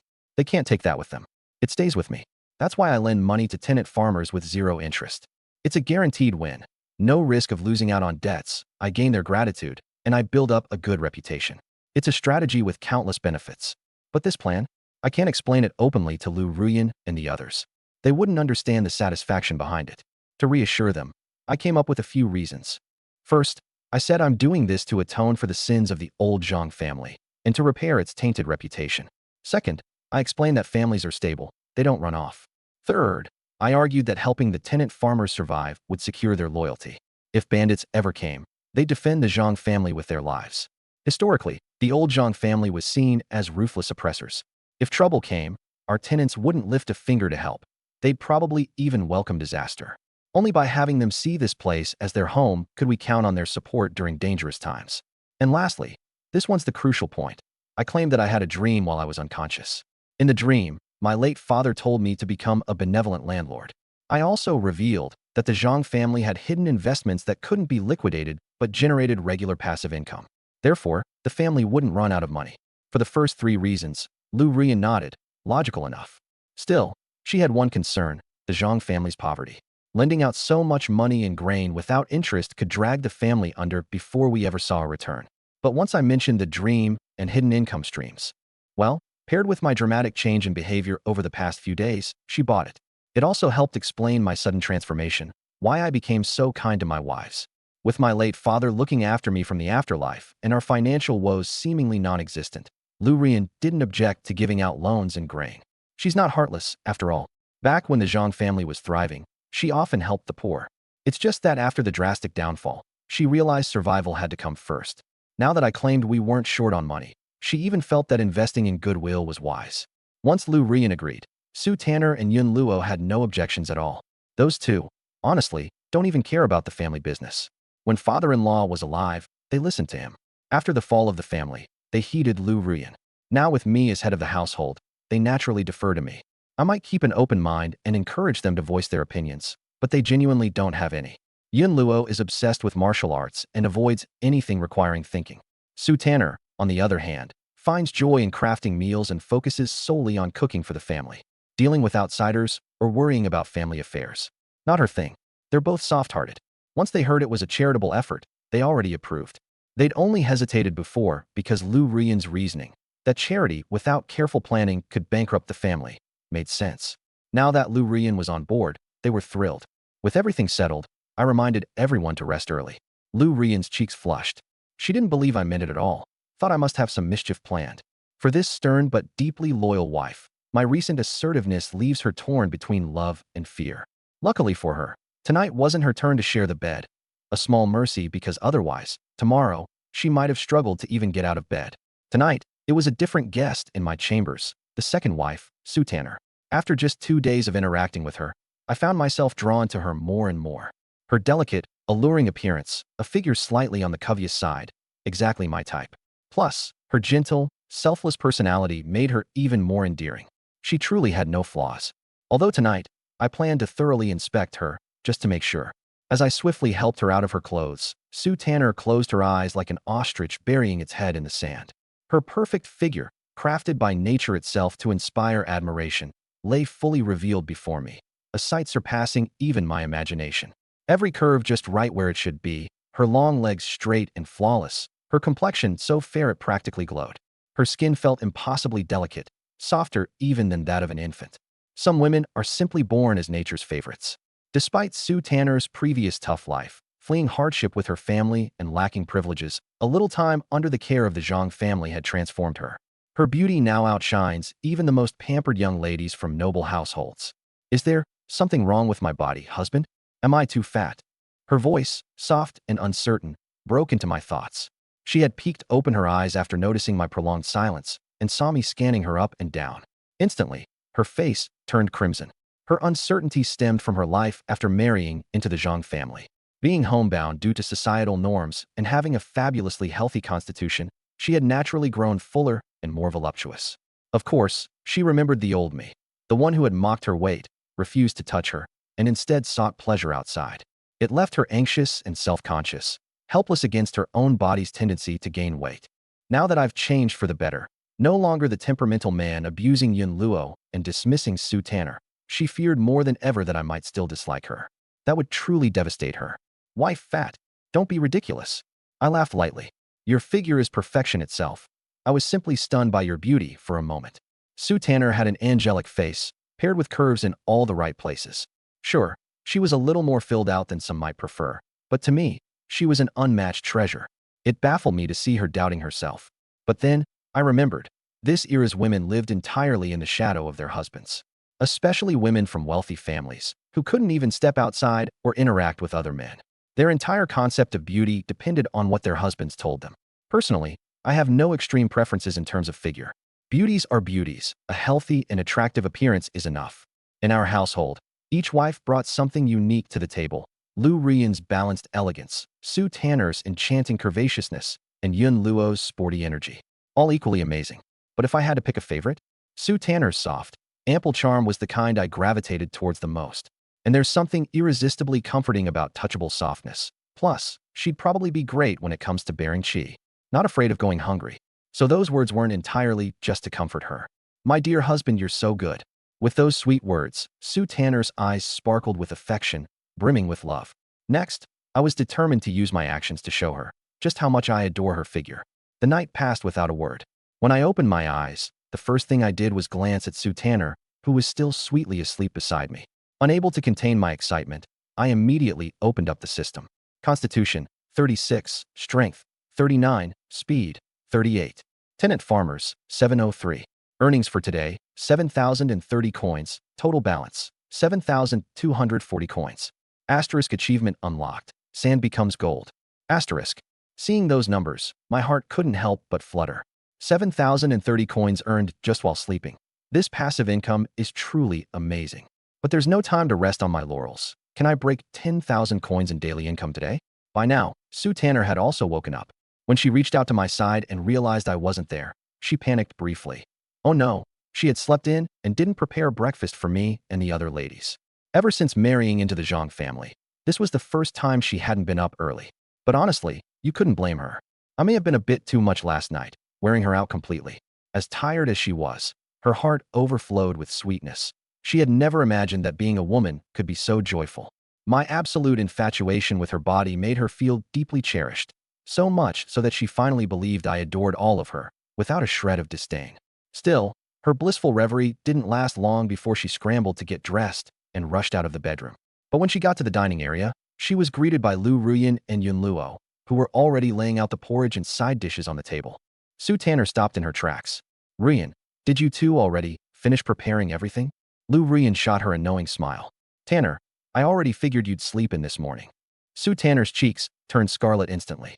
She understood exactly what that meant. After all, the day before yesterday, Ruiyan had served first and knew full well how much stronger I'd gotten. Yun Luo, on the other hand, gave them a confused look, clearly oblivious to any hidden meanings in their conversation. Not understanding why Tanner had suddenly blushed, she rushed over as though seeing a savior. Tanner, please take over cooking again from tomorrow, okay? Ruiyan and I just aren't cut out for it. The flavors aren't anywhere near as good as yours. Sue Tanner chuckled, Nodding. Don't worry, I'll make sure not to sleep late again. Switching the topic, she asked with genuine curiosity, Rian, where's my husband? After last night, she felt anxious whenever I wasn't in sight. Yunluo piped up excitedly. Tanner, did something good happen today? The master seemed thrilled when he got up. He left bright and early to check on how the new tenants were settling in. Those words struck a chord in Sue Tanner's heart. Was he so happy this morning because of what we shared last night? The thought filled her with a mix of embarrassment and delight, and she couldn't hide the radiant smile spreading across her face. Little did she know, my excitement had nothing to do with her at all. It was because my passive income from yesterday had just hit my account and skyrocketed. The day before, my daily income was only 210 coins, which, over a month, totaled about 6,300 coins. But yesterday, thanks to the influx of new tenant farmers, it had surged straight up to 7,030 coins. One single day's earnings now outpaced an entire prior month. That sort of exponential growth? How could I not be thrilled? By that point, I'd already brought the new bodyguard, Li Xiaohu, along with me on a mission to inspect the newcomers to our estate. The Zhang family historically had been one of great standing, with a peak that saw them preside over vast farmlands and tenants. Just a short distance, a mile or two, from the Zhang family manor was a settlement later known as Zhangjia Village. In its heyday, the village consisted of rows upon rows of tenant housing. But years of neglect had taken their toll, leaving shanties of thatch and wooden planks behind, not a proper dwelling to be found.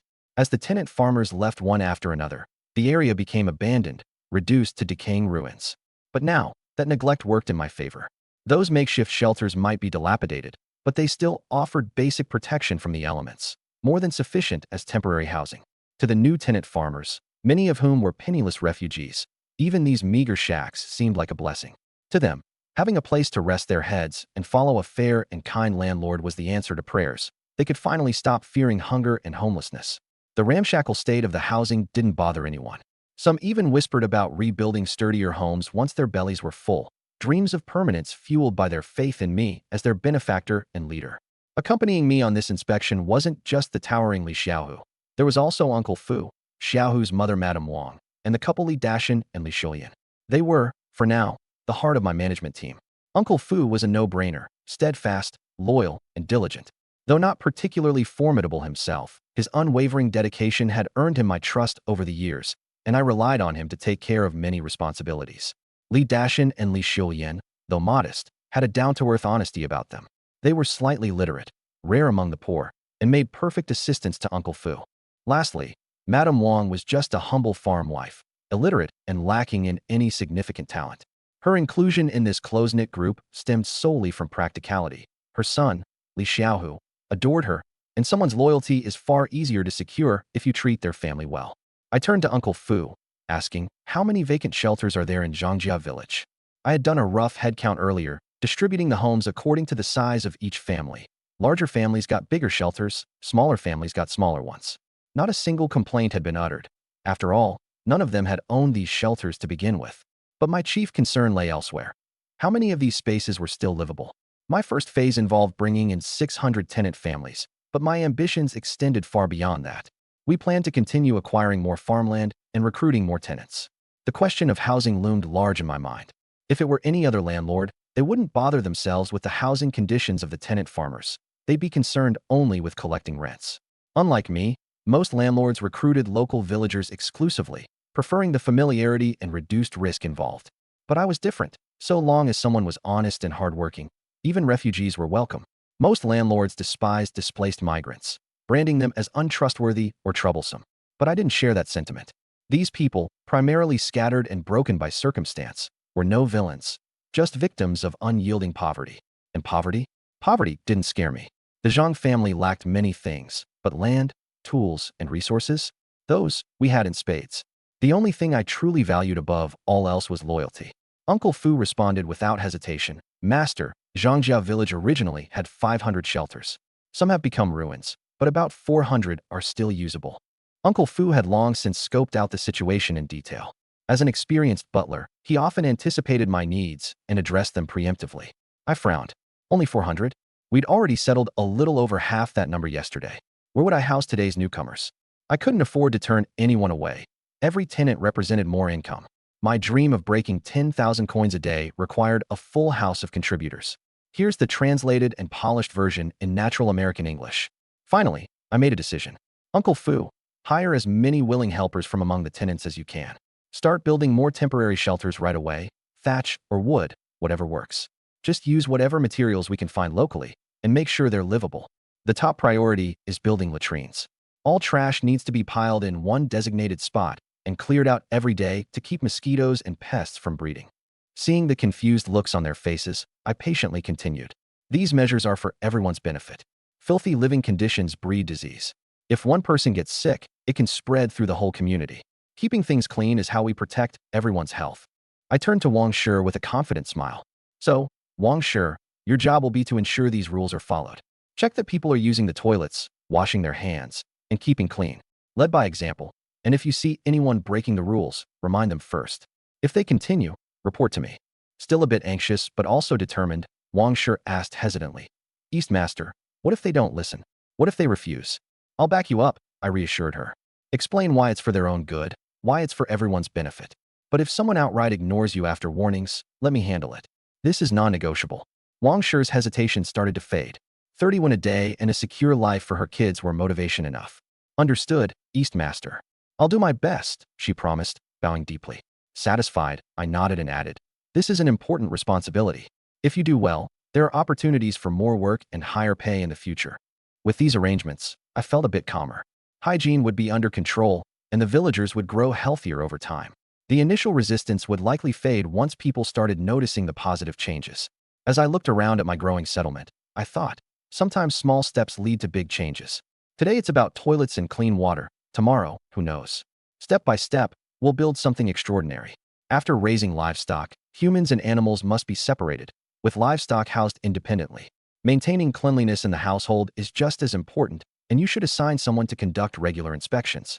As I finished speaking, I noticed the group staring at me as if I were talking nonsense. I could understand their reaction. In this era, no one did things this way. It was probably as bewildering to them as it would be for modern people to meet someone with an extreme obsession for cleanliness. Fortunately, I had already prepared a reason they could accept. Everyone, I'm asking Mrs. Wang to strictly manage hygiene as a way to prevent epidemics. I learned this from a renowned doctor. Most epidemics originate from garbage and manure piled up in densely populated areas, attracting mosquitoes that spread diseases to humans. Or, they result from people not washing their hands, not bathing, or drinking unclean water contaminated with plague bacteria. I'm the owner here, and I don't want anyone in Zhangjia village falling ill. I especially don't want an outbreak of an epidemic that could harm everyone. So even if I must pay people to help ensure cleanliness, hygiene is absolutely non-negotiable. Uncle Fu and the others looked as though they had just been introduced to a whole new world. Epidemics started this way. If they had known before that poor hygiene could lead to an epidemic, who would dare relieve themselves wherever they pleased? Who would dare skip washing their hands? The word epidemic sent chills down everyone's spine. Mrs. Wang spoke up first. Master, if everyone understands that maintaining hygiene can prevent an epidemic, you won't even need to spend money hiring people. Tenant farmers would gladly handle it themselves. After hearing about the task, she believed she was fully capable of managing it. Getting 30 won for work and a meal was a guaranteed deal. But even though she was just a village woman, she understood loyalty and gratitude. The landlord had been more than kind to his tenants. Zhangjia village tenants lived rent-free, and when there weren't enough houses, he even spent money hiring builders to construct them. Such a landlord was unheard of. Now the landlord was even willing to spend money to ensure the tenants didn't fall ill. What other landlord would care whether tenants lived or died? If one tenant passed away, they'd just hire another. The more she thought about it, the more grateful she felt toward the landlord and the more determined she was not to let him take a loss. Li Dashan and Li Xiulian also chimed in. That's right, Master. Zhangjia village is our home. Maintaining hygiene benefits us all. You don't need to worry. If we spread the word, everyone will definitely act on this voluntarily.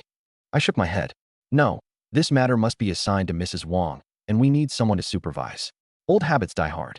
Even if you tell everyone that poor hygiene can lead to epidemics, they won't change overnight. We must establish rules initially, and they must be enforced. I knew they meant well and were trying to help me save money. However, supervision needed to be implemented. It guaranteed quick results. Relying purely on people's self-discipline wouldn't work. First, not everyone would take the matter seriously, and second, the process would be too slow. If an epidemic were to break out in Zhangjia village during this time, it would be my worst fear realized. Awareness campaigns were essential, but enforcement had to be mandatory at the start. Also, Li Dashan, when constructing the new shelters, Prioritize building several trash collection points and public restrooms on both sides of the village. Mrs. Wong, recruit a few diligent women to manage cleaning the trash sites and restrooms. Master, what is a public restroom? Li Dashin immediately asked. He had seen trash stations in the city, but a public restroom was something entirely unfamiliar. Mrs. Wong also looked at me curiously. They would be her responsibility after all. I briefly explained. Public restrooms in this era could be simple to construct, similar to household pit latrines. Dig a few larger pits, make them bigger in scale, separate sections for men and women, and allow multiple people to use them simultaneously. But both Li Dashin and Mrs. Wong found the concept to be novel. Such facilities simply didn't exist in the countryside. Ordinary villagers would either go at home or find a discreet spot outdoors. For those owning land and fields, they usually wouldn't relieve themselves outside either. Manure was valuable as fertilizer, worth its weight in gold, and could even be sold for money. Right now, Zhangjia village reeked because of the displaced people who had just arrived yesterday. Without allocated huts, they had no choice but to relieve themselves wherever they could. Once things stabilized, this situation would likely improve. Still, I thought public restrooms were necessary. First, they would help encourage better hygiene habits. Seeing a restroom would serve as a clear sign not to relieve oneself elsewhere. Second, they would act as an emergency solution. If tenants were working in the fields and suddenly needed to relieve themselves, a public restroom was a more convenient option than racing home. Third, with new tenants coming into Zhangjia village daily, public restrooms would be a welcome facility for those yet to settle into their homes. Otherwise, the village would perpetually stink to high heaven. As someone long accustomed to modern cleanliness, I could not tolerate the stench of feces everywhere. Moreover, labor was dirt cheap in this era. It cost next to nothing to improve living conditions. Just as I was about to call it a day and head back, a heart-wrenching cry broke through the air. Dogwa, my Dogwa, don't scare your mother. The desperate wails came from nearby and were unmistakably from one of Zhangjia village's tenants. Since I happened to be there, I, as the landlord, had to go and check it out. I hurried over with Uncle Fu and a few others. We arrived to see a woman in her 40s collapsed on the dirt, crying her heart out while clutching a young boy tightly in her arms. A crowd had gathered around them, murmuring among themselves. Yet not one person dared to step forward and help. The landlord is here. Clear the way, everyone. Uncle Fu's shout made me the obvious center of attention. The landlord. The landlord is here. By now, the entire village practically worshipped me like a deity. I had rescued them and given their families hope for survival during a famine year. Every tenant's respect for me sprang from the depths of their hearts. Seeing me arrive, they quickly abandoned watching the drama and respectfully greeted me, stepping aside to make way. Hello, everyone. I greeted back, inwardly overjoyed by their reverence. However, I kept my expression composed. It wouldn't do for me to lose my serious demeanor as the landlord. After acknowledging their respect, I immediately focused on the young boy. He appeared to be around 6 or 7 years old and was emaciated, little more than skin and bones. His skeletal deformities suggested severe malnutrition from long-term starvation. At the moment, he was unconscious, his body shaking in fits of convulsion. It was clear he wasn't going to last much longer. Although I wasn't a doctor, my modern upbringing allowed me to make some educated guesses about the boy's condition. However, lives were at stake, and I dared not casually diagnose or waste any time. Li Xiuyan, run as fast as you can to Zhangjia Manor and find my third wife, Yin Luo. Tell her to dissolve some sugar in warm water and bring it right away. Li Xiuyan, catching the urgency in my voice, said nothing and immediately sprinted away. Truthfully, sending Uncle Fu would have been more convenient since Yin Luo and the household were familiar with him. But Uncle Fu was elderly and not as quick on his feet, not to mention, his presence was still needed here. Uncle Fu, during yesterday's tenant registration, did anyone list themselves as a doctor or healer? I can roughly determine an illness, but it's always safest to have a physician confirm it. Master, there is a country healer named Li San nearby. I'll go fetch him right away. Fu Bo dashed off instantly. I turned to the onlookers. Step back a little, everyone. Give the boy some air. We need proper ventilation around the patient. The crowd froze for a moment. Ventilation? What's that? But no one dared argue with what I said, and they obediently stepped away, leaving a wide space around the boy. It wasn't long before Fu Bo returned with Li San. This Li San was about 60 years old, but still appeared robust. Living to such an age during these times, and staying hardy, was no small feat. Perhaps he really had some skill. Li Healer, please take a look at this child. I'll cover all the medical expenses. The moment I said this, Li San, the surrounding crowd, and even the weeping woman clutching the boy all looked at me with admiration. Our master is truly a living saint. Li San waved his hands hastily. Master, you're the kindest person I've ever met in my life. Healing is my duty. How could I accept your money for this? I liked him even more. I quickly made space for him. Li San checked the boy's pulse and examined his eyes. Then, he said, Master, this child has suffered from long-term malnourishment. His energy and blood are deficient, and his internal organs are weakened. He's experiencing exhaustion compounded with a collapse in body function. Li Healer, cut to the chase. You know the issue, just treat it. The woman, hearing a glimmer of hope, dropped to her knees and began kowtowing fervently. Healer, please save my child. He's my only boy. If you save him, our whole family will gladly devote our lives to you. Li San hurriedly pulled her up, looking troubled. Good woman, it's not that I won't help, but I sold my acupuncture needles long ago for food, and I have no medicine with me. I'm truly powerless. The woman desperately asked, What medicine do you need? I'll rush to the town pharmacy to get it. Li San shook his head with a sigh. It's too late. Even a round trip to town's pharmacy would take too long. By then, I fear your child. He didn't finish, but the meaning was clear. The woman broke down completely, clutching her child and sobbing uncontrollably. I grew anxious too. Sir, I've brought the sugar water. Yun Luo's crisp voice rang out in the distance. I let out a sigh of relief. I thought having a healer would be enough, but it seemed even the healer couldn't work miracles without tools. Thankfully, I had a backup plan. While I'm no doctor, modern knowledge suggested this boy's symptoms, dizziness, unconsciousness, seizures, might be caused by hypoglycemia from prolonged starvation. I had no idea how ancient medical practices would treat this, but modern solutions were simple. Replenish his sugar levels immediately. Here, give the boy this sugar water. He'll be fine after drinking it. I handed the sugar water to the woman. Since the boy couldn't feed himself, she had to do it for him. The woman glanced at me and hesitated for just a moment before trusting me completely. Why? Because I'd already saved her family before. Li San, on the other hand, looked like he wanted to say something but held back. Sugar water as a cure? As a healer, he'd never heard of such a thing. Still, he didn't object. With anyone else, he might have intervened, but coming from the master, he chose to believe. The woman carefully fed the sugar water to the boy, spoonful by spoonful, as the crowd held its collective breath, watching intently. The refugees sighed quietly in their hearts. Poor boy, so thin, so young, yet already suffering so much. Meeting such a kind master seemed like salvation, but just as life was starting to look up, it seemed fate was too cruel. Suddenly, the woman cried out, Dogwa, my Dogwa, you've woken up? You're really awake. Mom. The boy, in his mother's arms, weakly called out. He'd come back to life. Everyone was stunned. The boy had truly been saved? It felt like a miracle. Realizing what had happened, the woman immediately placed the boy down and frantically scrambled to kneel before me again, kowtowing with all her might. Thank you, master. Thank you. You've saved my family again. We'll never forget your kindness for as long as we live. The surrounding crowd now looked at me with even more awe and fervor. Their master wasn't just compassionate, he could heal too. A single bowl of sugar water had succeeded where even the healer had been helpless. This was no ordinary water. It must have been divine. In that moment, my reputation among the refugees reached its peak. They now saw me almost as a godlike figure, and from now on, anything I said would carry absolute weight. Hastily, I helped the woman up. People in this era had the habit of constantly kneeling and bowing. It was genuine, too, leaving marks on their foreheads. Sister, no need for that. It was just a small gesture. Besides, from now on, you'll all be my tenants, working for me. As such, it's only right that I help out when needed. Don't kneel anymore. Go care for your son. Everyone's admiration for me deepened even further. Their master helped others without expecting anything in return and saw it as his responsibility. Compared to the landlords who only knew how to oppress the people, he was like the sun in the heavens. Sir, if there's nothing more, let's go home. You haven't even eaten breakfast yet. Yun Luo's eyes sparkled with laughter as she watched me bask in everyone's admiration. Ever since my transformation, I had become utterly lovable to her. All right, let's go. Before leaving, I reminded the woman of a few things to take care of her boy properly and asked Li San to check on them as well. I wanted to see things through.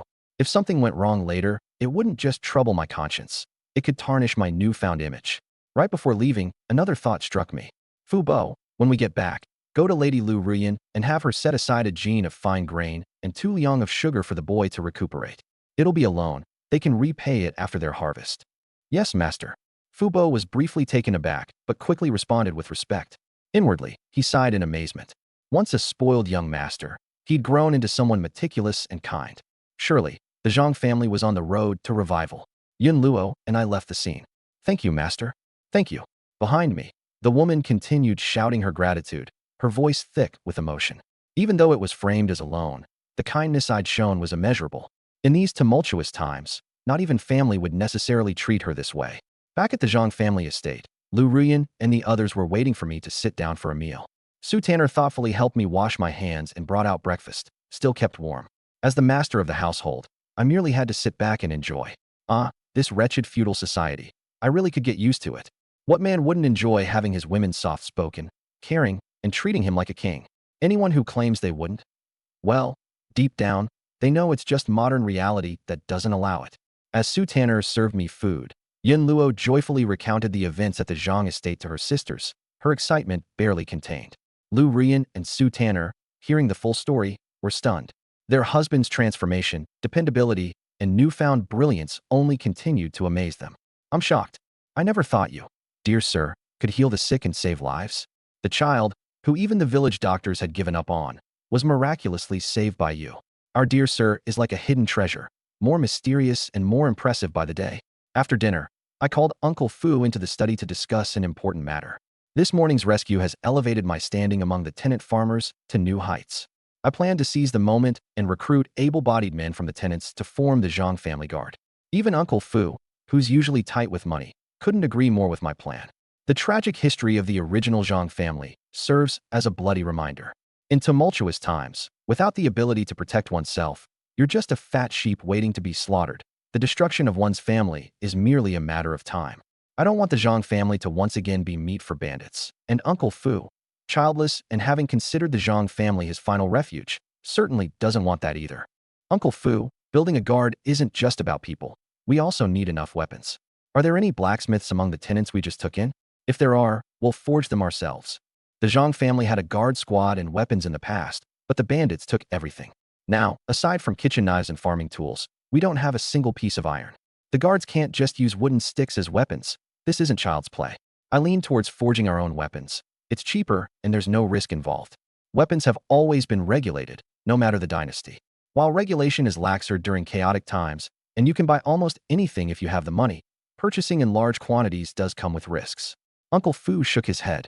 Master, there are no blacksmiths among the tenants we recruited yesterday. Blacksmiths have no shortage of work and rarely become refugees. I was a little disappointed, but had to admit it made sense. Blacksmiths are always in demand. Whether to make farming tools for the people or weapons for the military, they'll find work anywhere. Why would they become refugees? Guess we'll need another plan.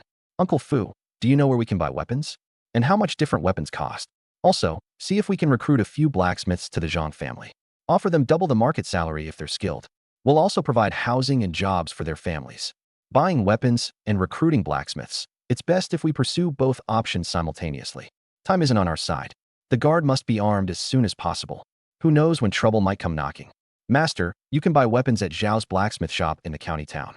Zhao's is said to have ties with the county magistrate. They specialize in supplying big households, and no matter the quantity, the government turns a blind eye. If you go to other blacksmiths, you might be able to secretly buy 1 or 2 pieces, but if you try to buy in bulk and the county office finds out, you'll definitely end up in jail. Instinctively, I asked, so Zhao's blacksmith shop charges a hefty price? Uncle Fu nodded heavily. Master, not only are the weapons expensive, but even farming tools cost a fortune, yet they're never short on customers. The big land-owning families within miles all buy from them. Why? Because spending money at Zhao's every year is like paying protection money. If you step out of line, the county won't touch you. If trouble comes your way, the county will protect you. I sneered silently. Isn't Zhao's blacksmith shop just a puppet of a corrupt official? They make their money way too easily. There's no way I'm giving that scoundrel a single coin, especially since he's in cahoots with Wang Millionaire. Besides, relying on others for protection is never dependable. True safety comes from having your own strength. Then let's avoid Zhao's and buy elsewhere. Before I could finish, Uncle Fu got nervous. Master, you mustn't. The previous Zhang family met their downfall precisely because they didn't buy from Zhao's and weren't on the protection list of the county office. That's why they attracted the bandits in the first place. Right now, no one's keeping an eye on us since the Zhang family has fallen so low. But if we start buying weapons in bulk, the county office will definitely find out. We might end up in trouble again. His words gave me pause. That miserly old man, my late father, was notorious for being a tightwad. Not spending big on Zhao's goods doesn't even surprise me. But I can't shake the suspicion. Did skipping out on those bribes lead to the bandit raid? Could the magistrate and those bandits have been colluding? I have no proof, and even if I did, I'm in no position to seek revenge right now. I'll just keep this grudge in mind for the future. Not buying from Zhao's. I already had a plan for that. Uncle Fu, I'm thinking of starting with 30 long knives, 20 bows, and matching arrows. And we won't do it under the Zhang family's name. We'll have a few trustworthy tenants buy them in small quantities from different blacksmiths. No way the authorities can track us that way, right? Uncle Fu froze. You mean, like a buying proxy? It was probably the first time he'd heard of such an idea. Master, if we have various people buy the weapons, the authorities likely won't catch on. But what if the tenants take the money and run off? I chuckled. That's why I'm only recruiting tenants who have families. With their families tied to Zhang village, they won't dare run away. And besides, the Zhang family treats its people well. As long as they're diligent, they can make a living for their entire family here. Who would risk everything for 1 or 3 taels of silver? Anyone willing to betray over such a small amount of money is worse than an animal. If they run, good riddance. The Zhang family doesn't want them anyway. Uncle Fu nodded, agreeing with my reasoning. If he were a tenant and had a kind-hearted master like me, he'd never consider running either, family or no family. For regular people, 2 or 3 taels of silver is a lot. But in these chaotic times, what's the point of buying a few £100 of food if you can't protect it? And even if you can, what happens when it runs out? Just as I was deep in thought. Master, come quick. There are even more refugees outside than yesterday. Saner Yunluo burst in like a whirlwind, repeating almost the exact same words as yesterday. More refugees? Even more than yesterday? At first, I was thrilled. The more, the better. I had planned to recruit more tenants today anyway. I need to hit my earning 10,000 won per day target and claim my reward. I've been itching with anticipation for that reward. But after my initial excitement, something fell off. According to yesterday's pattern, our tenants would need to go to the county's refugee camp first to spread the word, and then the refugees would journey here. The earliest they could arrive would be around noon. But it's still morning. Where did so many people suddenly come from? No matter. It's probably just some people who hesitated yesterday and, seeing others didn't leave, decided to show up first thing this morning. As long as they meet the requirements, I'll take them. Doesn't matter if they're refugees or not. But when I walked out of the mansion with Uncle Fu and the guards, I gasped. This wasn't just a crowd. This was a sea of people. Master, there are at least several thousand people here. Uncle Fu's face turned pale. My brows furrowed. Uncle Fu, head to Zhang village and finally dash in. Pick 50 strong men from the tenants we recruited yesterday and get them here to maintain order. Otherwise, trouble. Uncle Fu took off running. As soon as he left, Li Xiaohu, a burly, towering figure who had been standing by my side like a guardian statue, spoke up in his deep, booming voice. Master, don't worry. My ma said, no matter what, even if I take a beating, I won't let anyone lay a finger on you. I'll protect you. I looked at this big, sturdy guy who was as naive as he was strong and couldn't help but grin. This morning, I tested his fighting skills. I had 10 young men attack him all at once, and without using a single weapon, he knocked them all flat within moments. With Li Xiaohu standing guard, I'm at ease. Besides, my body isn't as frail as it once was. Ever since the enhancements, I'm far stronger than the pampered weakling I used to be. I can protect myself just fine. But hey, I'm a landowner. Unless it's absolutely necessary, fighting isn't something I should be doing. It's not just dangerous, but unbecoming. I leave the brawling to the help. Li Xiaohu's loyalty touched me. As my #1 bodyguard, he deserves a reward. Xiaohu, your loyalty is commendable. Tonight, I'll reward you with some meat. Thank you, master. You're just like what Ma says, the best and kindest person in the world. This big guy smiled as wide as a blooming flower. Just then, someone in the crowd shouted loudly. Look, everyone, that young man is the Zhang family's master. He's the one who promised everyone food if we came to the Zhang estate. The shout was ear-piercingly loud, silencing the scene instantly and drawing the attention of thousands of refugees straight to me. But as they took in my young face, they started murmuring. He's so young. Would someone like him really feed us? It's probably true. Why would they send people to spread the word otherwise? What would they gain from lying to us? But how could such a generous landlord possibly exist? There are so many of us. Even the government wouldn't set up free soup kitchens. I don't care. I was starving in the county town and barely made it here after hearing that there's food at the Zhang estate. If this so-called Zhang master is lying, I'm taking him down with me. More refugees dropped to their knees one after another, the sound echoing like dominoes falling. Master Zhang, have mercy and give us some food. Master Zhang, my grandson is starving to death. Please, I beg you. Master Zhang, do you have food or not? Say something already. The scene was devolving into chaos. My sharp hearing picked up most of the chatter, and my stomach sank. It was just as I suspected. Someone deliberately tricked these people into coming here. Even if it wasn't outright deception, someone exaggerated the truth spreading rumors about the Zhang family giving out free porridge and grain, which led the refugees to flood this place. I don't know exactly what nonsense they were told, but one thing's clear. There's a plot behind this. Who's the mastermind? 9 times out of 10, it's that scoundrel Wang millionaire. Still, I'm not worried. In fact, I might even have to thank him. First, he kindly gifted me silver and grain. Now, he's delivering people to my doorstep? Old Wang, you truly are an extraordinarily generous fellow. Right now, the priority is to calm the thousands of people standing before me and prevent chaos. After that, I'll follow the trail of clues to figure out what exactly was said to mislead them. Drawing in a deep breath, I bellowed to the crowd, projecting my voice with force. Everyone settle down. I am Zhang Wei, the head of the Zhang family. Let's not waste time. Just listen to what I have to say. All eyes were already on me, and my sharp tone quieted the crowd in an instant. Thousands of pairs of eyes fixed on me, some with hope, others amused, and a few downright hostile. Everyone was waiting for me to explain myself. Taking a deep breath, I continued. Everyone listen. First off, yes, the Zhang family did recruit plenty of refugees as tenant farmers just yesterday. Second, as long as you become one of our tenant farmers, my Zhang family is willing to offer no-interest loans and grain to help your families get through these tough times. Some of you were likely here yesterday and may already know people who joined us. When I, Zhang Wei, say something, I mean it. But why are there so many people here today? I don't know what rumors you've heard, but rest assured, even though my family isn't wealthy, we will try our best to lend a helping hand. However, someone here must know what exactly was said and why you all came here in droves. I need one of you to step forward and explain so that no unnecessary misunderstandings arise. As soon as I finished talking, the crowd erupted into noise once again. Some begged me to distribute food immediately. Some accused me of stalling, and others argued that the rumors were my fault since they assumed the Zhang family had spread the messages themselves. The scene was spiraling out of control. Suddenly, a loud, confident voice rang out. Quiet down, everyone. The crowd fell silent. From within, a tall man in his 30s emerged, pushing his way to the front.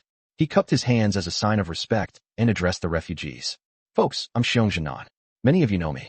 If you trust me, let me act as your representative and negotiate with Master Zhang. No more chaos. It's a waste of everyone's time. It was clear Xiong Jinan had a good reputation. Plenty of the refugees immediately voiced their trust in him, and even those who didn't know him gave their silent approval. After all, someone stepping up was better than no one. They were all just desperate to survive and wanted solutions as soon as possible. Xiong Jinan bowed and introduced himself to me. Master Zhang, I'm Xiong Jinan, humbled by everyone's trust. Whatever you need to know, just ask. I studied this man called Xiong Jinan. He was thin but tall. His face exuded honesty and integrity. Judging by how the refugees trusted him so much, I was fairly confident he wasn't involved in spreading rumors. I didn't waste words. Straight to the point, I asked. Xiong Jinan, tell me, where were you all before this? What were you told, and who organized you to come to my estate? Without hesitation, Xiong Jinan replied. Master Zhang, we were originally staying at a refugee camp just outside Qingxi County. This morning, I had made plans with some friends to go up the mountain to forage for wild vegetables and hunt. But just as I was about to leave, I overheard people talking. They said the Zhang family estate, 20 miles southeast of the county town, had sent out many servants this morning to spread the word. They claimed that Master Zhang is wealthy and compassionate, unable to stand seeing common folk suffering. They promised that any refugee who comes to the Zhang estate would be given food. Not just food, everyone, whether young or old, male or female, would be allowed to stay and work as tenant farmers. The rent? Only 30% of the harvest, with no deposit required. For those struggling to put food on the table, the Zhang family would offer grain and no-interest loans to help tide them over until the next harvest. At first, none of us believed it. A deal that good? Too good to be true. For families as weak as ours, walking 20 miles and ending up empty-handed could mean disaster. A single trip could have cost us our lives. That's why, initially, we didn't want to take the risk. But later on, there was more and more talk. People said that a family of refugees living next door a few days ago went to the Zhang family yesterday and never came back. And it wasn't just one family. That's when we became skeptical but curious. When we saw everyone around packing up their belongings and heading to the Zhang family together, we decided to join the crowd. As for who organized it, I asked many people while resting on the way, and everyone said the same thing. Just word going around that Master Zhang is kind, and going there could save our lives. When others started heading out, we simply followed suit. Master Zhang, that's exactly what happened. Anyone who knows me, Xiong Jinan, knows I'm an honest man despite being a refugee. I never lie or commit anything against my conscience. Every word I've said is true. After a brief pause, he gritted his teeth, staring at me. Master Zhang, you admitted earlier that you took in many refugees as tenant farmers just yesterday and provided loans of grain without interest. So why now do you call what we heard rumors? On behalf of everyone, I have to ask, what's the truth? Before I could respond, someone from the crowd jumped out, shouting, Yeah, Zhang, you admitted it yourself, and now you're calling it lies? Are you playing with us poor people on purpose? Well, if we're going to die either way, give us an answer or we'll make sure your Zhang family has no peace. You hear me? I recognized that voice. He was the same guy stirring up trouble earlier. While it was too chaotic to track him down back then, I spotted him now. Narrow face, sly-looking features. I burned his face into my mind. Xiaohu, bring that guy over here. I pointed at the narrow-faced troublemaker, giving orders to Li Xiaohu standing next to me. Li Xiaohu didn't hesitate at all, charging straight toward the man. Mut had long drilled it into his head. Whatever Master Zhang says is absolute. He remembered that better than his own name. With one grab, he seized the man, who struggled with all his might. But compared to Xiaohu's raw strength, it was like trying to wrestle a bear. He was helpless like a chick in his grip. Realizing he couldn't break free nor fight back, the man's eyes shifted, and he suddenly let out a piercing scream. Everyone look, the Zhang family is deceiving us. I just said a few honest words, and now they're trying to rough me up. They're trying to silence me, murder me even. The guy's intentions were clear. If he couldn't handle Xiaohu, he'd try to stir the crowd into a frenzy. His name was Zhao Si, a lapdog of Master Wang millionaire. This whole operation was intended to use these refugees to create chaos at our Zhang household. If he could incite a riot and get me, Zhang family's only son, killed in the process, all the better. Even if they didn't manage to kill me, his boss, Master Wang, had long set a trap, ensuring the Zhang family would lose everything eventually. Zhao Si was still scheming how to set the sparks, but he couldn't have planned better when I immediately ordered someone to seize him. For a moment, he panicked, but then his mischief turned to glee. This would serve as the perfect match to ignite the flames. Sure enough, the crowd of refugees grew more enraged at his cries. Didn't they say coming to the Zhang family meant food and survival? Why are they arresting someone out of nowhere then? The shouts and complaints started to snowball. Some tried stepping up to block Xiaohu. Stop. What right do you Zhang people have to grab someone just like that? The Zhang family needs to explain themselves right now. Otherwise, if we're doomed to die anyway, we're taking you black-hearted landlords down with us. But Li Xiaohu wasn't one for overthinking. Master had told him to grab the man, so that's what he was doing. People's complaints or resistance didn't matter to him. When someone stepped in front of him, he simply pushed them aside. Being built like a mountain of muscle with overwhelming strength, Li Xiaohu easily carried off an adult man in one hand while continuing to plow through the crowd. No one could stop him, but his sheer force only made the refugees angrier, convinced that the Zhang family were bullies abusing their power. Their cries grew even louder. Master Zhang, wasn't this supposed to be about talking things out first? Why are you suddenly snatching people? Even Xiong Zhenan's face darkened with disappointment, a heavy look in his eyes. To him, it seemed like this trip was all for nothing, energy wasted on what now felt like false hope. At that moment, out of the corner of my eye, I saw old Fu leading 50 young and able-bodied men, all armed with wooden staffs, moving steadily in our direction. The tension in my chest finally eased. Scanning the crowd of agitated refugees, I raised my voice, loud and clear. Xiong Zhenan, and fellow folks here. I've already explained, you heard correctly. Yes, my Zhang family is indeed taking on tenant farmers. We charge only a 30% land rent, and we offer grain and loans without interest to help you survive. That part is all true. Still don't believe me? Look over there. Those 50 young men who just arrived. Yesterday, around this same time, they were just like you, refugees from outside Qingxi County.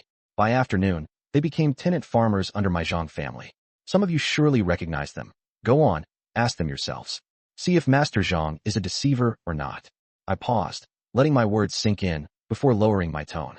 As for why I suddenly grabbed someone, I've suspected someone has been spreading false rumors all along. After all, my Zhang family's recruiters hadn't even left for town yet. How could there be Zhang people in the county spreading news? And let's be realistic. My Zhang family may want to help as much as we can, but we're not the government or charity. We don't have those kinds of massive resources. When we take in tenant farmers, we carefully select those who meet the requirements. No one's out here shouting through the streets that coming to the Zhangs guarantees a meal. So that's why I asked for someone to represent you all and discuss this with me. To figure out who's been treating you all like fools, tricking you into causing trouble. And yet, just as I was talking with Xiong Zhenan, this sly-looking troublemaker over here started stirring up more chaos. This kind of riffraff, shouldn't I detain him? Just because my Zhang family wants to do some good doesn't mean we'll stand there and let people push us around. My explanation was reasonable, firm without being overly harsh. Behind me stood the 50-strong men, armed and alert, eyes scanning the crowd grimly.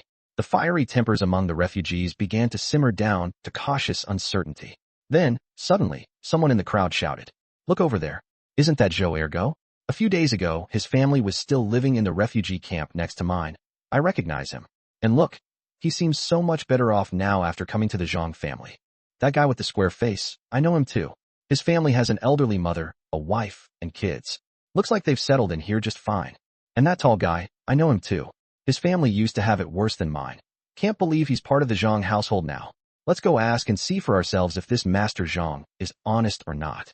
The 50 men old Fu brought were, in fact, formerly refugees from the county outskirts. Almost immediately, many were recognized by the crowd, prompting them to confirm the truth with their own eyes. Just yesterday, these same men had been starving and hopeless. Today, under the Zhang family's care, they were visibly better fed and actually looked alive again. Ma, sancheng dizu, jianzhu tianfang yeta. Everyone started to calm down, but many still whispered, "Could this Master Zhang really be a heartless landlord? That man earlier must have been stirring trouble on purpose. What exactly was going on?" The situation needed some clarity. So, those 50 able-bodied refugees, whether they had known Master Zhang personally or even just seen him once, gathered around in a crowd to press for answers. "Erguzi, remember me? We foraged wild herbs together on the road while fleeing. Tell us straight, is Master Zhang deceiving people about meals and land? Are there really meals waiting in his household? Hey brother, back at the camp outside the county, our tents were so close you even tried sneaking looks at my daughter. Now spill, are the promises real? 3% rent, interest-free loans, and food." When the 50 young men heard Master Zhang being insulted, they became defensive on the spot. "How dare you accuse Master Zhang of deception? You're spewing nonsense. Master Zhang is the kindest and most charitable master in this entire land. It's all pinned in black and white on the contract. 3% land rent, free tools for farming, and he pays workers to build homes for the new tenants. Have you ever heard of a landlord this good? Listen here, old man, I don't care if I peeked at your daughter or not, but spreading lies about Master Zhang? That's crossing the line. I'd fight anyone who questions him. Free housing, interest-free loans, 3% rent. The man's generosity goes way beyond that." Meanwhile, a few hundred meters away, atop a hidden hillside, sat a group of wealthy middle-aged men, all dressed in silk robes and adorned with jade belts. They lounged in luxury on solid rosewood chairs, laughing and chatting amidst the tranquil scenery. Behind them, a few graceful maids tenderly massaged their shoulders, while nearby, over a dozen armed guards stood watch. A large table was elegantly set, even in the middle of this wilderness. Fine ceramic dishes, silverware meticulously laid out, offering up delicacies like bird's nest soup, shark fin, venison, and exceptional wine. For these men to display such luxury amidst a famine, their wealth spoke louder than anything. This lavish outing had been arranged by Wang Millionaire, who had invited 3 other nearby landlords for what he called a day out in nature. Previously, this region was known for having 5 renowned affluent families: the Wang family, the Zhang family, the Li family, the Zhou family, and the Wu family. At the top was the Wang family, led by Wang Millionaire himself, who owned a sprawling 5,000 acres of farmland and also held businesses in the county. Second highest was the Zhang family, with 3,000 of prime farmland. For generations, the Zhangs thrived as landlords, scrupulously amassing wealth with a relentless focus on expanding their land holdings, ensuring the growth of their estate. The Li family had around 2,000 the Zhou family held 1,500 and the Wu family owned 1,200 However, like the Wangs, these families also held businesses outside their farmlands. But when considering total assets, the Zhang family couldn't truly claim second place. That said, titles were a thing of the past. Nowadays, no one thought of the Zhang family as competition. Everyone in the land knew Zhang's estate was like a treasure guarded by an infant. It was a matter of time before it was snatched. None of the other families even mentioned the Zhangs in the same conversations anymore. Ever since trouble fell upon the Zhang family, opportunistic landlords had been eyeing their wealth, including Li and the others present. After all, whoever has enough riches. However, Wang Millionaire, boasting his close ties with the county magistrate, had already made his stance clear when Zhang's family fell on hard times. He let it be known. The Zhang family had grievances with him, and their property was his for the taking. Nobody was allowed to interfere or offer support to the Zhangs. If Li and the others cooperated, Wang promised them compensations tied to business opportunities within the county. The Li family and the other two, while envious of Zhang's fortune, understood that Wang Millionaire, a tenant farmer who had climbed the ranks to become a landlord himself, was famously ruthless. With the magistrate backing him, they'd stand little chance against his connections. In the end, they grudgingly agreed. The Zhang family's fortune would go to the Wang family. Plus, in these times of famine and chaos, the Li family and others placed less value on farmland. Natural disasters were frequent, harvests became poorer each year, and tenants either fled or died. Vast tracts of farmland were abandoned, and rents were increasingly harder to collect.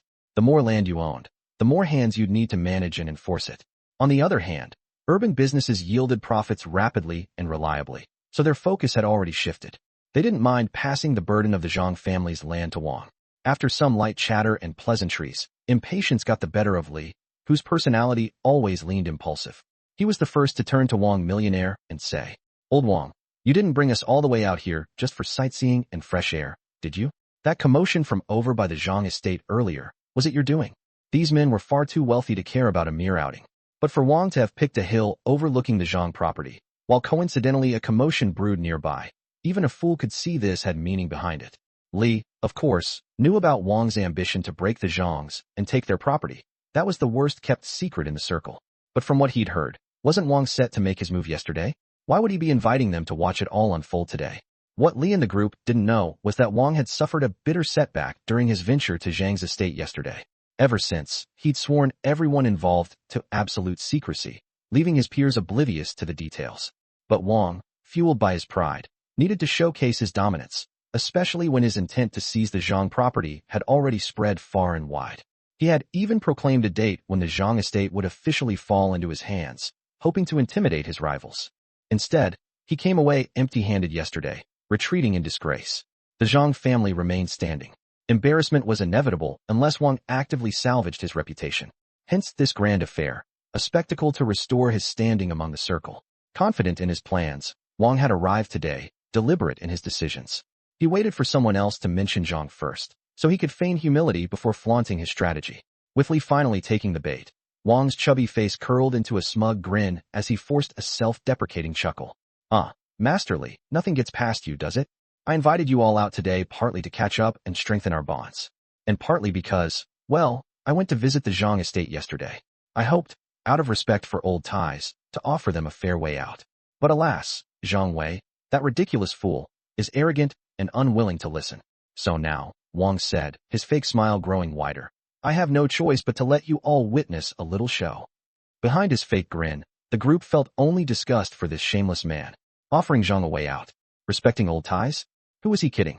He only wanted the family's wealth. Still, what interested them more was the question, how would Wang finally bring the Zhangs to ruin? Spill it, Wang. What's the plan? What are you setting into motion? Don't leave us in suspense. With a laugh steeped in conceit and mischief, Wang began to unveil his scheme. Well, gentlemen, it's actually quite simple. That fool Zhang Wei had the audacity to introduce a policy of 3% rent to attract tenants. Asterisk what? 3% rent. Asterisk. Wang, are you kidding? Is that idiot serious? What's he trying to pull with such absurd terms? What? If he wants to drink cold northwest winds for himself, that's his choice, but don't drag us into this. The moment the words 30% land rent escaped Wang Million's mouth, cutting his statement short, Master Li and the others exploded on the spot. Though their recent focus had shifted to business ventures in the county, and their farm income was declining, with some fields even abandoned, they were still considered major landlords. The revenue from their lands still made up the main portion of their family's income. Just give that up? Impossible. What made this worse was that Master Li and his peers had been privately hatching a plan, a collective rent hike. They planned to raise tenant farmers' rent from 50% to 55%, or even 60%. If the leading landlords joined forces, even if the tenants were dissatisfied and caused trouble, they'd eventually have no choice but to swallow the bitter pill, unless they were prepared to become vagrants. Master Li had done his math. An increase of 0.5% to 1% could cover up to a third of their recent losses. But now, before they could finalize the plan or coordinate with the other big families, this news broke out, and from within their own ranks, no less. A trader proposing 30% land rent? If word of this were to spread, forget about raising rent. Even maintaining the existing 50% would be uncertain. How could Master Li and the others not react with such outrage? This kind of thing couldn't be allowed to happen. Zhang Wei, The disgrace of their landlord's circle couldn't be tolerated. Wang Million wasn't surprised by their strong reaction, but he understood it well. If he didn't feel confident he could handle me, he'd be panicking too. Letting Zhang Wei succeed at reducing rents to 30% would cause chaos among his own tenant farmers. People would rebel, flee, and he'd face total devastation. But now, he wasn't worried at all. Zhang Wei, the good-for-nothing of the Zhang family, was like a locust in late autumn and wouldn't last long. This time, he was determined to wipe out the Zhang family completely. Wang Million's eyes darted around cunningly. Since Master Li and the others were so upset, this was his chance to have a real heart-to-heart chat with them. Gentlemen, we've all been friends for years. I, Wang Million, have never lied to any of you. From what I've gathered, that loser Zhang Wei isn't just talking about 30% rent. He's also scrapping deposit requirements, providing free farming tools, and here's the kicker. If his tenants face hardships, he lends them food and money, interest-free, all until the harvest comes in. If this continues, the Zhang family won't be affected much. They're already practically destitute except for the land they own. But for landlords like us, it's a disaster waiting to happen. Once our tenants start rioting or fleeing, hell, they might even migrate to Zhang's land. Our incomes will shrink, and abandoned fields will grow. Master Li slammed the table in fury. Wang Million is absolutely right. Zhang Wei, that useless waste, is a disgrace to landlords like us. If we let him carry on like this, how can we ever hope to manage our own tenant farmers? Master Zhou quickly chimed in. Exactly. That Zhang Wei is despicable to the core. His Zhang family's in trouble, and now he's trying to drag us down with them. Someone who disrupts the rules like this must be dealt with. Master Wu cut straight to the point. Wang Million, since you've already made your move, tell us your plan for handling that idiot. If you need our help, just say the word. We won't stand idly by. Rule breakers must pay the price. At this point, Wang Million responded in a deliberately theatrical tone, feigning humility. Gentlemen, dealing with this mess has cost me no small amount of effort and resources. But Master Wu, sharp as ever, wasn't buying it and interjected. Wang Million, this isn't just your problem to solve. Here's my offer. As long as you can take care of that clown quickly, I'll reduce the compensation you promised me earlier by 20%. Master Li and Master Zhou exchanged looks and reluctantly nodded. We'll do the same. The smirk on Wang Million's face became impossible to hide. He didn't fight over the specifics of the benefits. It didn't matter. Taking down the Zhangs had always been his ultimate goal. So, without further ado, he laid out his plan. Frankly, it wasn't all too complicated. Since I wanted to disrupt the rules and play the saint, he decided he'd make my wish come true. These were pieces of the story I only pieced together long after the fact. Early that morning, Wang Million sent over a dozen of his workers to the refugee camp outside town to spread the good word about me. They hyped up the myth of the Zhang family's endless riches, painted me, Zhang Wei, as the world's greatest humanitarian, and claimed that anyone who came to me would be fed, housed, and offered land with rent set at only 30%. They even threw in some hearsay about interest-free loans and food handouts, but not so exaggerated it'd ring as false. There were just enough verifiable details in the mix for people to believe the story. Desperate, starving refugees bought into it. Many of them, barely hanging on to life, began making their way to the Zhang estate en masse. Once thousands of famished refugees were gathered outside my front gate, his plan would already be halfway to success. At that point, if I couldn't provide them with food, the instigators he'd planted among the crowd would rile them up until they rioted. And what wouldn't enraged, starving refugees do? Killing me, storming my estate to steal money and food. Nothing would be off the table. As for the Zhang family, whether everything got looted or burned to the ground, Wang Million couldn't care less. My paltry wealth meant nothing to him. It was merely an afterthought. What he truly wanted were my lands and my mansion, fixed assets a riot wouldn't destroy or take away. And in the rare event that no riot broke out, he had further tricks up his sleeve to ensure my ultimate downfall. As Master Li and the others listened to the plan, their smirks grew wider. Everything began to make sense. The chaos outside the Zhang family gate today wasn't a coincidence. Based on intelligence from Wang Million's spies, over 5,000 refugees had already descended on the Zhang family estate, turning the surrounding area into hills of people. A seething, starving crowd like that was nothing less than a powder keg waiting for someone to light the match. These refugees had come with their backs to the wall. If I couldn't feed them, their fury would all be directed at me. And even if I did feed them, could I really provide grains for 5,000 people? Wang Million knew exactly how much food I had on hand. Actually, he'd made sure of it. For example, yesterday, when he compensated me with 500 taels of silver, he'd been generous about the money, but had only sent 10 sure of grain. It wasn't that he lacked food. His warehouses were bursting to the brim with grains. Even the rats in his stores were fat from excess. No, he'd purposely given me just enough to seed a self-destructive path. With 10 share of grain, barely a day's worth of donations for 10 households, I'd emptied my reserves by handing out food left and right. Seen through Wang Million's eyes, my philanthropic gesture wasn't a threat, just confirmation of how easily I could dig my own grave. So as soon as he heard about my 30% rent offer, he knew precisely how to weaponize the situation, mobilize the refugees, and destroy me. By the time the mob gathered, it wouldn't matter even if I knew someone as influential as the magistrate's son. A refugee crisis, made worse by riots, was a nightmare of my own making. It'd have nothing to do with him, Wang Million. Not a shred of blame would stick. Wang Million, with this many refugees showing up at Zhang's place, what's happening over there? Master Li, being impatient as always, couldn't resist pressing for updates. Hearing about my audacity to disrupt the established order had left him boiling over with indignation. It's impossible to stay out of this anymore. They'd probably rather see me dead on the spot. Wang, however, had a face full of confidence. Take it easy. I've got my son personally keeping an eye on it. For now, let's enjoy ourselves. Eat, drink, have some fun, take in the scenery. The good news will come soon enough. Just as he finished speaking, a tall young man strode quickly towards them. It was Wang's son, Wang Yu. But honestly, he doesn't really look like his biological son. Master Li chuckled heartily. Speak of the devil, and he shall appear. Wang Yu greeted them politely. Wang waved him off. No need for formalities, Yuer. We're all friends here. Go ahead and tell me, how's the Zhang family holding up? Have the refugees started rioting yet? Wang Yu's expression turned odd. He hesitated for a moment before finally speaking. Father, the plan seems to have failed. The refugees didn't cause an uprising. Wang's smile froze. What? Those people love to stir up trouble, don't they? They've even dared to storm the county office before. What's the Zhang family compared to that?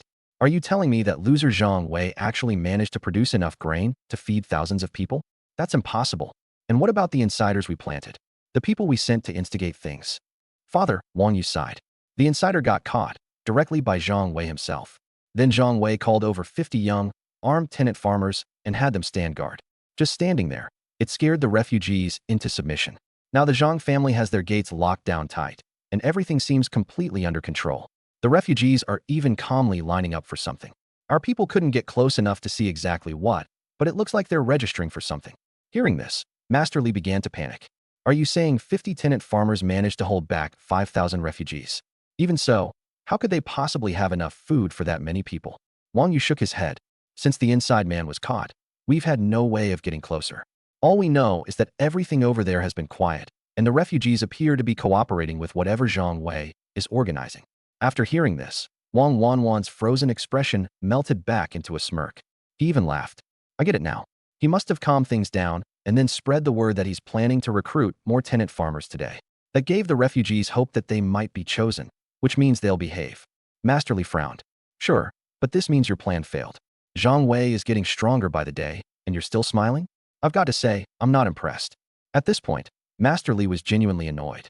Wang had gone to great lengths organizing this whole scene, inviting them out on a pleasant excursion, making it seem like he had everything sewn up. Master Li had genuinely believed that Wang was fully capable of driving the Zhang family into the ground. But now, Zhang Wei wasn't just still standing. He was thriving, practically growing stronger by the minute. If the treatment Zhang Wei offered tenant farmers became widely known, well, Master Li didn't even want to think about it. That could spell real trouble. But Wang wasn't the least bit fazed. He was still as confident as ever. Master Li, don't you worry. This outcome was already within my calculations. Those refugees aren't rebelling, not because they don't want to, but because they don't dare. They're just a bunch of meek fools content to follow orders. If they weren't, you and I wouldn't be living the good life now, would we? Sure, Zhang Wei is pacifying them now with promises, low rent, interest-free loans for food and supplies. But that move of his, it's a dead end. We'll just need to apply a little more pressure and drain him dry of the resources he has now. Once he runs out, how does he plan to feed all these people? When the time comes, those furious tenant farmers will tear him apart themselves. And even if they don't, we will. Strangely enough, Master Li had to admit, it made a certain amount of sense. He and the others exchanged glances and decided to give Wang one more chance. All right, Wang Leoi, what's your plan to drain his resources then? With a sly grin, Wang whispered, not only can I dry up his funds, I can also make him willingly come begging us for money, and we won't need to put up a single real coin ourselves. Master Li and the others immediately perked up, their eyes gleaming with interest. Meanwhile, I stood outside the Zhang family manor, taking in the overwhelming sight of the thousands of refugees before me. All was calm. The refugees were lined up in an orderly fashion for registration. By now, they'd figured out that someone had tricked them into gathering here. Not everyone who came to the Zhang family estate would get fed. But thanks to the words of the 50-strong young tenant farmers I'd stationed as guards, one key message had spread like wildfire. The master of the Zhang family, Zhang Wei, is a merciful man. If you could become one of Zhang Wei's tenant farmers, your entire family could survive. Even the elderly, the weak, the women and children, Zhang Wei didn't discriminate. He treated everyone fairly. Free housing, interest-free loans for food and money. Faced with such a just and generous landowner, even knowing they'd been deceived into coming here, none of them could bring themselves to raise a hand against me. In fact, even if someone tried to harm me, the Zhang family's tenant farmers would be the first to defend me. I made an announcement on the spot. The Zhang family could not provide for every refugee, but today, we would continue to recruit 400 tenant households. The conditions remained the same: preference for able-bodied adults, family units, a clean record, and no history of wrongdoing or criminal activity. If your household was selected, it didn't matter how many people you had or whether everyone could work. Once you were part of the Zhang family, you had food on the table. That one announcement ignited a spark of hope in every refugee's eyes. The thought of starting a riot no longer even crossed their minds. Instead, their minds were consumed with a single prayer: please let me and my family be chosen. The vetting process was simple. Refugees could report one another. Anyone found guilty of immoral behavior or wrongdoing wouldn't be considered, and their entire household would be turned away. To me, tenant farmers aren't about maximizing profit. They're here to farm the land for a living. Skills and abilities come second. Character always comes first. Of course, that wasn't the only announcement I made. I also declared that the Zhang family was hiring guards. Any capable young man was welcome to apply. That said, the requirements for recruits were far stricter than those for tenant farmers. We needed able-bodied youth meeting specific age, height, and physical benchmarks, with preference for those with families and a clean background. The job's benefits, however, were unmatched. 1 silver tael per month, plus room and board, with jobs arranged for their families as well. When I made this announcement, the atmosphere immediately shifted. A standard of 1 tael per month was roughly equivalent to what imperial soldiers earned. But my offer was better. My guards wouldn't just receive a soldier's wage, they'd also avoid the dangers of military life. On top of that, their families were taken care of too. For anyone with skill and experience, it was an irresistible deal. The very first person to sign up? Xiong Jinan, the same man who'd represented the refugees earlier when they came to negotiate with me. Fubo and the rest were busy helping assess tenant farmers, so I decided to personally oversee the recruitment process for the guards. This was an important task, and I wouldn't take it lightly. My first interview was with Xiong Jinan. From what I could tell, the man was 28 years old, with a wife and 2 small children. He was tall, solidly built, and gave off the impression of someone who could hold his ground in a fight. Even more importantly, Xiong Jinan was a former frontier soldier, a Baihu, or company commander, no less. The border troops were known for being the Imperial Army's toughest fighters. Unfortunately, his career had taken a tragic turn. To be continued. His subordinates fought desperately to protect him during the retreat, barely saving his life, though he was gravely injured. In war, casualties are common, and injuries are an everyday occurrence. But he couldn't let it go. His entire unit was deliberately sent to their deaths. He wanted justice, but there was no way to get it. Deaths in battle. What evidence could he possibly have? Disheartened, he took advantage of his severe injuries to retire and return to his hometown as a simple civilian. But in these chaotic times, being a regular citizen was even harder. Their county was struck by the worst drought imaginable, leaving them with no harvest and the government completely indifferent. His entire family was forced to flee with other refugees. When I heard he had once been a border soldier, I was quite pleased. After all, skilled professionals are hard to come by. However, I only have one recruitment rule. Skills aren't the most important thing, character is. Xiong Jinan had gained somewhat of a reputation among the refugees. If anyone among them caused trouble, he'd step in to handle it. When he hunted game, he'd share it with the elderly and children who were struggling the most. After doing some discreet inquiries, I concluded he was of good character. On the spot, I hired him as one of the Zhang estate guards. Not only that, I directly appointed him as the captain of the guard squad, with a monthly salary of 3 taels of silver. I even gave his wife the position of overseeing meals for the guards, earning another 8 mace per month. Together, the couple made nearly 4 taels a month, not just enough to survive, but enough to live decently. They were so grateful they were ready to kneel and kowtow to me right then and there. After Xiong Jinan became guard captain, I immediately tasked him with recruiting the rest of the guards. He would screen for physical strength and combat skills, while I made the final decisions on character. Once the screening ended, we had 50 able-bodied young men, all strong, honest, and good-natured. Most importantly, they all had families to take care of. Old Fu's recruitment efforts on the tenant side were also complete, with 500 tenant households comprising about 2,300 individuals. Initially, the estate's 3,000 mu, about 500 acres, of fertile farmland was planned to accommodate 600 households, around 2,000 people, with each receiving 1.5 mu of land. However, with so many refugees arriving, I changed my plan. Following the system's minimum standard, I allotted 1 mu per person to save as many as possible. Even then, including the guards' families, the Zhang estate could only take in a total of 2,500 people. Does that sound like a lot? Well, over 5,000 refugees had flocked to the Zhang estate alone. Even after sending away about 300 troublemakers, there were still more than 2,000 people who didn't make the cut for hiring.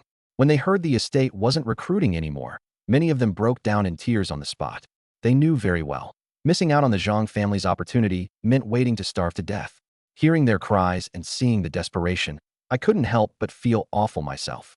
If I could, I would have taken them all in. The people left were law-abiding, pitiful individuals whose only wish was to fill their bellies and keep living. Such simple dreams. And bringing them in wouldn't just save lives, it would earn goodwill and eventually increase my income. The more tenants, the more money I made each day. Why wouldn't I want to do it? But the reality is, I couldn't extend my resources any further. First, the estate's food reserves weren't sufficient. I hadn't yet collected the grain owed by Wang Millionaire, and recruiting more people would mean I couldn't even provide rations for the first day. Second, there simply wasn't enough land. The system required a land contract for recruitment, or I wouldn't receive any funds. So no matter how much they cried, I had to harden my heart. There were too many pitiful souls in this world. I couldn't save them all. This was their fate. Still, I decided to help a little. Old Fu, give 5 copper coins to each person who wasn't hired. Tell them to use it to buy some food in nearby villages and towns. Let them know we appreciate them coming all this way. But the Zhang estate is at capacity now, and they should look elsewhere for opportunities. I remembered reading an old news story on the internet about a company that reimbursed interviewees' travel costs. At the time, I thought it was a joke, until it actually happened to me during one of my own interviews. Although I wasn't hired, I never forgot that company. It left a warm impression. Now I do the same. A small meal allowance of 5 copper coins. It wasn't much, but it was something. A small gesture to provide them with a bit of warmth in this chaotic world. And the reason it was only 5 copper coins? Well, those who know. Old Fu, upon hearing my instructions, was visibly moved. Master has even thought of this. Nearby, Xiong Jinan and the guards overheard as well. In that moment, I saw the looks in their eyes change. To them, following a master like this was the greatest blessing of their lives. Anyone who dared harm me would have to step over their dead bodies first.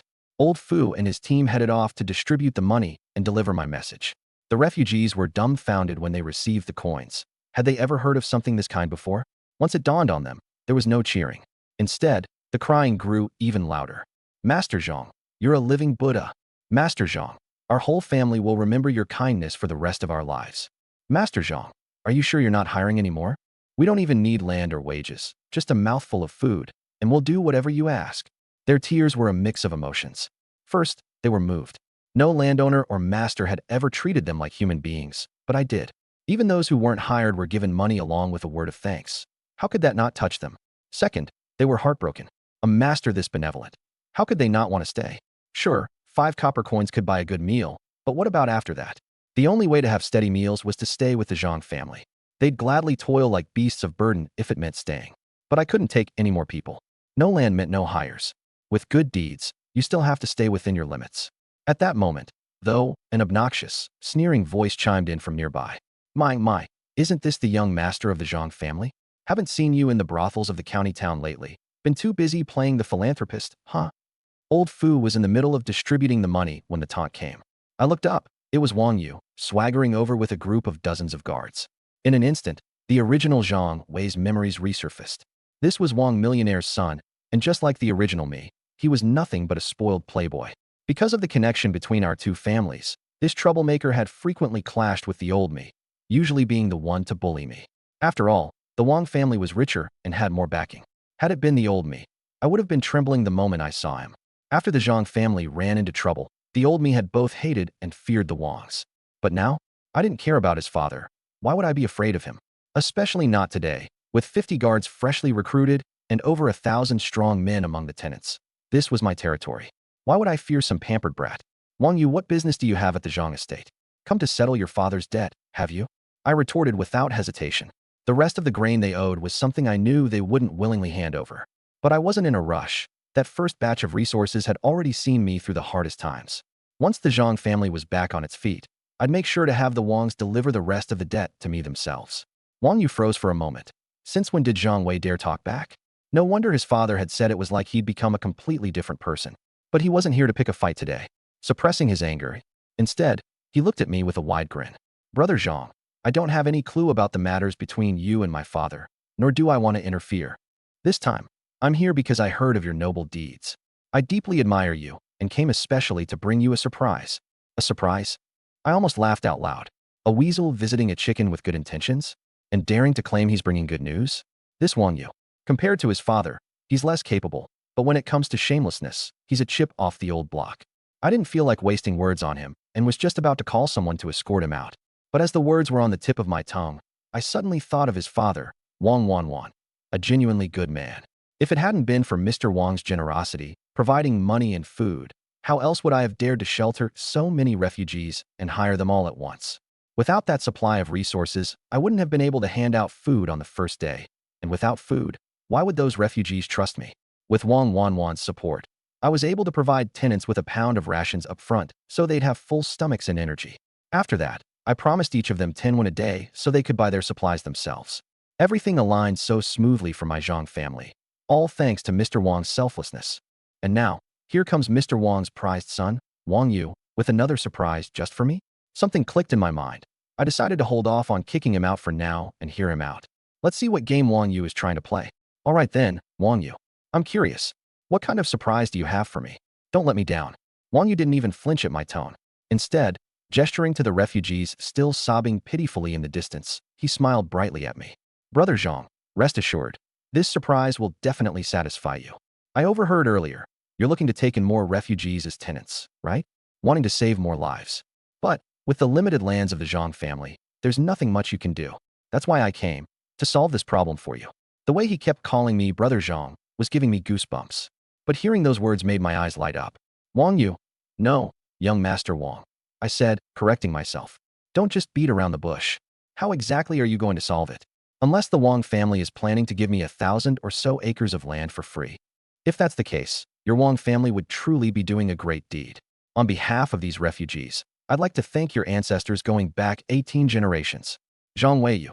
Wang Yu's face was red with frustration, about ready to blow a gasket. He wanted to fire back at me to watch my mouth, but after thinking twice, he calmed himself down. After all, he was here tasked with a mission from his father. He couldn't afford to clash with me today. Brother Zhang, you really have a sense of humor. The lands of the Wang family aren't that much larger than the Zhang families. How could we afford to simply give away 1,000 acres for free? However, while we can't give it away, if you're interested, we can sell you some. That way, you'll have more land to house even more tenants. You're saying the Wang family wants to sell me land? My heart sank for a brief moment. There's no doubt some sort of scheme hidden here. But I didn't care. So long as I continue to grow, any plot against me will eventually evaporate. Besides, right now, I've got plenty of eager tenants, yet not enough land for them to farm. Before I could respond, my old steward, Master Fu, couldn't hold his tongue. Sir, the Wang family has always been ruthless about seizing villagers' lands. In the past, they even tried to take from the Zhang family. And now, they're suddenly trying to sell lands to us? There must be some hidden trap here. Wang Yu was on the verge of seeing a breakthrough, only for this old steward to throw a wrench into things. He was so furious he wanted to cut Master Fu into pieces, yet he had to plaster a smile on his face. Brother Zhang, Master Fu, you've got the wrong idea. This time, I'm truly here with sincerity. There's no hidden agenda at all. To be honest, over recent years, our Wang family has been losing tenants, leaving more and more land barren. The rents we collect aren't even comparable to the profits we make from our city businesses. I've been trying for years to convince my father to sell off some of the surplus land. On top of that, I heard, Brother Zhang, that you not only take in refugees as tenants, but also only charge 30% rent while offering interest-free loans and food. Such actions are rare, and I must admit, it's hard for me to admire anyone, but you've genuinely earned my respect. Combining all these reasons, I finally managed to convince my father to sell some land. This is strictly a goodwill gesture, nothing more. Young Master Wang, no need for all the explaining. I believe you. This is truly a timely lifeline from you. I immediately shifted the tone of our conversation. But tell me, how much are you planning to sell? If it's a small amount, it won't work for me. I need at least 1,000 acres. And here's a heads up, I don't have a single coin on hand right now. Can we pay on credit? Wang Yu's face twitched violently. He nearly let loose a string of curses. I just swindled his father out of 500 taels of silver yesterday, and now I had the audacity to claim I didn't have money? No money. Yet I've hired all these tenants and promised them interest-free food?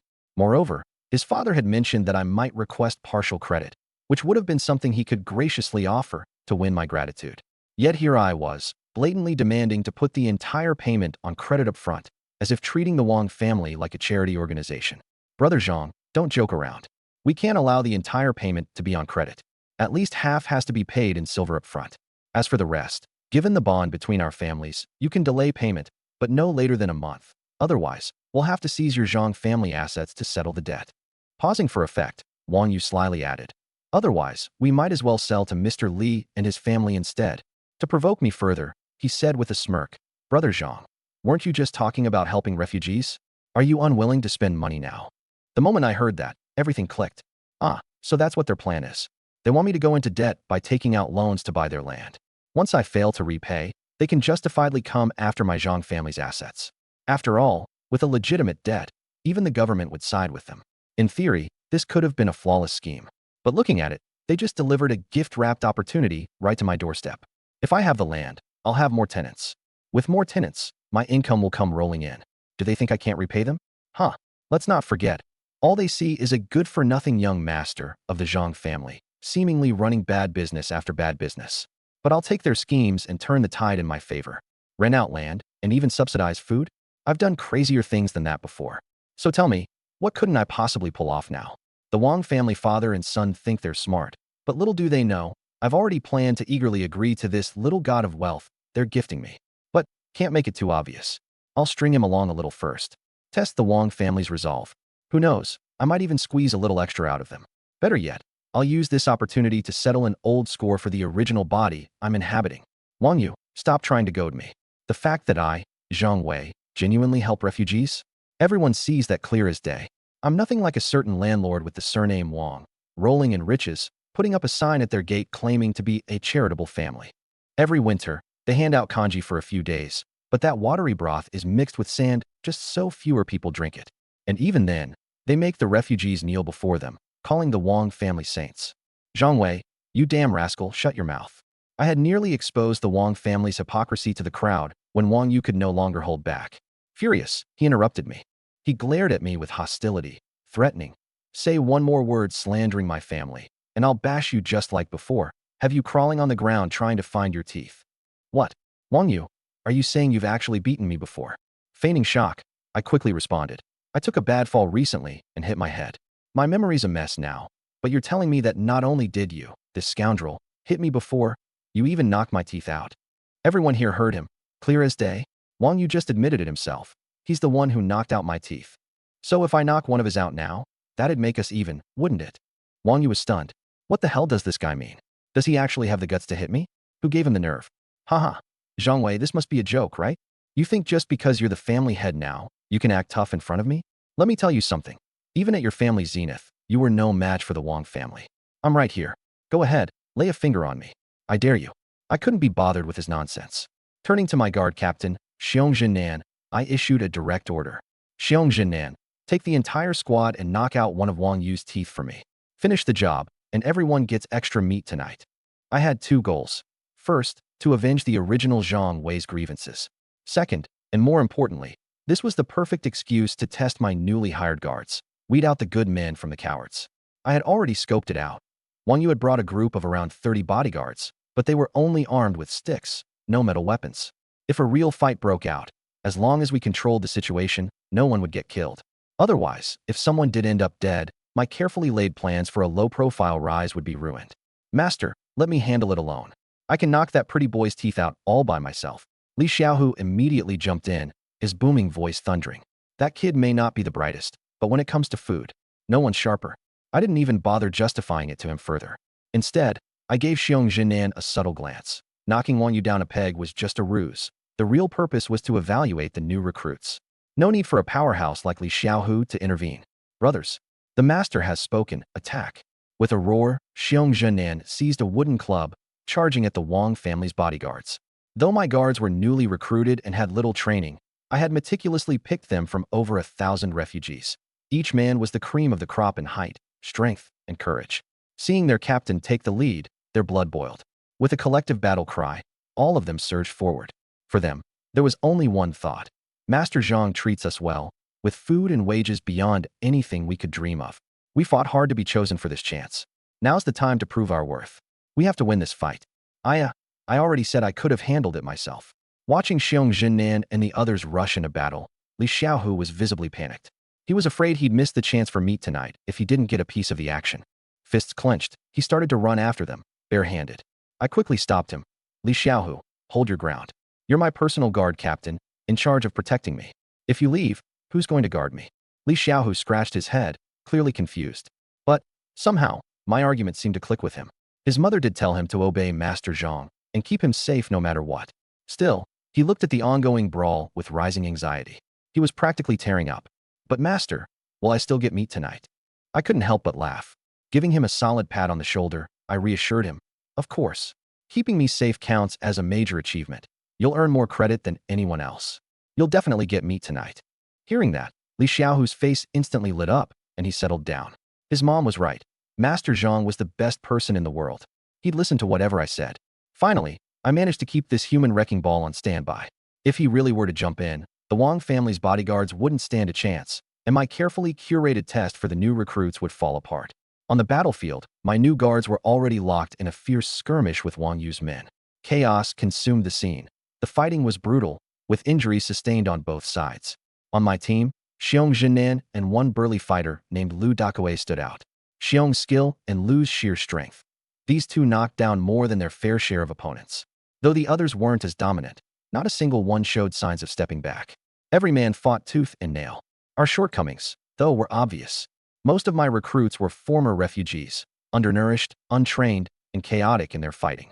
No sense of coordination. As for the Wang family's guards, they held the advantage of robust physiques, regular training, and teamwork. But their fatal flaw was their morale. These men were just hired hands. They had no burning loyalty to the Wang family. Pushed too hard, they'd break. After all, even if they got hurt, it was they who suffered. The Wangs. They wouldn't even reimburse their medical bills. If things got serious, their lives weren't worth squat. Brothers, Lord Zhang is our savior, our lifeline. If anyone dares insult Lord Zhang, they'll have to step over our dead bodies first. Let's fight them with everything we've got. Fight them. My guards' eyes turned bloodshot as they roared and charged forward. Someone took a hit from a wooden staff and didn't even flinch, swinging their own stick onto the enemy without hesitation. One person, too weak to swing a weapon anymore, tossed it aside, tackled a servant, and bit down on their ear, refusing to let go. They've gone mad. They're insane. My ear. Enough. We surrender. The Wang family's men were completely scared out of their wits. They were here to bluff and intimidate, not to throw their lives away. Wang Yu lost his cool. Cowards. No one is allowed to surrender. If anyone dares to surrender, I'll have your entire families killed. It was a harsh move. Most of these servants had elders and children depending on them. Threatening their families required no effort on Wang Yu's part, but it was devastating on theirs. Indeed, the servants' faces turned bitter, and for the sake of their families, they gritted their teeth and prepared to fight again. And then, bam! A solid punch landed squarely on Wang Yu's mouth, cutting off his threat mid-sentence. Ah! Wang Yu let out a scream as two of his teeth flew out. The one who threw the punch was Xiong Jinan. He used to be a soldier and had seen plenty of commanding officers threaten low-ranking troops by targeting their families. He wasn't about to let the Wang family's henchmen be pushed to their limits, so he seized the chance and silenced Wang Yu with a punch. Grabbing Wang Yu by the neck with one swift motion, Xiong Jinan glared fiercely, his voice chilling. Wang Yu, you better tell your men to drop their weapons. Otherwise, I'll snap your neck. Wang Yu wanted to lash out and shout for his men to kill both Xiong Jinan and me. But the tightening grip on his throat choked off his breath, and in that moment, Wang Yu nearly wet himself. Zhang Wei, get control of your men. If I die, my father will destroy your entire Zhang family. Wang Yu was the only son of the Wang family, inheritor of a vast fortune waiting for his enjoyment. Dying was the last thing he wanted. Seeing I didn't respond right away, he panicked and pleaded, disregarding the pain in his jaw. Brother Zhang, I was wrong before, I admit it. I'm here to help you this time. I mean it. You can't do this to me. It was time. I couldn't really kill him, not in front of so many witnesses. That wouldn't fit my low-key style. Wang Yu, cut the nonsense. How much land is the Wang family selling me this time? Which land? And how much are you selling it for per acre? Wang Yu swallowed hard and immediately put on a sycophantic smile. Brother Zhang, our Wang family is willing to sell you 1,000 acres of ordinary farmland. Even at 2 taels of silver per acre, which is the going rate, we'll give you a deal just to do some good for the people. Only 1 tael per acre. 1,000 taels in total for the farmland. You can pay half in cash immediately, and for the other half, we'll let you write an IOU to settle within a month. I sneered to myself. I knew exactly what the Wang family was plotting. First drain all my cash, then bury me in debt, making it justifiable to come knocking later to collect. They wouldn't sell even a single acre of prime farmland. They were dumping almost abandoned ordinary land on me as bait. I waved impatiently. Captain Xiong, see him out. Farmland from his family at 1 tael per acre? The Zhang family can't afford it. Truth be told, even in peaceful years, ordinary farmland was worth 2 taels an acre. But this was a year of disaster. People were selling land for food, and landowners were offloading property left and right. Land prices had plummeted. In the relatively stable Qingxi County, 1 tael per acre was still reasonable. But Wang Yu came to me, wanting to fleece me. Why should I pay market price? Not using this chance would be a waste. Xiong Zhennan didn't understand my thoughts, but knew to follow orders. 2 guards immediately hoisted Wang Yu up and started dragging him out. Wang Yu, who had never been humiliated like this in his life, was fuming but couldn't explode. The men he brought were useless, and he lacked confidence to retaliate. Worse, he had taken a punch for nothing, unable to complete what his father had tasked him to do. He could only lower himself again. Brother Zhang, wait, hear me out first. Ordinary farmland in Qingxi County is exactly 1 tael per acre, no tricks. You're welcome to ask around. Plus, I'm letting you write a 500 tael IOU. Where else would you find such a good deal? Brother Zhang, you really don't want to buy any land? 1,000 acres could support hundreds more refugees. Wang Yu had figured out my supposed weakness. My reputation for being benevolent and saving people had won me the devotion of these refugees. He couldn't win with force, so he switched tactics to exploit this. His family's plan was to drain me completely of cash and resources. Once I couldn't support the tenants, they'd scatter faster than anyone. Hundreds more people saved. I muttered as if his words had struck a chord deep within me. I waved at Xiong Zhennan. Wait, don't rush to act just yet. I'll listen to what Mr. Wang has to say. Wang Yu saw hope and immediately pointed to the refugees, who were all staring at us with anticipation, and pressed his argument. Brother Zhang, just look at their eyes. Look how badly they want to stay and become your tenants. Can you bear to see them die? Folks, tell Lord Zhang if you want to live. We want to live. We do. Credit where it's due. Wang Yu's smooth tongue was persuasive. The refugees shouted in unison and stared at me with desperation. I glanced at the pitiful crowd, feigning reluctance and guilt, and acted as if I'd finally made up my mind. Wang Yu, fine. To save more lives, I'll buy your family's land. But the price has to drop. And 1,000 acres isn't enough. If we're saving people, we need to save as many as we can. Your Wang family's ordinary farmland is mostly abandoned. It produces barely any grain, meaning tenants will need more acreage to survive. I know you have 2,000 acres of ordinary farmland, almost all lying fallow. Here's the deal. Sell me all 2,000 acres of ordinary farmland, or make it 1,000 acres of ordinary farmland plus 500 acres of prime farmland. Wang Yu didn't even hesitate. Brother Zhang, we still have tenants on our prime farmland. No way we're selling. Don't even think about it. As for the 2,000 acres of ordinary farmland, we could sell it all to you, but the total price is 2,000 taels. Can your Zhang family even come up with that much silver? 2,000 taels for land? Wang Yu, where's your sincerity? If this is your attitude, we're done here. Sell your land to someone else. I waved him off, fully showing I wasn't interested if he didn't meet my conditions. Wang Yu still stood there, even after I knocked 2 of his teeth out. Why? It was obvious. He had a bigger trick up his sleeve, determined to trap the Zhang family. Since he wasn't willing to let go, I had no intention of showing mercy, knowing he wouldn't dare escalate the situation. I glanced at him, noticing his teeth were practically grinding down from frustration. Under normal circumstances, he'd have. He held back his frustrations, determined to endure for the sake of bringing down the Zhang family and avenging past grievances. Suppressing his emotions, he squeezed out a sentence. Brother Zhang, what is it you want? I smiled. There's a chance here. All right, let's continue negotiating. But let me make it clear up front. Given my Zhang family's current situation, you know we can't pay that much in cash. I have two proposals. Option 1. 2,000 mu of regular farmland, priced at 1,600 silver taels, to be paid entirely on credit. I'll repay within 3 months. Option 2. Priced at 1,200 silver taels, I'll first pay 200 in cash, and the remaining 1,000 will go on credit to be cleared in 2 months. Wang Yu's face turned dark as night. No way. The price is too low, and you're putting the entire payment on credit? And with such long repayment periods? Frankly, the low valuation didn't bother him too much. The real problem was my unwillingness to offer more than 200 taels in cash, or even a single tael for that matter. What, the Zhang family only has 200 taels left? Lies. Just yesterday, I swindled 500 taels from your Wang family. Moreover, waiting 2 or 3 months for repayment didn't align with their plans. They couldn't afford to wait that long. Since Wang Yu had prodded at me earlier, I wasn't about to go easy on him now. Young Master Wang, didn't you go on and on about how your Wang family is committed to doing good deeds for the people? What is it? Just empty words? You want all the sacrifice to come from me. He huffed. Zhang Wei, stop twisting my words. I already compromised on the land price, and I'm allowing half the payment as credit. How is that not giving something? If you're not interested in sincerity, just say it, and we'll call off the deal. I won't sell the land. I sneered internally. Not selling? Go on, walk away then. But knowing when to pull back, I urged him to set a new offer. Total price, 1,800 taels. Pay 500 up front, the rest on a credit note due in 1 month. Impossible. The Zhang family doesn't have that kind of money. Total price, 1,500 taels. Pay 200 up front, and the remaining balance due within 2 months. After the back and forth haggling, we finally struck a deal. 2,000 mu of regular farmland. Total price, 1,500 taels. I would pay 300 taels in cash, leaving 1,200 taels on credit to be paid off in a month and a half. If unpaid, Zhang family properties could be seized as collateral. Wang Yu left satisfied, thinking he had trapped me, having drawn in the majority of my liquid silver while essentially leveraging the Zhang family's entire assets as collateral. To him, it was only a matter of time before the entire Zhang family became his. But I was even more satisfied.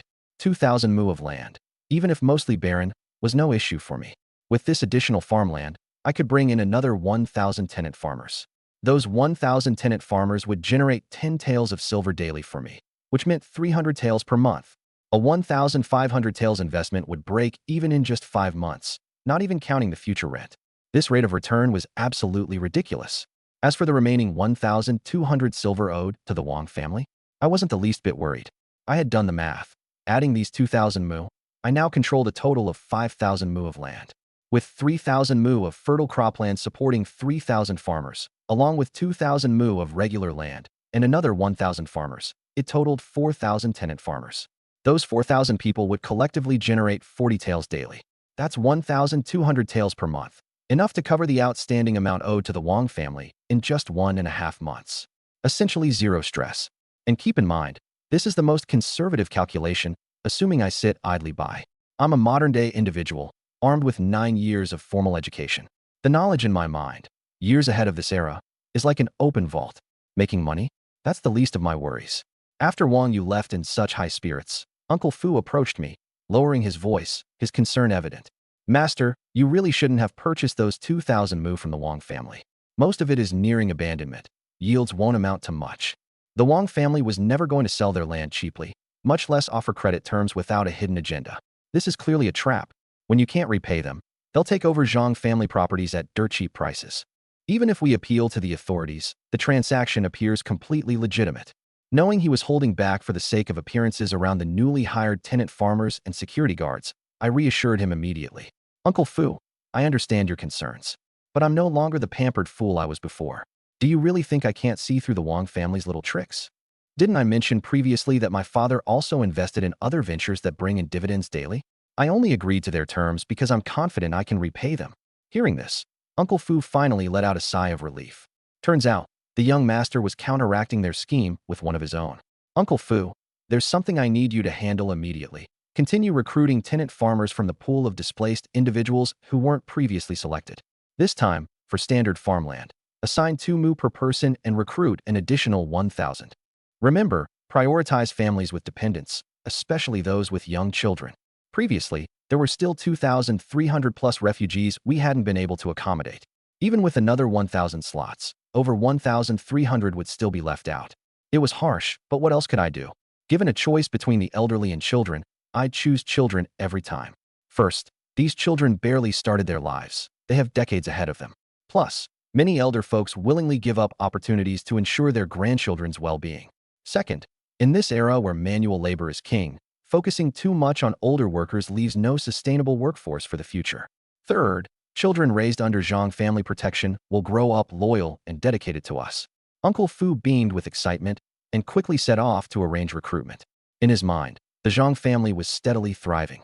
2,000 extra mu of farmland and double the number of tenant farmers compared to the family's peak. Things were looking up. Yet he didn't know. We had neither money nor food reserves. Our newly recruited tenants and guards weren't established yet, and there was no rental income coming in for now. To revive Zhang family's prospects under such conditions seemed practically impossible. And yet, I had made it happen. The next morning, I woke up in Yunluo's boudoir. I have 3 wives. Naturally, they have to take turns spending the night with me. Favoring one too much would only create conflict. The usually bold and carefree Yunluo had a newfound shyness in her gaze this morning. Last night, I had taken her to new heights of ecstasy, made her try all sorts of positions that would make anyone blush. In the heat of the moment, she let me take control completely. Now, as she woke, her face was as red as a ripe tomato. Her spirited face, now carrying a hint of bashfulness, only made her more charming. Marveling at how the boldest of women from this epoch still shared a common vulnerability in the bedroom, I decided to let her save face by not teasing her further. I shifted the subject to something else entirely. Yunluo, after breakfast, have Uncle Fu send a message to your family. Ask your eldest brother if he's interested in working here at the Zhang estate as a guard. If he agrees, make him a deputy captain. 2 silvertaels monthly wages, with room and board included. Your entire family, parents, brothers, and sisters, can move here as well, so you'll have the chance to visit them anytime you like. The original owner of this body had rather complicated ties with her family. The tension was so thick it was as if we were sworn enemies. Back then, Yunluo had no other choice but to marry the former self, the spoiled, reckless young master, to gather money for her father's medicine. Her family had always felt indebted to her for the sacrifice, especially since the former self treated her horribly. There was even a time when her older brother almost beat him up. After that incident, the former self never visited Yunluo's family again and even forbade her from doing so. But all of those were the misdeeds of the previous me. I'm different now. Yunluo's family is now my family too. With the Zhang family thriving, I can even afford to help strangers and refugees. How could I possibly allow my own in-laws to continue to suffer? And honestly, it's not like I lose out by doing this. From the former life's memories, Yunluo's elder brother, Yunlin, was an incredible hunter. If Yunluo wasn't already married to me, with his battle skills and brute strength, he could have easily killed me if he wanted to. Such a capable person now happens to also be my brother-in-law. If I can mend things and gain his trust, he'd be the most reliable ally. Allowing him to join the Zhang family's guards as a core member is like anchoring a loyal and dependable key figure within the team. Master, are you serious? You mean, my family can really come over? Yunluo was overwhelmed with excitement when she heard about her brother joining the Zhang family guards with a salary of 2 taels a month. And on top of that, her parents and younger brother could move here too. Her usual shyness was replaced with pure joy. Her family actually used to live pretty comfortably. Her father and brother were top hunters in the mountain region. They had so much game that they couldn't even finish eating it themselves. The extra was sold, and they led a prosperous life. As the only daughter of the family, Yunluo was cherished and treated like a princess by her loving and open-minded parents. But everything changed after her father was seriously injured in the mountains. The family spent their entire savings to treat his injuries. While they managed to save his leg, he could no longer hunt in the mountains. The entirety of the household's livelihood then fell on Yunlin's shoulders. As skilled as he was, frequent natural disasters and human turmoil over the years had greatly diminished the number of wild animals in the mountains, while the number of hunters had only increased. What little Yunlin could catch barely fed the family. Hunger became their constant companion. Truth be told, since I, her husband, turned a new leaf and began hiring people on a large scale, Yunluo had long thought about asking me to let her family come and work for the Zhang family as tenant farmers. Tenant farmers under the Zhang family were well treated, and with her elder brother's hunting skills complementing their income, her family could finally live without worrying about hunger. However, she knew the former self was hostile towards her family. He had even vowed to never set eyes on them again.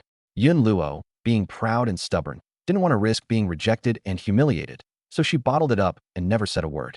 She never thought I'd voluntarily suggest letting her brother join the Zhang Guards, offering such generous terms, and even include her parents and younger brother in the plan. At this moment, her eyes turned red with emotion. I reached over and gently pinched her soft, smooth cheeks as I spoke tenderly. Silly girl, why are you crying? Yes, I was an absolute scoundrel before, and your brother had every reason to look down on me, even beat me up. But I've changed now. Why would I still resent them? They're my family too, and there's no way I could just stand by and let them suffer in those mountains. With that, Yun Luo's tears streamed down uncontrollably as she threw herself into my arms, her face beaming with happiness as she looked up at me. Master, you're so good to me. Marrying you is the luckiest thing that's ever happened to me in this life. Right then and there, she truly understood what it meant to feel joy, to have someone to rely on. With a husband like me, even if she had to eat bark and roots every day, even if someone asked her to give up her life for me instantly, she would do so willingly. But I, on the other hand, felt my mouth twitch. Why did these words sound so familiar? Oh right, not just Yin Luo. I had said the exact same thing to Lu Rian and Su Tanner before. I told them that whatever help their families needed, I would always take care of it and ensure their relatives wouldn't suffer. They, too, were deeply moved back then. The thing is, Lu Rian's family, although they'd experienced hard times, had long since bounced back. They'd paid off their debts and were now making a modest living through small business ventures. As for Su Tanner, aside from a lost second uncle, she barely had any relatives to speak of. All in all, out of my 3 wives, Yun Luo's family was the only one truly in need of my help. And that explained why she was the most overwhelmingly emotional when she heard my proposal. Yun Luo's soft, slender body leaned against mine, her eyes brimming with shyness, love, reliance, and admiration. That sense of fulfillment, truth be told, I could never find that among the modern women in my previous life. After breakfast, it was time to get to work on a new day, but I couldn't shake the feeling that I had forgotten about something important last night. It wasn't about being intimate with Yun Luo. That definitely didn't count. It was something else. The answer eluded me until I finally opened the system interface to check yesterday's earnings. That's when it suddenly hit me. Yesterday, I achieved the milestone of breaking 10,000 in a day. The system even prompted me with an achievement and a reward, but I had gotten too caught up dallying with Yun Luo to pay much attention. Thankfully, the system recorded everything neatly on the interface. User, Zhang Wei. Constitution, 36 strength, 39 speed, 38. Registered tenants, for 1,000 individuals. Today's earnings, 40,000 copper coins. Account balance, 47,240 copper coins. Achievements, grains of sand become gold, ever-growing prosperity. Nothing surprising here regarding revenue. With 4,000 tenants contributing 10 coins each per day, the total lands right at 40,000 copper coins. Or, simply put, 40 taels of silver. To put this into perspective, typical mid-sized landlords strive to extract as much as they can from tenant farmers, and even then, earning 40 to 50 taels a month is considered decent. Meanwhile, here I am, earning 40 taels a day simply by doing nothing. Over 80% of landlords in this country are living in my shadow. Better yet, I originally thought it would take me at least a month of hard work to hit the milestone of 40,000 daily income. After all, purchasing land takes patience and steady resource building. But here I am, skipping straight to the finish line. And I owe it all to the Wang family, father and son. That said, what truly intrigued me was the reward for this new, ever-growing prosperity achievement. I couldn't help but grin from ear to ear when I saw the prize. It was a game changer, a blessing at the perfect moment. The reward was simple. Starting tomorrow, every tenant of mine will contribute 3 times their current daily revenue. In other words, instead of 10 coins per person per day, it would now be 30 coins each. Why is this such a big deal? Because as of now, I am genuinely strapped for cash. You wouldn't think so. I mean, earning 40 taels a day sounds like I'm sitting pretty, right? Wrong. After the strategic planning meeting I had yesterday with my wives and Steward Fu about future development, I've been feeling nothing but a creeping sense of dread. The expenses coming my way are far beyond anything I'd anticipated. If you don't want a few beautiful wives to be mistreated, you must have your own armed forces. Uncle Fu did the math. An initial guard team of 50 men, weapons costing 150 to 300 silver taels each, a monthly salary of 50 taels per person, and 10 taels per month for meals. And 50 men definitely wouldn't be enough. We'd have to expand later on. Third, seeds, farming cattle, and mules. These things are critical for the tenant farmers to be self-sufficient next year. If we miss the spring planting season, we won't see a single grain next year. Not only won't we collect rent, but we'll also have to keep lending them money to survive. On top of that, our granary burned down during the bandit attack. It needs to be rebuilt. We also have to stockpile food, Money doesn't count for much in times of chaos. Only food brings peace of mind. In the northern disaster zones, even money can't buy grain. Uncle Fu also mentioned that Zhang family manor doesn't have much in the way of defenses. We'll need to build higher walls and watchtowers so we can hold off the bandits if they come again. In short, when you don't have money, you don't spend anything. But as soon as you do have money, you realize there's no end to what needs to be spent. And don't forget the 1,200 taels we owe the Wang family. I need to prepare to pay that back. Unless something unexpected happens to the Wang family, if I default on that loan, my reputation will be ruined. After that, how would I get other landlords to sell me land? I once calculated 40 taels a day, and it could be repaid in just over a month and a half. Plus, the Wang family still owes me 500 taels worth of grain. From the way they've been acting, it's clear they're trying to get out of it. Whatever, I didn't actually lend them real money. If they refuse to pay me back, I'll just deduct it from the 1,200 taels. But after finishing the meeting, I realized, even with 40 taels a day, it's nowhere near enough for all these expenses. Last night, I even started pondering, am I, someone who's traveled to this world with a system, going to end up having to become an entrepreneur? Producing sugar and salt? Digging coal and making briquettes? I thought about it long and hard, and eventually gave up. Either it's too hard to accomplish, or the risks are too great. But now, the system's latest reward has been a lifesaver. Tenant contributions have tripled. My passive income has jumped from 40 taels a day to 120 taels a day. That's 3,600 taels a month. The money problem was solved overnight. With 3,600 taels, I can afford to hire a guard team of 50 people twice over. Farming cattle? At only 10 taels a head, I can buy 30 of them in one go. Having money really boosts your confidence. As I was basking in this newfound fortune, Lu Rian glided in gracefully with a slightly strange expression on her face. She glanced at me and hesitated before speaking. My lord, Yun Luo's father and brother are outside. They're asking to see you. Will you meet them? I paused, a bit surprised. I had indeed asked Yun Luo to send word to her family this morning, but it hasn't even been an hour yet. It's impossible for the Yun family to have gotten here so quickly. Meanwhile, outside Zhang family manor, two tall men stood gazing at the grand estate, their expressions a mix of awe and complex emotions. One was Yun Luo's father, Yun Qingshan, and the other was her elder brother, Yun Lin. They felt uncertain. Would that rascal Zhang Wei agree to see them? Would he even let them see Yun Luo? Back when Yun Qingshan fell gravely ill, the family spent all their savings to try to save him, but it still wasn't enough. The old man didn't want to burden the family any longer and vowed not to seek further treatment. But how could Yun Lin and Yun Luo just stand by and watch their father die? As the eldest son, Yun Lin felt it was his duty to support the family. He planned to enlist in the army. The court was enlisting soldiers for the war against the Tatars, offering decent benefits. 5 taels for joining, 1 tael per month in wages, and a substantial death benefit if killed in action. Yun Lin knew exactly what this deal meant. The court was essentially sending them to die. Going to the battlefield meant facing near certain death. But he didn't care. As long as it saved his father, it was worth it. Even if he died, the death benefit would ensure his family lived comfortably. However, before Yun Lin managed to enlist, Yun Luo made her move. She secretly went to me, the good-for-nothing young master who had once harassed her, and sold herself to my family, becoming my 3rd concubine. By the time the Yun family found out, it was too late.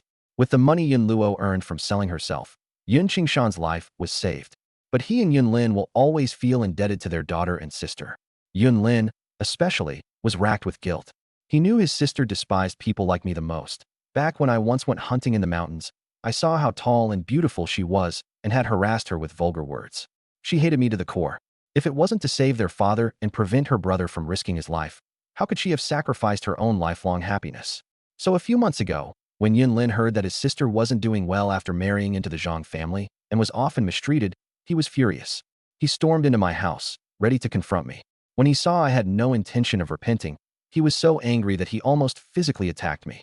It was only because Yun Luo desperately intervened that I avoided a beating. Since that incident, the relationship between the Zhang and Yun families hit rock bottom. Her stupid older brother, Yun Lin, whom I humiliated in public a few months ago. I still remember how smug I felt back then, pointing at their faces, scolding. If you still have any pride, you'll never come back to beg from my Zhang family again. If you do, I'll punish Yun Luo even harder. The Yun family was trembling with anger. Yes, the money for Yun Qingshan's treatment did come from my Zhang family, but it was bought with Yun Luo's lifelong happiness.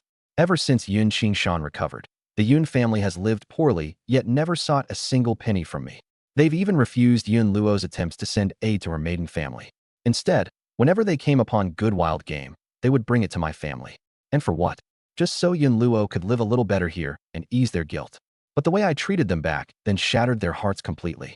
After that, for months, no one from the Yun family stepped through our door.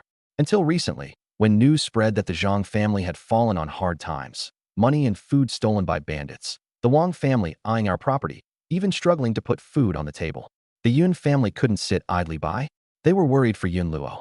Unaware of my recent efforts to recruit tenant farmers and implement reforms, they remained isolated up in the mountains, over 20 miles away with no access to news. The messenger Uncle Fu sent this morning to deliver a message to the Yun family had perfectly missed Yun Qingshan and Yun Lin on the road. This time, Yun Qingshan and Yun Lin had come with two goals in mind: to check on Yun Luo and to deliver the results of their frugality, 2 wild rabbits and a pheasant. Their real intention was to help the Zhang family through tough times, but Yun Lin couldn't bring himself to admit it, so he simply said it was for his sister. As the guard went inside to announce their arrival, Yun Qingshan sternly warned his son, "Yun Lin, when you see young Master Zhang Wei, you need to mind your words. Whatever he says, don't argue. Or your sister."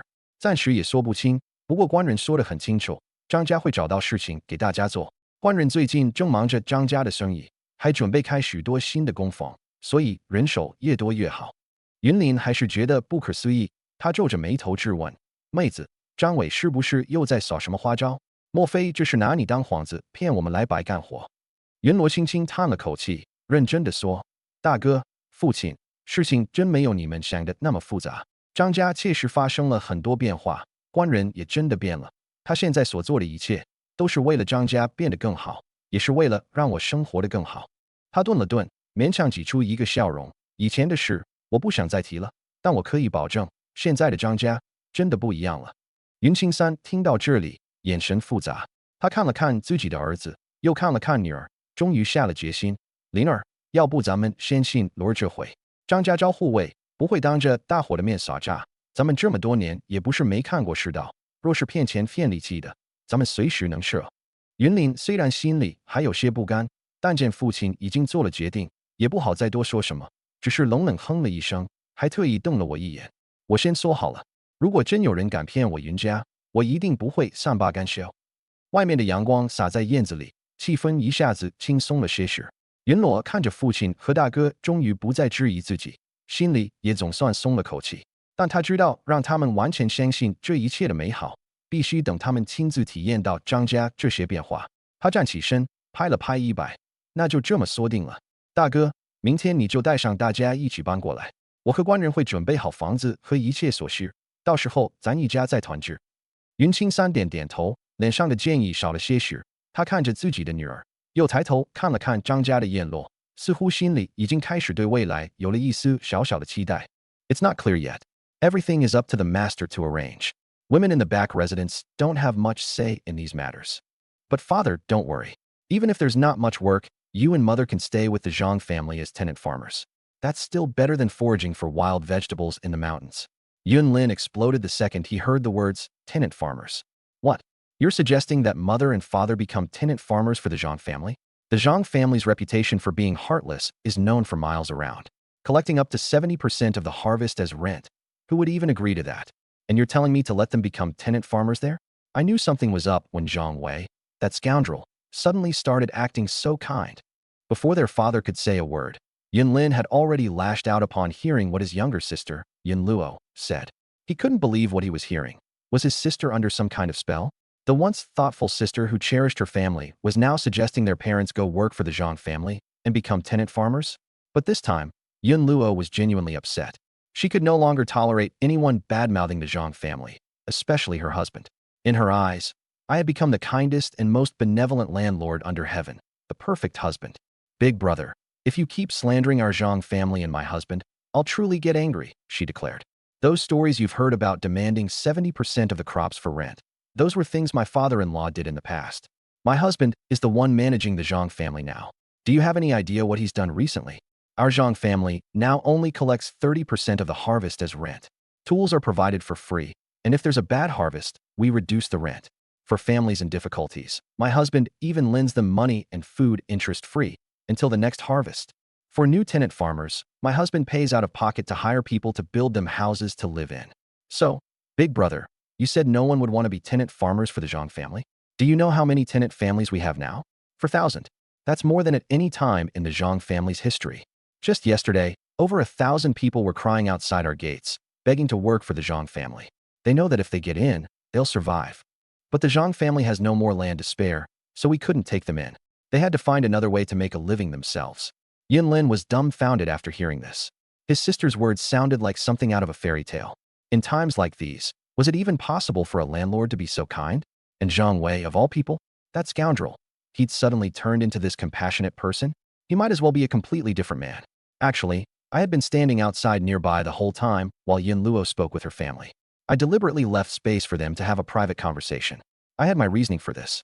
Unlike Yin Luo, who jumped straight into things, I figured things out the moment I heard that Yin Luo's father and brother arrived unannounced asking to see her. There was no way they had come in response to the message I had someone deliver. There just hadn't been enough time. They must have heard rumors about trouble with the Zhang family and had come to check on Yin Luo on their own. Given that, it was even more important to let Yin Luo explain things properly, especially about the Zhang family's situation and the plans ahead. The previous Zhang family's strained relationship with the Yun family, especially with Yun Lin, had left too many scars. If I appeared without any explanations, there was no guarantee that punches wouldn't fly. It wasn't that I was afraid of them. It just didn't seem worth it to take the blame for actions I hadn't even done, actions that belonged to my predecessor. When Yin Luo first married into the family, her father and brother treated me respectfully despite knowing I was a spoiled playboy who treated Yin Luo poorly. Every time they came to visit her, even though I didn't deserve it, they greeted me with a polite, young Master Zhang. It's worth noting here that the concubine of a wealthy family had very little status. Her parents wouldn't call their son-in-law by titles like son-in-law or dear husband, nor could her brothers call him brother-in-law. Those titles were reserved for the legitimate wife's family. Yin Luo's family wasn't respectful out of fear of me. Mountain folks like them didn't really care for the so-called prestige of landlords. They only acted respectfully because they didn't want Yin Luo to be treated lightly within the Zhang family. But my predecessor wholeheartedly looked down on the Yun family, dismissing them as low-born people. After all, Yin Luo had sold herself to me to pay for her father's treatment. It was only fair they should be grateful, at least according to my predecessor's thinking. From the beginning, he never considered Yun Luo's family as real relatives. The Yun family tolerated this at first, but when my predecessor began mistreating Yin Luo, outright conflicts finally broke out. Yin Lin nearly beat him up, and after that, the families cut ties completely. All these grudges belong to the former Zhang Wei. They have nothing to do with me. But misunderstandings linger. With Yin Lin's fiery temper, if I walked in without clearing things up first, things could easily escalate into another fistfight, and I wasn't about to take a punch over the previous Zhang Wei's mistakes. That was why I patiently allowed Yin Luo to do the explaining. Even if it couldn't completely clear the air, it would at least pave the way for us to sit down and have a rational conversation. Sure enough, not long after, Yin Luo came running to me with a big smile. Husband, my father and brother didn't even see the messenger you sent. They came here on their own to check up on us, and even brought some wild game for us to eat. They brought 2 wild rabbits and a pheasant. The rabbits are a bit scrawny, but the pheasant is big and plump. It's going to taste amazing. I explained everything about our plans for the Zhang family to them, and both father and brother agreed wholeheartedly. They're really grateful for you. Hearing that warmed my heart. Despite how my predecessor had humiliated them when the Zhang family was at its peak, and despite the fact that they never visited after that, the Yun family didn't show up now to mock our situation. Instead, they brought us provisions out of goodwill. Judging by how hard life must be for the Yun family these days, the fact that they would look past all our past grudges to offer help genuinely moved me. Of course, I knew deep down that none of this goodwill was directed at me. Personally, it was all for Yun Luo's sake. The Yun family hadn't considered me a true relative, and for good reason. But that didn't matter. The fact they had good hearts was enough for me to believe that, with time, we could truly become family. Just then, Yin Luo's father and brother approached us. Seeing how close Yin Luo and I were, Yun Qingshan, her father, smiled warmly. Any former distance or guardedness seemed to have eased. He was clearly pleased, reassured that this transformed Zhang Wei was now treating his daughter kindly. After all, his daughter had married into this family to save him. If she spent her years in unhappiness, he would feel guilt for the rest of his life. Young Master Zhang, we've heard everything from Luo'er. We are truly grateful for your kindness, for not holding any grudges, and for giving Yin Lin a job as a guard with such fair wages. You've even found work for the family members. Thank you so much. When Yun Qingshan spoke, his tone was more respectful than it had ever been, expressing heartfelt gratitude. After all, from now on, I wasn't just his daughter's husband. The head of the Zhang family was also the patriarch of their household. Although his daughter had assured me that I showed no special favoritism and treated all the guards equally, he was still genuinely grateful to me. Yet his first words left me both amused and exasperated. This was my father-in-law, and here he was respectfully addressing me as Master Zhang. It felt so awkward. According to the memories of the person I had replaced, though, this was correct protocol. As mentioned earlier, concubines in prominent families held very low status, far below the legitimate wives. If the concubine's family was made up of ordinary citizens, the concubine herself was practically half master, half servant. Her family members weren't considered proper relatives, and instead of addressing the son-in-law as such, they could only use honorifics, referring to him as master or sir. Father-in-law, you don't need to be so formal with me. I didn't behave well before, but Yun Luo is my wife. From now on, we're family.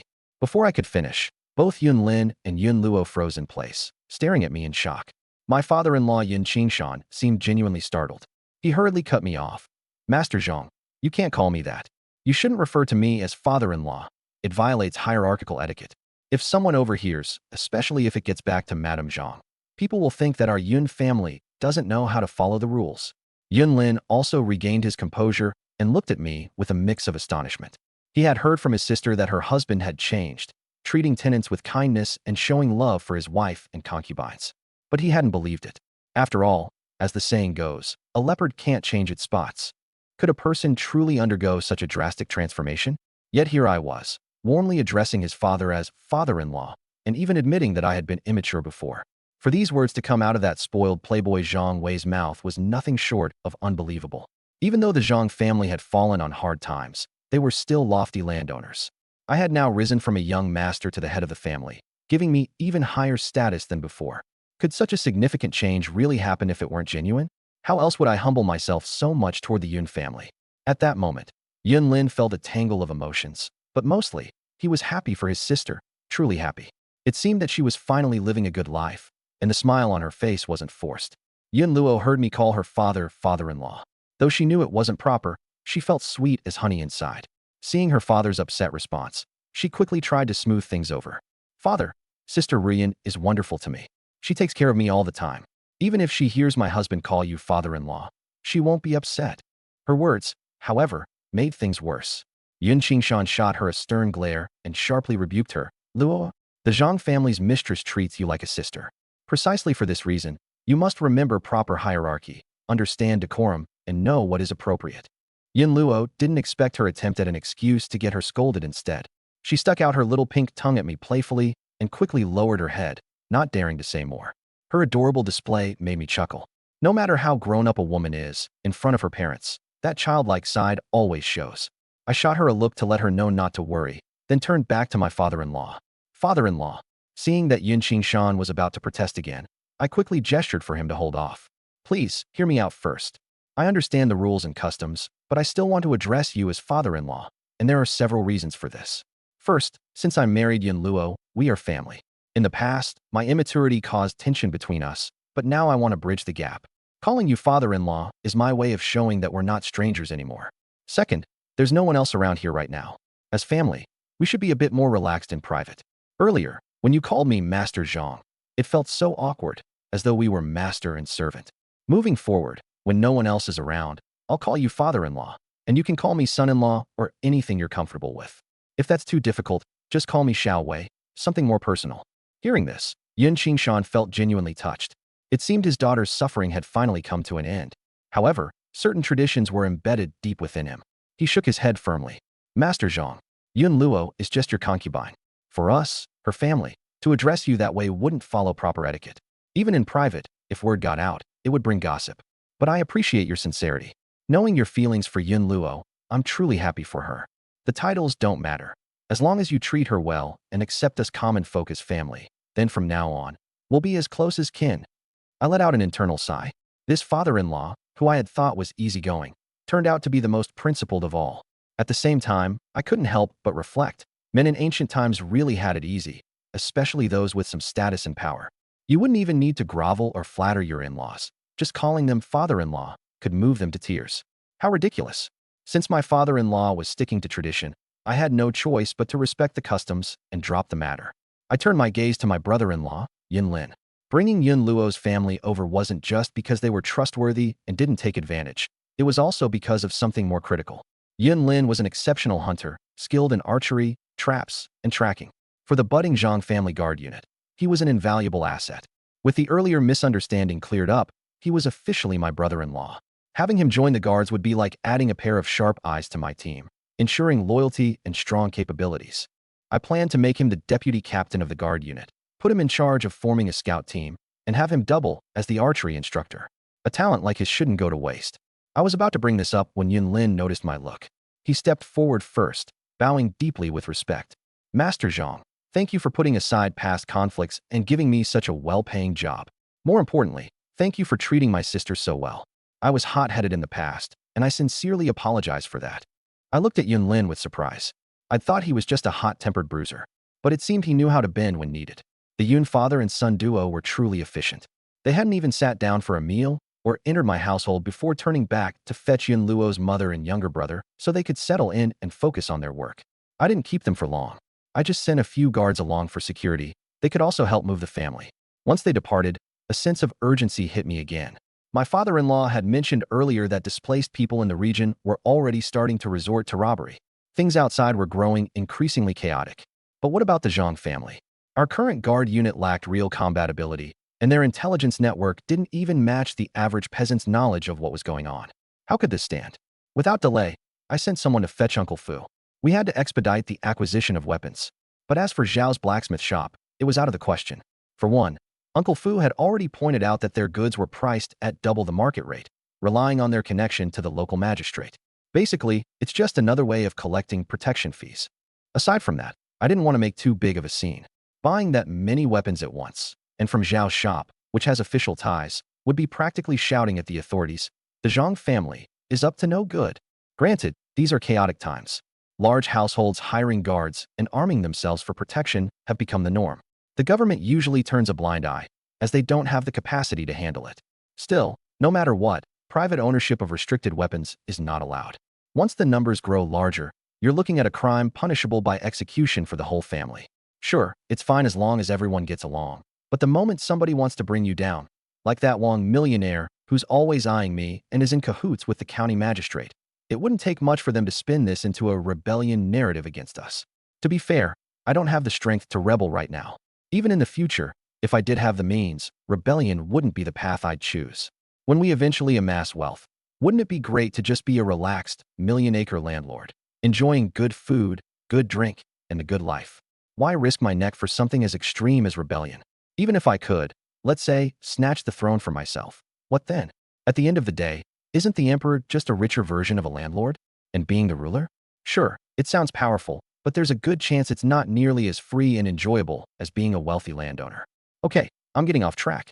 The reason I called for old Fu was to have him discreetly select a few trustworthy and resourceful tenant farmers and send them out individually to purchase weapons for the Zhang family from various blacksmiths in the county or nearby. That is, anywhere but Zhao's shop. This way, as long as the imperial court doesn't deploy organizations like the notorious Jinui, Imperial Secret Police, to investigate us specifically, nobody could possibly trace how many weapons we've purchased. Old Fu, what's going on? You don't look well. Are you sick or something? Old Fu hurried in with his assistant, Li Shilian. I hadn't even brought up the weapons yet, but one glance told me. This man looked seriously worn out.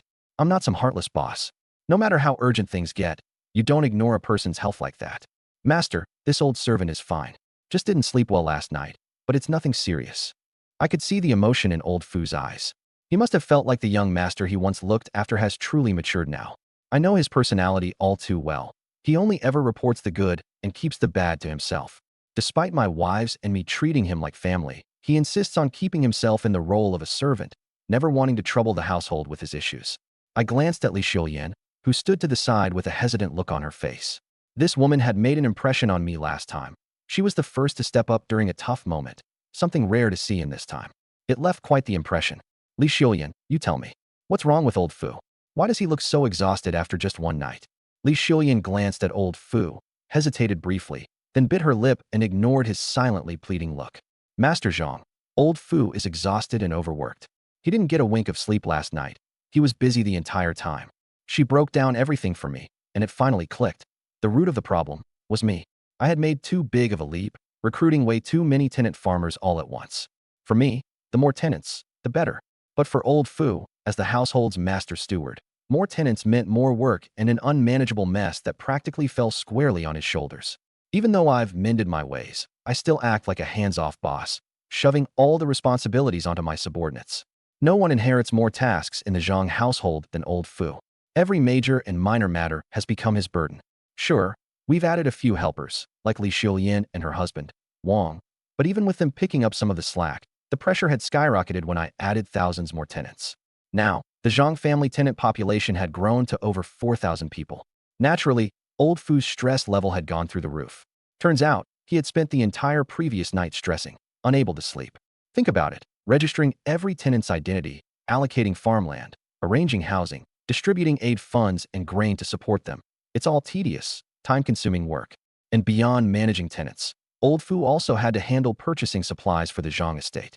Neither I nor my wives could appropriately step out to handle such tasks personally. The sheer mountain of things going on was crushing an aging old Fu who had limited energy. No wonder he couldn't sleep. After hearing everything, I realized this can't continue. If we work old Fu to the point of collapse, there's no one to replace him in the short term. It's not that others couldn't manage these tasks eventually, but for now, no one has built up his level of authority, nor do I trust anyone else as completely as I trust him. To prevent this situation from worsening, I decided to convene a meeting immediately with everyone involved. Thus, the Zhang family's very first mid-level management meeting was born. Attendees included me, Zhang Wei, the head of the household, my wife, Lu Ruyan, who also serves as our treasury mistress, head steward Old Fu, assistant Li Xiulian, captain of the guard Xiong Jinan, head of the construction team Li Dashan, and Wang, who oversees medical care. I sat at the main seat, looked around the room, and opened with an address. Everyone, the Zhang family is in a period of rebuilding. There's a lot to do and not enough hands to do it all. You're going to be incredibly busy, and yes, you'll face challenges. That said, being busy is fine. If you're overloaded, submit a request for additional help. If you face challenges, that's also fine. Anything you can't resolve alone, either escalate it or let us discuss it together in meetings like this. Today, I want to make 2 points clear. First, when you encounter difficulties, speak up sooner rather than later. Don't try to tackle everything on your own, and don't just silently shoulder the burden. If you wear yourself out, not only does your health suffer, but critical work will get delayed. Waiting until you're on the verge of collapse to raise issues just wastes time we can't afford to lose. Second, everyone here is a core member of the Zhang family, my most trusted people who've been with me since the beginning. I need you all to prioritize experience, learning, and identifying problems. As our household flourishes and grows wealthier, your benefits as key members will only get better. Eating fine food daily, sending your children to school, these aren't dreams. They're real, achievable futures. But for that to happen, continuous effort and education are necessary. Keep up with the pace, don't get left behind. In the future, when we hold similar meetings, I hope to see every single one of you still here. As I finished, my gaze shifted momentarily to Li Xiulian and Li Dashan. That last portion, it was directed at them. The reality was, aside from Lu Rian and Old Fu, and maybe even Xiong Jinan as a solid talent, the others weren't exactly qualified leaders. No management experience, no specialized skills. In some cases, they couldn't even read. Our current lack of resources had forced me to put them in these roles, but time will only make the Zhang family grow faster, and our need for expertise will grow with it. If they don't step up and improve, replacements will come easily, and those positions will go to people who can handle the responsibilities. But now, seeing the enthusiasm flicker in Li Dashan and the others as I described the good times ahead, daily meals with white rice and meat, that's nothing short of heaven to them. The life of gods and immortals. But for some reason, they wholeheartedly believed the Lord could make it happen. The condition was that they couldn't fall behind. In that moment, they felt both the pressure and an overwhelming sense of motivation. Enough digression, let's get to the point. Everyone, talk about the responsibilities you've been handling. What difficulties have you encountered? Any ideas or suggestions? Feel free to speak your mind. Honestly, I had already gotten a grasp of the current challenges through Li Xiulian and had some plans in mind. But I chose not to say anything up front. I wanted to hear their thoughts first, to also assess their capabilities in the process. Fu Bo was the first to stand up. Master, allow me to speak. It's true that I'm facing all kinds of difficulties. Tasks like tenant registration, land distribution, housing allocation, relief funds, and grain disbursement. But there aren't many literate or numerate members in the Zhang family, and there's not a single one skilled in accounting. These jobs currently fall to me and Li Xiulian alone. which makes for slow progress. Like you mentioned just moments ago, Master, when I encounter challenges I can't resolve, I force myself to stay up and push through. But with that approach, my health gives out, things get delayed, and the tenants can't settle in properly, which will ultimately delay planting. This time, it's my fault for not reporting in time. Please, Master, feel free to punish me. I must say, Fubo really knows how to handle himself. He's fully aware that today I'm not here to punish anyone. My goal is to check on his well-being. But by taking the initiative to admit fault, he preserves my authority as the lord of the household. As soon as Fu Bo stepped up, Li Xiulian followed without hesitation. Master, you can't blame Fu Bo. This is all on me. Enough. I didn't ask for a self-reflection meeting. I cut her off quickly. We've lacked experience in handling many things earlier, and I haven't established clear rules yet, so we won't relitigate past issues. For now, I just want to know, what obstacles are you facing in your work? Are there potential solutions? And do you have any thoughts about the Zhang family's development? Sitting up straight, Li Dashan noticed that no one else was speaking, so after hesitating for a moment, he stood up. Master, then I'll talk about some issues on our side regarding the shelter construction. First, we brought in a few thousand more refugees yesterday. Zhangjia village doesn't have enough housing land to accommodate them. Plus, according to Fu Bo, the 2,000 mu of ordinary farmland you recently bought from Wang Millionaire isn't even near Zhangjia village, it's a few miles away. If we build all the shelters in Zhangjia village, tenants allocated to that land will have to travel far to farm it. Second, we lack high-quality tools for logging, so the construction of shelters is slow. Third, I've noticed some refugees have already started to cause a fuss in hopes of securing housing first. We need to set regulations for housing allocation, or there might be conflicts. I nodded after listening and praised Li Dashan.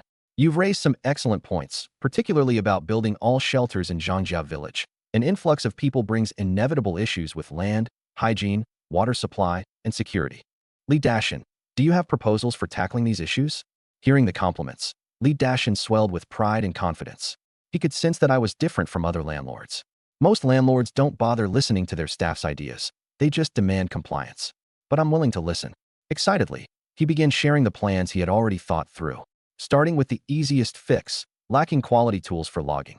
The solution is either purchasing them externally or hiring a Zhang family blacksmith to forge them. Considering the tight timeline, buying ready-made tools seems quicker. As for the housing allocation dispute, normally, when hiring in batches, housing is distributed based on the order of arrival. However, since this batch of tenants arrived around the same time, some even on the same day, it's hard to determine who gets priority. Li Dashan suggested prioritizing families with elderly or young children and letting the rest draw lots to decide, leaving it up to luck. For the biggest concern, insufficient land at Zhangjia village for shelters, it was Li Dashan's view that a new settlement should be established near the newly purchased 2,000 mu of farmland. This would alleviate issues with housing shortages and long commutes to those farmlands. I nodded again. Li Dashan's suggestions were solid, but I didn't rush to finalize decisions. I wanted others to contribute their thoughts as well. At this point, all eyes fell on Madame Wang. She looked towards Xiong Jinan, who subtly signaled for her to go first as a gesture of respect for her seniority and long-term loyalty to the Zhang family. Truth be told, her role in sanitation doesn't carry the same weight as Xiong Jinan's responsibilities as head of the security team. However, after these few days of patrolling, scolding people about hygiene, Madame Wang had gained some courage. Even so, the significance of this meeting overwhelmed her, and her nerves were on full display as her hands trembled and her mind blanked. With a nudge from Li Xiulian, she snapped back into focus and nervously shared her concerns.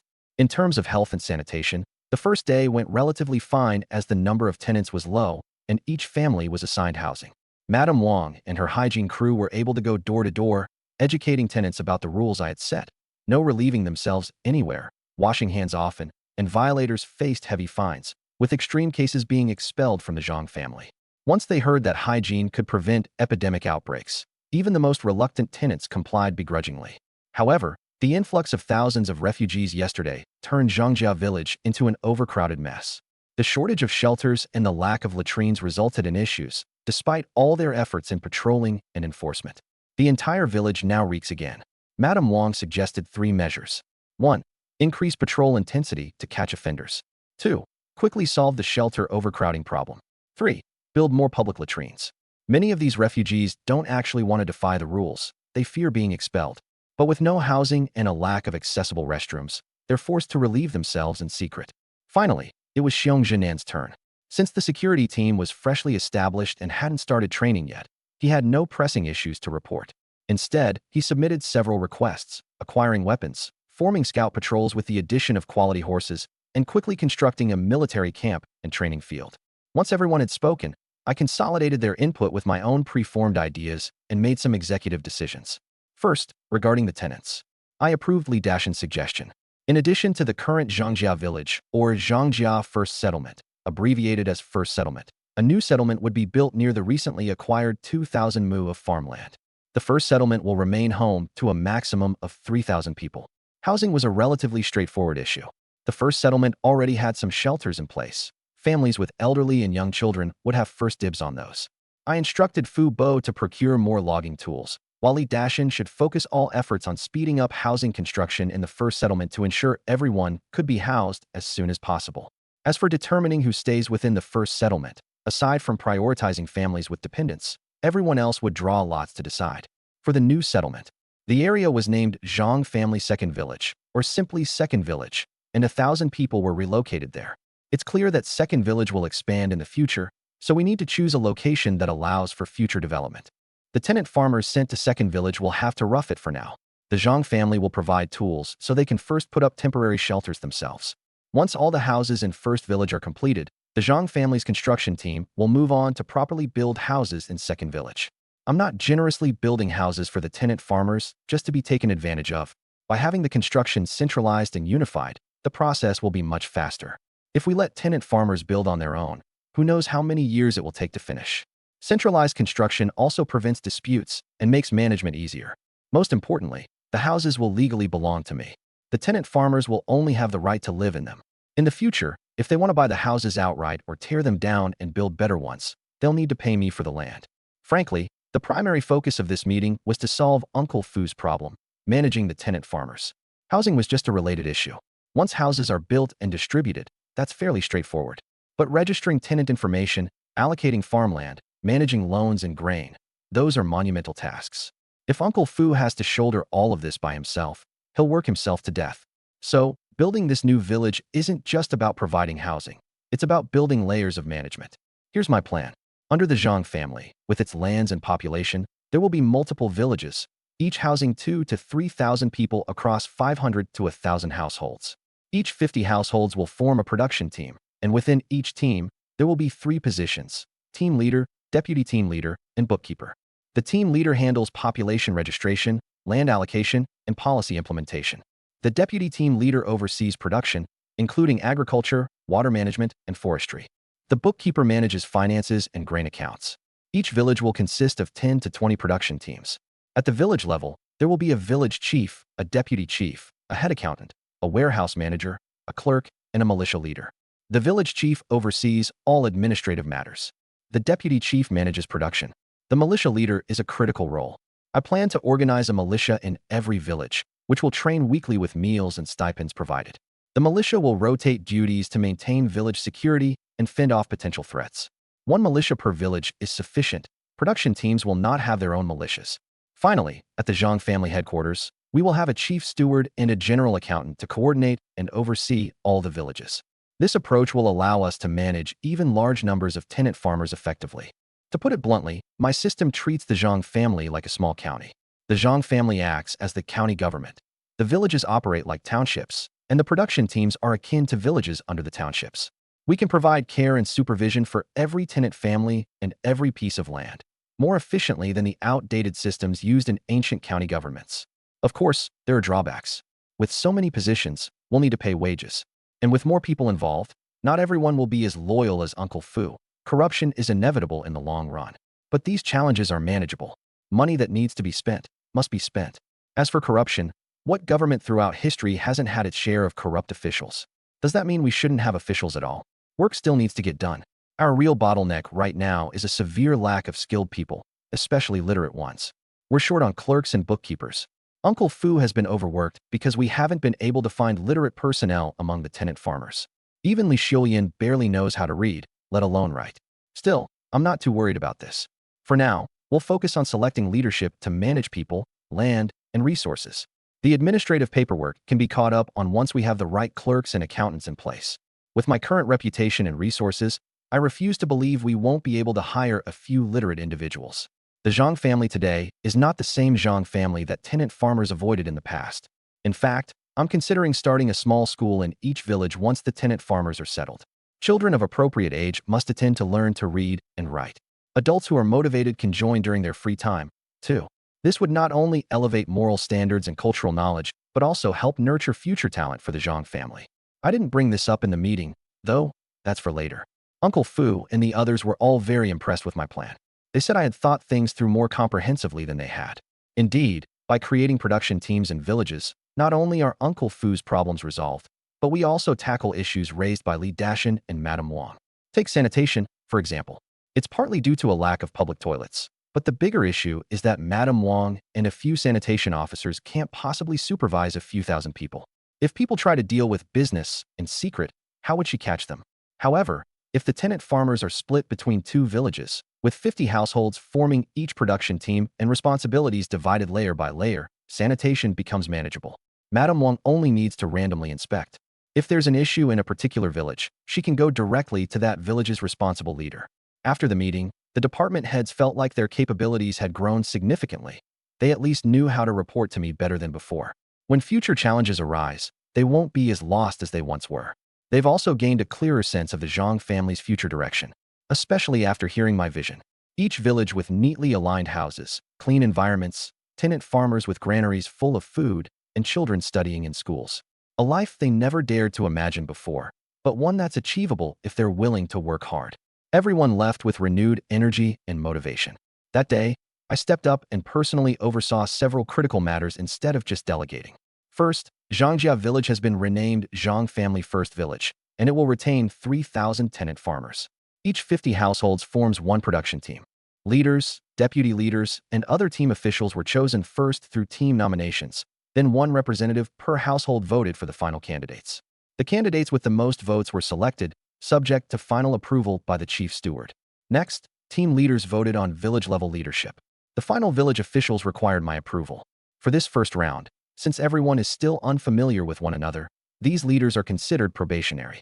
After a 1-month trial, they can become permanent for a 3-year term if their performance is deemed satisfactory. Amid great excitement and in full view of all the tenant farmers, the leaders across First Village were successfully chosen in the morning. Even those who didn't win a position felt a sense of pride and involvement, knowing they had directly participated in selecting their leaders. With leadership in place, I can step back. Daily operations are now their responsibility, while Uncle Fu and others focus on the bigger picture. Second, I sent a few experienced architects to scout out locations near the newly purchased 2,000 mu of farmland for the new village. The requirements are simple. 1. The site should not be too far from the farmland and preferably close to the Zhang family's main residence for convenience and mutual support in case of emergencies. 2. There must be enough open space to house 2,000 people, and there should be a nearby water source. 3. The terrain and access to transportation should also be carefully considered. Li Dashan personally led this project. Leading a team, a few architects conducted detailed surveys and comparisons and eventually narrowed down the options to 2 suitable locations. Each site had its pros and cons, and they didn't dare make the final decision on their own. So, they brought the matter to me to decide. After some consideration, I chose a small hill closer to the Zhang family as the site for the second estate. From this point on, this place would be known as Zhang family's second estate. The 1,000 tenant farmers from the first estate would all relocate there. The arrangements would remain the same. Every 50 households would form a production team, and leaders at various levels would be selected to manage the operations. Next came the third major task, purchasing weapons and farming tools. I personally assigned Uncle Fu to pick 30 trustworthy men, preferably those with families, and split them into groups to head to nearby towns and county markets to make the purchases. The goal was simple: 20 long blades, 10 bows, and 500 arrows. Additionally, they would buy tools that the construction teams might need. Each person was instructed to buy only one item at a time. This way, it would look like personal use and wouldn't attract attention. Staggering the purchases would keep things discreet and save money. Even though we were generating over 100 taels of silver in daily revenue, our total assets weren't particularly deep. Rome wasn't built in a day, so we had to proceed cautiously step by step. However, this clandestine purchasing approach wasn't a sustainable solution. It was costly and came with risks. In the future, the Zhang family would need to hire blacksmiths and forge our own tools and weapons. Even if we didn't produce arms, The demand for farming tools alone from several thousand tenant farmers would require us to set up a smithy sooner or later. What a busy day it was, perhaps the busiest since I arrived in this era after being transported here. But as I watched the first estate running smoothly, the second estate shaping up, and 30 people returning one by one with weapons and tools in hand, I felt reassured. Progress, even just a little each day, would eventually bring the Zhang family greater success. As dusk set in, my second wife, Sue Tanner, busied herself in the kitchen preparing dinner. Honestly, with how far the Zhang family had come in just a few days, cooking meals herself was no longer necessary. This was nothing like our previous state of poverty. Back then, the household had only Uncle Fu left to help out, and the women had to do everything themselves. But now things were different. Just on the mansion grounds alone, we had 50 guards, many of whom brought their families along. The wives of the guards often worked inside, sweeping, weaving cloth, washing, and cooking. In the kitchen alone, we now had 5 or 6 skilled cooks preparing meals. With over 100 taels of income per day, I made sure to live comfortably, each meal featuring 7 or 8 dishes, reflecting the status of a true landowner. Yet Sue Tanner, knowing how much I loved her cooking, insisted on personally preparing several dishes for me no matter how much I tried to dissuade her. Tonight's spicy rabbit dish was a feast for the senses. Just seeing it made my mouth water. But then I remembered, what about my third wife, Yun Luo's father and family? Why hadn't they arrived at the Zhang household yet? Yun Luo's father, Yun Qingshan, had promised to return today with his family, escorted by my guards. Could something have happened to them? While Yun Luo and I worried over what might have happened, Yun Qingshan and his family, about 7 or 8 miles from the Zhang estate, were indeed in trouble at the edge of an abandoned village. To understand what happened, we need to rewind a bit. After leaving the Zhang family home, Yun Qingshan and his son rushed back to their own home. When they arrived, the servant Yun Luo had sent with a message was still waiting for them. It turned out he had just arrived when Yun Qingshan and his son had departed for the Zhang household, leaving only Yun Luo's mother and her 8-year-old younger brother at home. Yun Luo's poor mother, left to manage the household, was neither prepared to make such an important decision nor inclined to believe what she was being told. A daughter's marriage was one thing, but to hear that the good-for-nothing son-in-law had suddenly turned over a new leaf and appeared to care about her well-being, not to mention providing high wages for Yun Luo's brother and taking the entire family in, it all sounded too good to be true. The only time Yun Luo's mother had ever visited the Zhang estate was on Yun Luo's wedding day. Back then, I, Zhang Wei, had been nothing but a spoiled wastrel who looked down on the Yun family. How could she trust such a dramatic turn of events, especially after hearing about the misfortunes that recently befell the Zhang family? They were supposed to be struggling, so how could they be in a position to extend charity to others? But when Yun Qingshan and his son returned from the Zhang estate, accompanied by 4 armed escorts, they recounted everything that had happened. Only then did she dare to believe. Her no-good son-in-law had truly reformed, treating their daughter with genuine care and respect, and no longer looking down on the Yun family. The Zhang family hadn't collapsed after all. In fact, it was thriving, larger than ever, with 2,000 new acres of land, thousands of tenant farmers under its wing, and dozens of guards. Both tenants and guards were treated so generously that people referred to me as a living Buddha. These weren't just empty boasts. There were thousands of tenants and dozens of guards who could all corroborate the story. Upon hearing this, Yun Luo's mother broke into tears. She wasn't just relieved for her daughter's newfound comfort. She was overwhelmed with gratitude that the Zhang family even thought to pull their family out of hardship. Their days of scraping by were finally over. Truthfully, the Yun family had so little that moving house was incredibly straightforward. All they could take with them were a few threadbare clothes and the bows and arrows Yun Qingshan and his son used for hunting. No farming tools. Of course not. They lived on a barren mountainside where the land was so poor it couldn't grow crops. The one time they tried, they couldn't even regain the cost of the seeds. Farming had long since become a forgotten notion for the Yun family. But in a way, their poverty had its advantages. Moving was easy, even without a cart or horse. Everyone carried a bag or bundle, and off they went. As they packed, the youngest member of the Yun family, an energetic boy named Yun Hai, ran home from outside, only to stop in his tracks when he saw their home in complete disarray, looking almost like it had been ransacked by bandits. Nicknamed Blackie, for being born with dark skin that only got darker from running in the mountain sun, young Yun Hai quickly grasped what was going on. The family was moving down the mountain to live with brother-in-law Zhang Wei, where they'd be able to see second sister Yun Luo often and eat until full every day. His eyes lit up with excitement as he declared he wanted to bring a gift, a truly special gift, for his brother-in-law to show his appreciation. This sudden burst of enthusiasm naturally went ignored, as everyone was busy with the move. They were simply relieved the boy wasn't causing trouble. To ensure a prompt return to the Zhang estate, Yun Qingshan and his family kept their preparations simple, eating in haste and disguising themselves as destitute wanderers. Each person wore their most tattered clothing, and they hid what little food they couldn't carry. They wanted no hint of wealth in sight. This was a precaution born of necessity. Rumors had spread of desperate refugees and bandits wandering the roads, preying on villagers and merchants alike. Best to look as pitiful and unprofitable a target as possible. For the most part, this tactic worked. Several groups of hungry-eyed refugees spotted Yun Qingshan's family along the way. But seeing their numbers, ragged clothing, and the bows carried by Yun Qingshan and his son, they deemed it not worth the effort. No trouble arose. For now, annoyed? Smooth operation aside, Yun Qingshan and his group dared not let their guard down. They had been traveling tirelessly, pushing forward for most of the journey.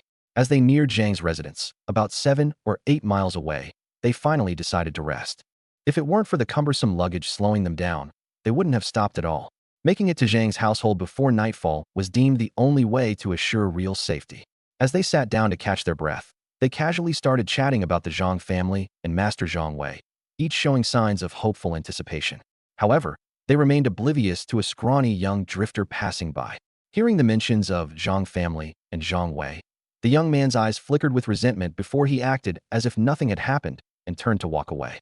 Once out of Yun Qingshan and his group's line of sight, the skinny youth broke into a sprint. Soon, he reached a sprawling refugee camp. "Daniuji, I've got urgent news to report," he shouted. This lean young man was known as Chun Ergu, and the Daniuji he referred to as Chun Daniu. Interestingly, these two also had a prior connection with the Zhang family. They were part of a disgraced group who had previously been rejected by Zhang Wei. This gang was made up of about a dozen young adults who, even back in their village, had been no good troublemakers. After becoming refugees with their families, they refused to accept their lot of daily hunger and resorted back to their old habits, bullying other, more honest refugees to steal their food and belongings. When they heard a kind-hearted landlord named Master Zhang Wei was recruiting tenant farmers with lenient terms, only taking 30% of crops as rent and even offering loans of food and money until the harvest, they were incredulous. Could there really be such a good-hearted landlord? For a fleeting moment, Chen Daniu and his group entertained the idea of giving up their life of thievery and honestly working as tenant farmers. After all, their robberies were carefully targeted. They only preyed on the weak, those who couldn't fight back, such as the elderly, women, and honest peasants. Whenever they encountered a tough opponent, sometimes those folks would fight back fiercely, and encounters like that had already cost them dearly. Once, they lost 3 members, another time, for more. Of the original group of 24, only 17 remained. After these brutal lessons, they no longer dared to provoke the strong and stuck to easy targets. But food and money were scarce among the weak. Robbing the elderly and widows only brought in a few copper coins at best, leaving them hungry more often than not and continually bearing the scorn of everyone around them. The prospect of steady meals and a safer existence working for Master Zhang was tempting. When they joyfully arrived at Zhang's estate, they found that it was, indeed, real. Master Zhang Wei truly showed kindness to the refugees. But to their disbelief and frustration, although Master Zhang accepted elderly and children who could barely lift a hoe, he turned away every single one of them, young and strong men who had a history of wrongdoing. Even their families were affected by this rejection. Was Zhang Wei insane? These troublemakers had never harmed anyone from Zhang's household. Why should their past matter to Zhang? Besides, Zhang Wei was a landlord, a big landlord at that. If they were accepted as tenants, they wouldn't dare cause trouble on his land. They'd be honest and work hard for their keep. Wasn't it smarter to take in strong workers rather than weak ones?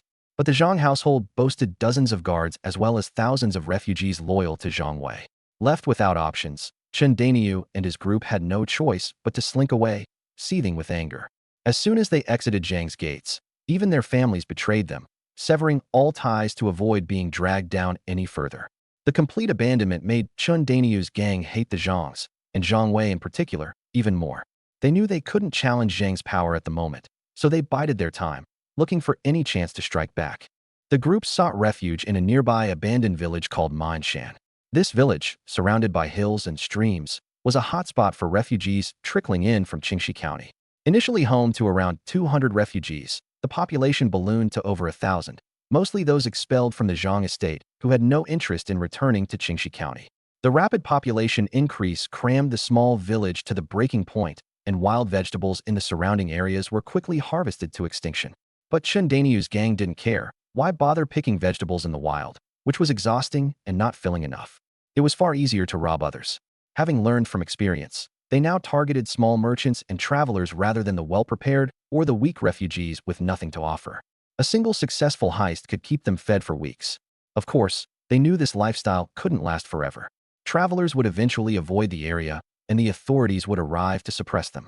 But Chen Daniu's philosophy was simple: live for today, let tomorrow take care of itself. To improve efficiency, he designated scouts like Chun Ergu to scope out opportunities. With his small stature, quick wit, and sharp ears, Chen Ergu made an excellent spy.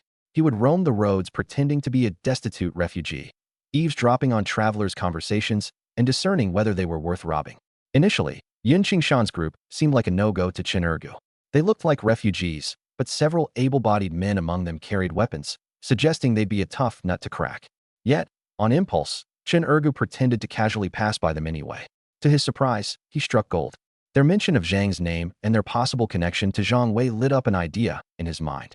Proving swift, Chen Ergu raced back to report to Chen Daniu. This group is heading to Zhang's place. Couldn't they be relatives or close allies of Master Zhang? Hearing this, Chen Daniu froze for a moment, then slapped his thigh in excitement. What a stroke of luck. If we rob or kill them, it'll slap Zhang Wei in the face. Before long, another member spoke up, pointing out that Yun Qingshan's group didn't seem like they had much wealth. I get that killing them is satisfying, he said, but you can't eat satisfaction. He proposed a better plan. Why don't we capture them instead, hide them somewhere, and use them as hostages? Then we can send word to Zhang Wei, demanding food and money for their release. Isn't that more worthwhile? Chen Daniu's eyes lit up at this cunning idea, and his mind began racing. He schemed further. Not only would they extort Zhang Wei for food and money, but they'd humiliate him in person or even kill him if given the chance. If Zhang Wei were eliminated, his guards would scatter out of fear, and they'd walk away rich and unopposed. The men around him broke into nods of agreement. Their faces turned red, blood rushing to their heads. Taking a big risk, seeking revenge, and turning their fortunes around. No matter the danger, this had to be done. Chen Daniu wasn't one to waste words. He immediately decided to round up some people and take action to capture their target. The strategist stopped him again. Brother Daniu, wait. Over in Yun Qingshan's camp, there are about 5 or 6 able-bodied men, and they even have bows and arrows. All we have are a few broken sticks for weapons, not even one decent piece of gear, let alone weapons with range. Sure, we have more people, but at the end of the day, what do we have? Just a hodgepodge of folks. Great for bullying the weak and helpless refugees. But if you clash head-on with people who have actual weapons, you're looking at heavy losses, lots of death, and no one captured in the end. Being called a hodgepodge made Chen Daniu's face go dark. He couldn't argue, though. He still remembered the 2 major losses they'd suffered before. All right, strategist, you're the brains around here. What's the plan? Chen Daniu hated thinking too hard, so he shoved the responsibility back at the strategist. The strategist already had a plan. We spread some false information to lure other ruthless types into leading the charge. Tell them we found a huge payday. There's a group loaded with silver and supplies. First come, first serve. Let them exhaust Yun Qingshan's supply of arrows. Once they've run out, we move in. Easy as pie.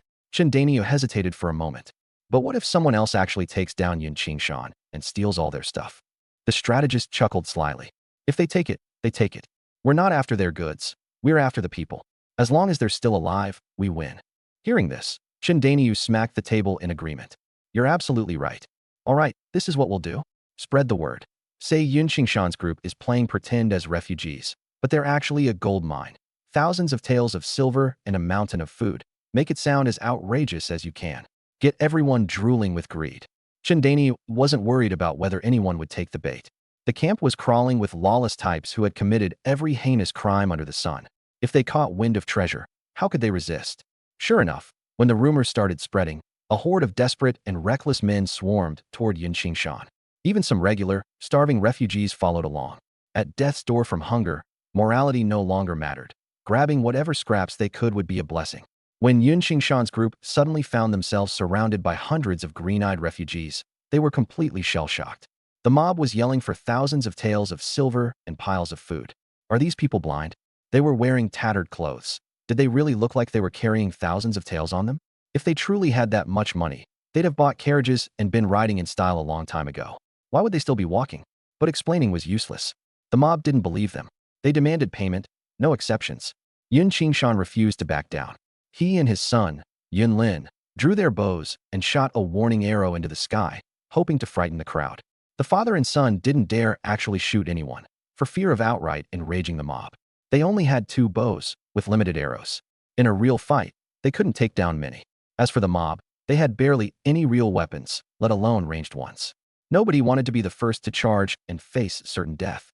The scene turned into a standoff. Meanwhile, the sun was starting to set. Both sides were growing uneasy, and in the shadows, Chindanyu was growing even more anxious. If night fell, visibility would drop to 0. How were they supposed to capture anyone in the dark? The strategist offered another suggestion: infiltrate the mob and stir up chaos. Chindanyu and his crew quietly mingled into the crowd, inciting them with provocative shouts. Brothers, the sun's about to set. If these fat sheep slip away under the cover of darkness, are you really okay with that? There are only 2 bows, just 2. With so many of us, how many times do you think they can shoot before we overwhelm them? We're fighting to survive here. What's there to be scared of? Hearing these words, the already desperate mob snapped. Their eyes gleamed with mad determination. In a frenzy, they surged forward toward Yun Qingshan. Yun Qingshan had originally planned to wait until nightfall to escape. Now, there was no chance. He and Yun Lin drew their bows once again, this time aiming to kill. Arrows flew, and one after another, attackers fell. But the mob's madness drowned out their fear of death. They would duck when arrows came, scramble forward when they stopped, and keep charging relentlessly. As their arrows dwindled, Yun Qingshan made a snap decision: abandon all our belongings. While their stuff wasn't worth much, to starving refugees, they were treasures of life and death. Sure enough, the majority of the mob abandoned the chase at the sight of valuable goods strewn on the ground. They dove for the scraps, fighting to the death over them. But what Yun Qingshan failed to anticipate was that about a dozen ruthless men completely ignored the loot. They fixed their sights on him and pursued with unrelenting vigor. Yun Qingshan was dumbfounded. They had nothing left. These men weren't chasing for money. What were they after? As the pursuers closed in, one of Yun Qingshan's bodyguards, the bulliest of the 4, Lu Dakuai, suddenly turned and shouted at Yun Lin, "Vice Captain Yun, we can't all run together anymore. We've got women and children. They can't keep up. If we stay as a group, we'll all get caught. You take your family and go. The 4 of us will stay behind and hold them off." Yun Lin, though not yet officially a vice captain, had been named by the elder Lord Zhang. The other bodyguards were well aware, and his position was already a done deal given his ties with the Zhang family. But Lu Dakuai wasn't volunteering just to curry favor with Yun Lin. It was because he had been personally tasked by Lord Zhang to protect the Yun family. Lord Zhang had saved Lu's entire family, and even if it cost him his life, he had to fulfill the mission. Seeing Lu step up, the other 3 bodyguards wavered for only a moment before all volunteering to stay behind as well. This stunned the members of the Yun family. They had never imagined there would come a day when someone would risk their lives to protect them. They knew all too well this wasn't for their sake. It was because the daughter of the Yun family had married a good man. At that moment, the Yun family was deeply moved and terribly shaken. The loyalty of Zhang family's bodyguards toward Lord Zhang was beyond anything they'd ever witnessed. Yun Qingshan turned to his son. "Yun Lin, you lead your mother and brother to safety. I'll stay, alongside Lu and the others, and cover the rear. Remember this: if we don't make it back, and you make it out alive, the Yun family must never forget the kindness of Lu Dakuai and the others. Their families will become our families." Yun Lin protested desperately. "Father, how can a son flee and leave his father behind to face death? You take Mom and my brother, and I'll stay." Watching the Yun father and son argue about who would stay and fight, Lu Dakuai and the other bodyguards felt both respect and urgency. The pursuers were nearly upon them. If they delayed any longer, nobody would get away alive. "Vice Captain, our mission is to protect your entire family. Both of you, father and son, must leave. If one of you stays behind and something happens, then even if we die, the mission would be a failure, and our sacrifice would mean nothing. Please go now." With that, Lu Dakuai stopped running completely and charged head-on toward the attackers. The other 3 bodyguards cast one last glance at the Yun family before following Lu into the fray, weapons ready. Yun Qingshan and Yun Lin exchanged a solemn look, father and son. Tears welled up in their eyes. This father-son pair were known as the best hunters in the mountains. Years ago, they had crossed paths with a bear and barely made it out alive, mangled and in excruciating pain, yet neither of them had shed a single tear. But at this moment, they were deeply moved. Yun Qingshan gritted his teeth and forced out the words, "Go. We can't let brother Lu Dakuai and his men down." Yun Lin felt a tightness in his chest. Saying nothing, he grabbed his younger brother and took off running. Meanwhile, Lu Dakue and 3 others had already clashed head-on with Chen Daniu's gang. No words were exchanged. The fight broke out immediately. Chen Daniu's group, outnumbering them, didn't take these 4 nobodies seriously. They intended to finish them off quickly to go after the real prize. But Lu Dakue and his team were ready to die if that's what it took. Among the 4 defenders, Lu Dakue was the strongest and most vicious. With his wooden staff swinging with the ferocity of a tiger, every strike aimed to disable. 2 thugs who dared charge ahead were struck square in the chest, knocked back with hollow grunts, crashing into several others behind them. The other 3 stood close to Lu Dakue, flailing their clubs desperately to guard his sides.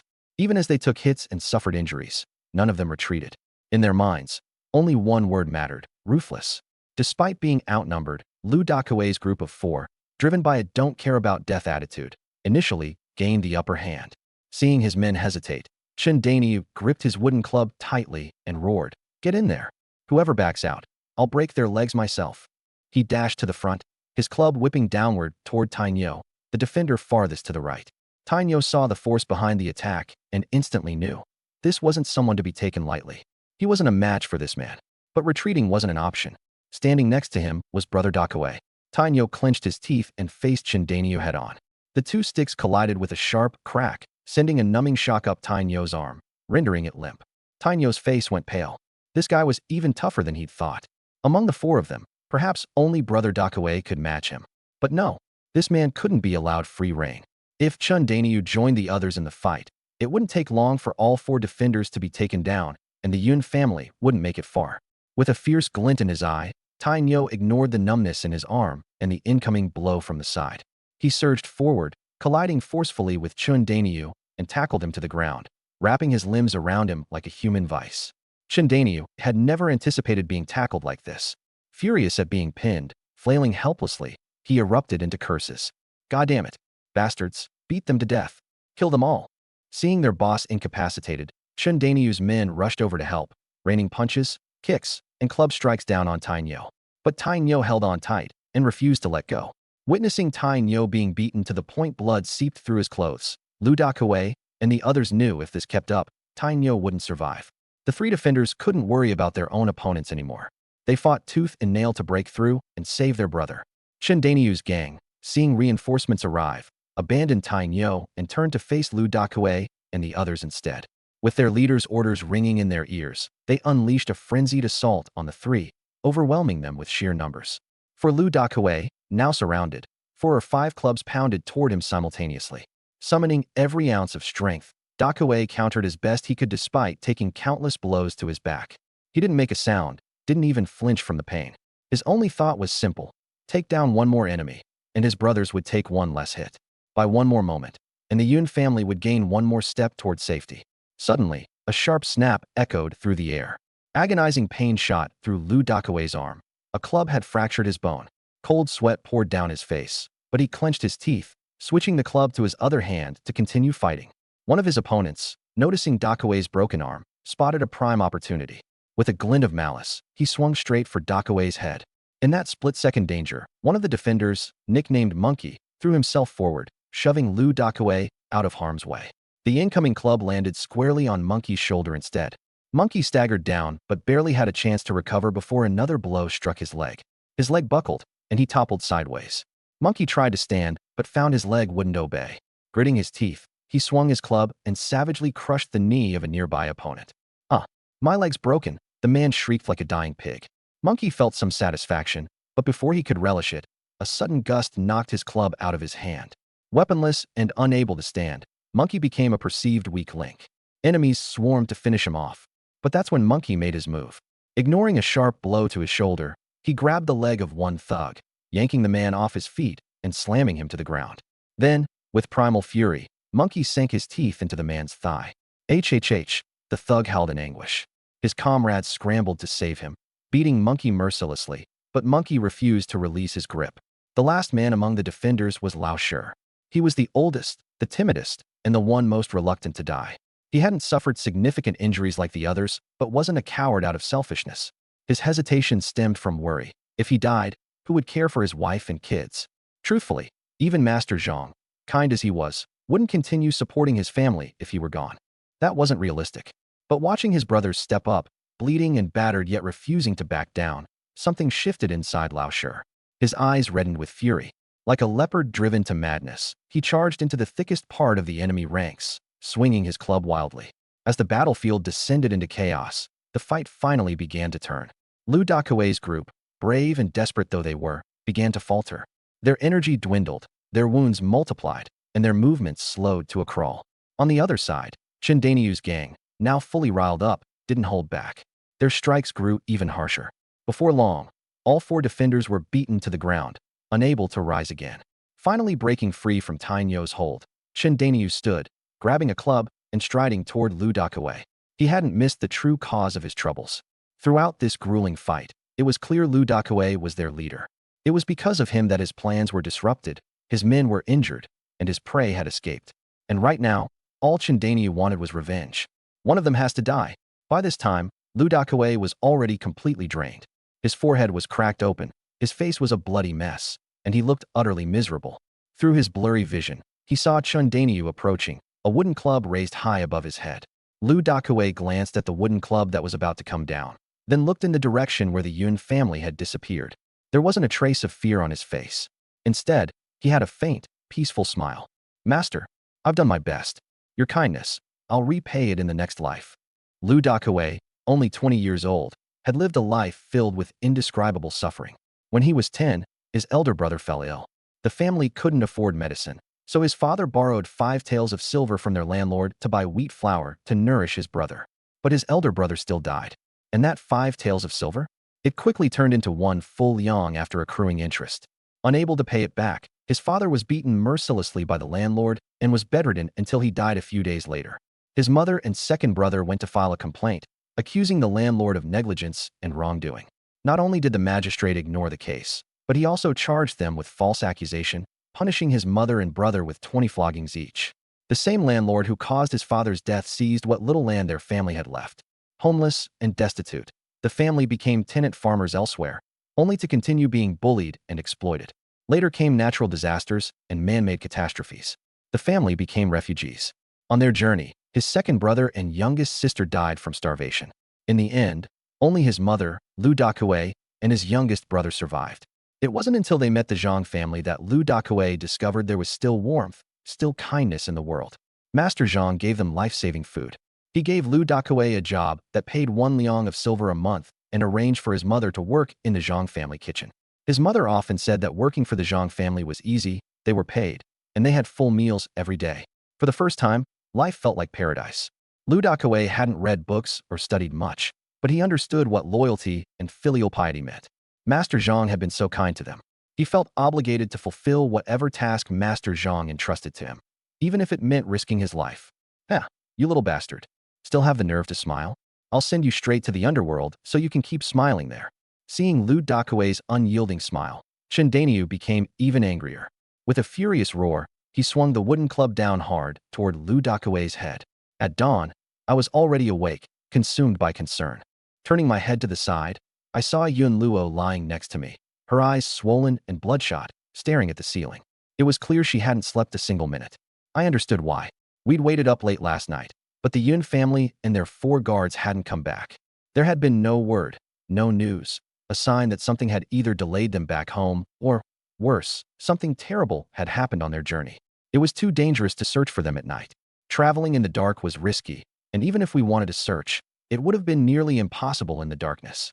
Despite Yun Luo's worry, she knew better than to let me take that risk. So we had no choice but to wait until dawn. Originally, it had been Lu Rian's turn to serve me last night, but everyone was worried about Yun Luo, so I stayed in her room instead. Holding her cold hands tightly, I whispered, "Don't worry. We'll leave at first light. I'll take Li Xiaohu and 20 guards to search along the route. I'm sure your parents are fine." "Thank you, my husband," Yun Luo replied softly, her eyes filled with gratitude and love. I knew what she was thinking. Last night, despite lying beside her, I had done nothing but keep her company, knowing how anxious she felt. Now, even before daybreak, I was preparing to take action for her family. How could she not be moved by that? After all, she was just my concubine. In families of similar status, concubines were little more than glorified servants. Their families weren't considered kin, and their parents wouldn't even be addressed as in-laws. Whether her family lived or died wouldn't concern the household at all. I pinched her soft cheek. "Silly girl, We're a married couple. Your family is my family. There's no need to thank me. However, deep down, I felt a pang of guilt. If it turned out something tragic had happened to the Yuns and their guards, I couldn't escape my share of responsibility. Yesterday, I knew the roads weren't safe. I assigned 4 guards to accompany them, but those guards were brand new hires. Loyalty aside, they lacked both training and weapons. If they had truly encountered danger, how much use could they really have been? In hindsight, I could have easily had the Yun father and his son stay for another day. We could have secured more weapons for the guards and given the Yun family a properly armed escort. Only then would things have been secure. It was a rookie mistake born out of detachment. I hadn't considered the Yun family as closely connected to us. Of course, by this era's standards, Yun Luo was just a concubine. I had already gone above and beyond by assigning them guards at all. In the eyes of the Yun family, Yun Luo, and even the Zhang family's own guards, this was already an unthinkable level of care and attention. We wasted no more time. Yun Luo and I got up immediately. I sent word to Li Xiaohu and Xiong Jinan to assemble 20 guards with their equipment, then prepared to set off in 10 minutes. Thankfully, we had purchased blades and bows yesterday. Now, nearly every one of the 20 guards carried either a melee or ranged weapon. Our safety margin had gone up significantly. While waiting for the guards to assemble, I took a moment to assign some tasks to Lu Rian for her to relay to Butler Fu. First, keep progress going at the first and second estates. Keep dividing houses and farmland as planned. The shelters Li Dashan was in charge of needed to speed up immediately so tenant farmers could settle sooner. Second, continue acquiring weapons. What we purchased yesterday wasn't nearly enough. Buy more. In addition to weapons, we needed oxen, horses, and especially war horses if we could get them. Horses would be versatile, not just for heavy hauling, but also for patrol duty and, one day, perhaps even building a small cavalry unit.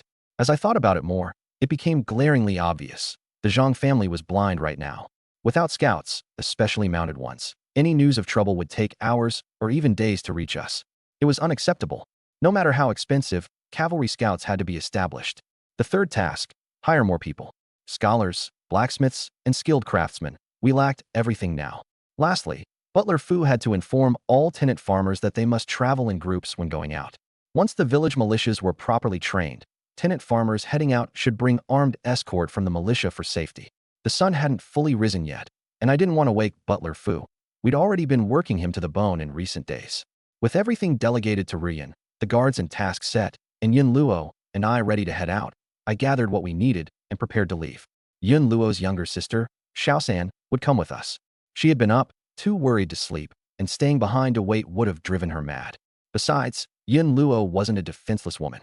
The last time the Zhang family had faced trouble, it was her steadfast nature that had saved us. Bringing her along wasn't just sentimental, it was practical. She brings us an extra hand in battle. But when I mentioned I'd go in person, both Lu Rian and Su Tanner looked at me with nothing but worry in their eyes. Especially Tanner, soft as water, that one. Probably made of it too, with how those tears were falling like they cost nothing. Ladies, Tanner, don't worry. I'm bringing a whole squad of guards with me. Nothing's going to happen. I really hate these emotional scenes. Truth be told, I'm more scared to die than anyone else and would never do something I couldn't handle. Look, I've got a group of guards with me, not to mention Xiaohu Li, who's as fierce as they come. And even if worst comes to worst, I've got these 2 legs of mine. I can run faster than most folks could ever hope to keep up with. My lord, we'll be waiting at home for your safe return, they said, gazing deeply at me.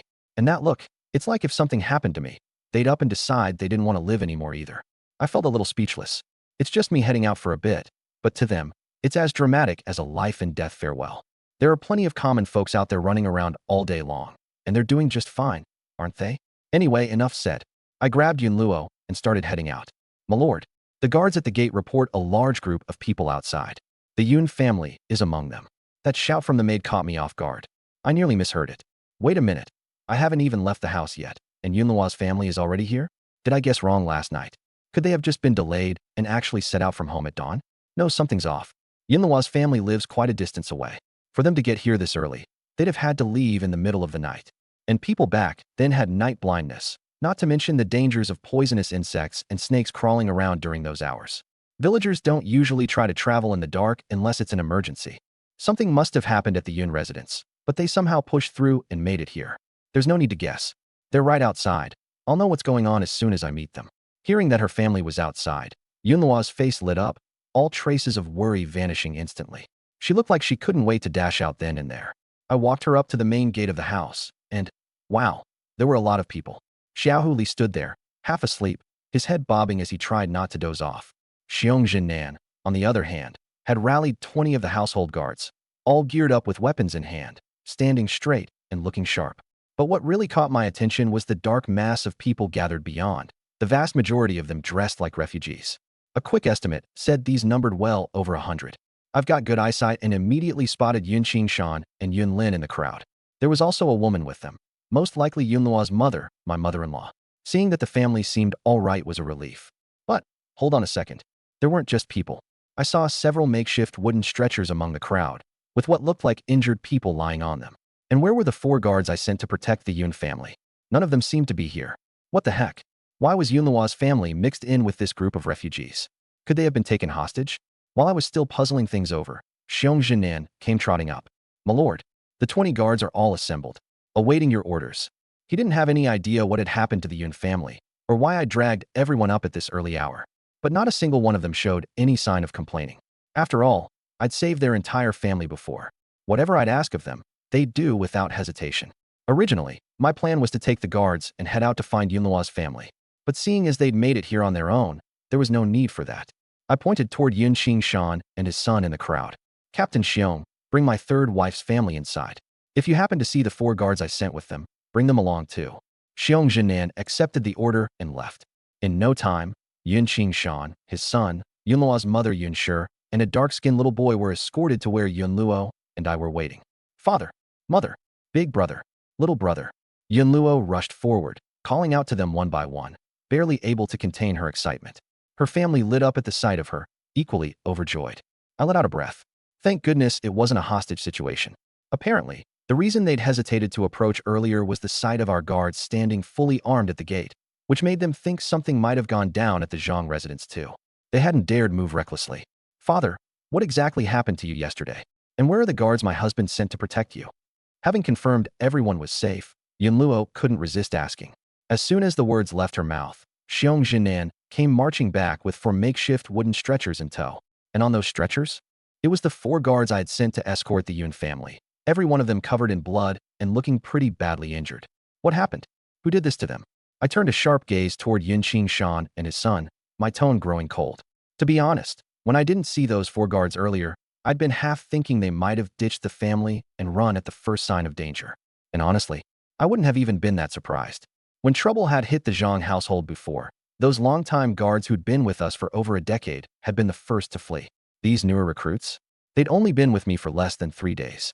How loyal could they possibly be? If they had run, I'd have been disappointed, sure, but not shocked. Still, deserters don't belong here. I would have kicked them and their families out of the house, no question. What I hadn't expected, at all, was the sight in front of me now. Not only had they not run, they had stayed and fought for the Yun family at the risk of their own lives, getting injured this badly in the process. Loyalty like this, that they'd carry out my orders even if it cost them everything. They're the kind I can't let down. No way I wouldn't be furious about what happened to them. And on top of that, the rest of my people needed to see my stance on this kind of thing. Before Yun Shan could begin explaining, though, I turned and barked some orders at Xiong Jinan. Captain Xiong, send someone to go fetch Uncle Fu and tell him to bring Dr. Li over immediately. Tell him it's urgent. Whatever Dr. Li says he needs, tools, medicine, anything, get it for him. Pay him whatever he wants. If Dr. Li says he can't treat them, send a messenger to the county right away and bring back the best healer there is. I don't care how much it costs. These men will be saved. As those words left my mouth, Xiong Jinan froze. Even the 4 guards lying on those stretchers? They looked stunned. The master cares about us this much? He's willing to spend however much it takes to make sure we're all right? These were grown men. Holding back tears wasn't easy, and their eyes were already reddening. When had anyone ever treated them with such importance before? With a master like this, they'd happily die for me without a second thought. Once the arrangements had been made, I turned back to Yun Shan and his son to hear the rest of the story. What exactly happened? Who wounded my guards? Yun Shan wasted no time, recounting the events from yesterday in full detail. When he got to the part where a large group of refugees surrounded them, at first, he'd thought they were just regular hungry folks desperate for food or money. Seeing they were about to be overwhelmed, with hardly any arrows left, he'd made a snap decision to have everyone throw away their valuables. His thinking was the belongings. He threw the supplies, expecting the starving refugees to grab what they could and leave. Typically, the desperate wouldn't risk their lives killing others just for goods. But he was wrong. As the supplies hit the ground, most of the refugees did indeed rush to snatch them up. However, out of the crowd, over a dozen men completely ignored the goods and charged straight toward them. Yun Qingshan instantly realized the dire truth. These men weren't here for the supplies. They were here to silence them for good. Things had taken a dangerous turn. Among the Yun family were women and children. Running wasn't a viable option. They would be caught eventually. If a fight broke out, they'd be too distracted trying to protect the vulnerable family members to stand a chance. At that moment, Lu Dakwai, one of their guards, stepped forward without hesitation. He insisted that the Yun family continue ahead while the 4 guards stayed behind to cover their retreat. Tainyo, Monkey, and Old Sure, the other 3 guards, also volunteered to remain behind. Yun Qingshan and his son wanted to stay and fight as well, but the guards vehemently refused, forcing them to leave immediately. Their reasoning was simple. They had to fulfill the duty they had been entrusted with, ensuring the safety of every single member of the Yun family. Listening to Yun Qingshan recount this story, my heart was shaken to its core. Honestly, I'd been skeptical before. The 4 guards had only joined my family estate 3 days ago. How loyal could they possibly be? I thought that when danger struck, they'd run to save their own skin. But now, it was clear how wrong I had been. You can't judge people here by modern thinking. These folks live by simple principles. Treat them well, and they will repay you 100-fold in loyalty. Yun Qingshan continued his story. With his family in tow, he began to flee while Lu Dakwai and the others stayed behind. After covering some distance, though, Yun Qingshan and his son stopped in their tracks. They couldn't leave. The thought of those guards laying down their lives for their safety haunted them. Letting others die to ensure their survival would weigh on their conscience for the rest of their lives. So they made a decision. They would go back to help.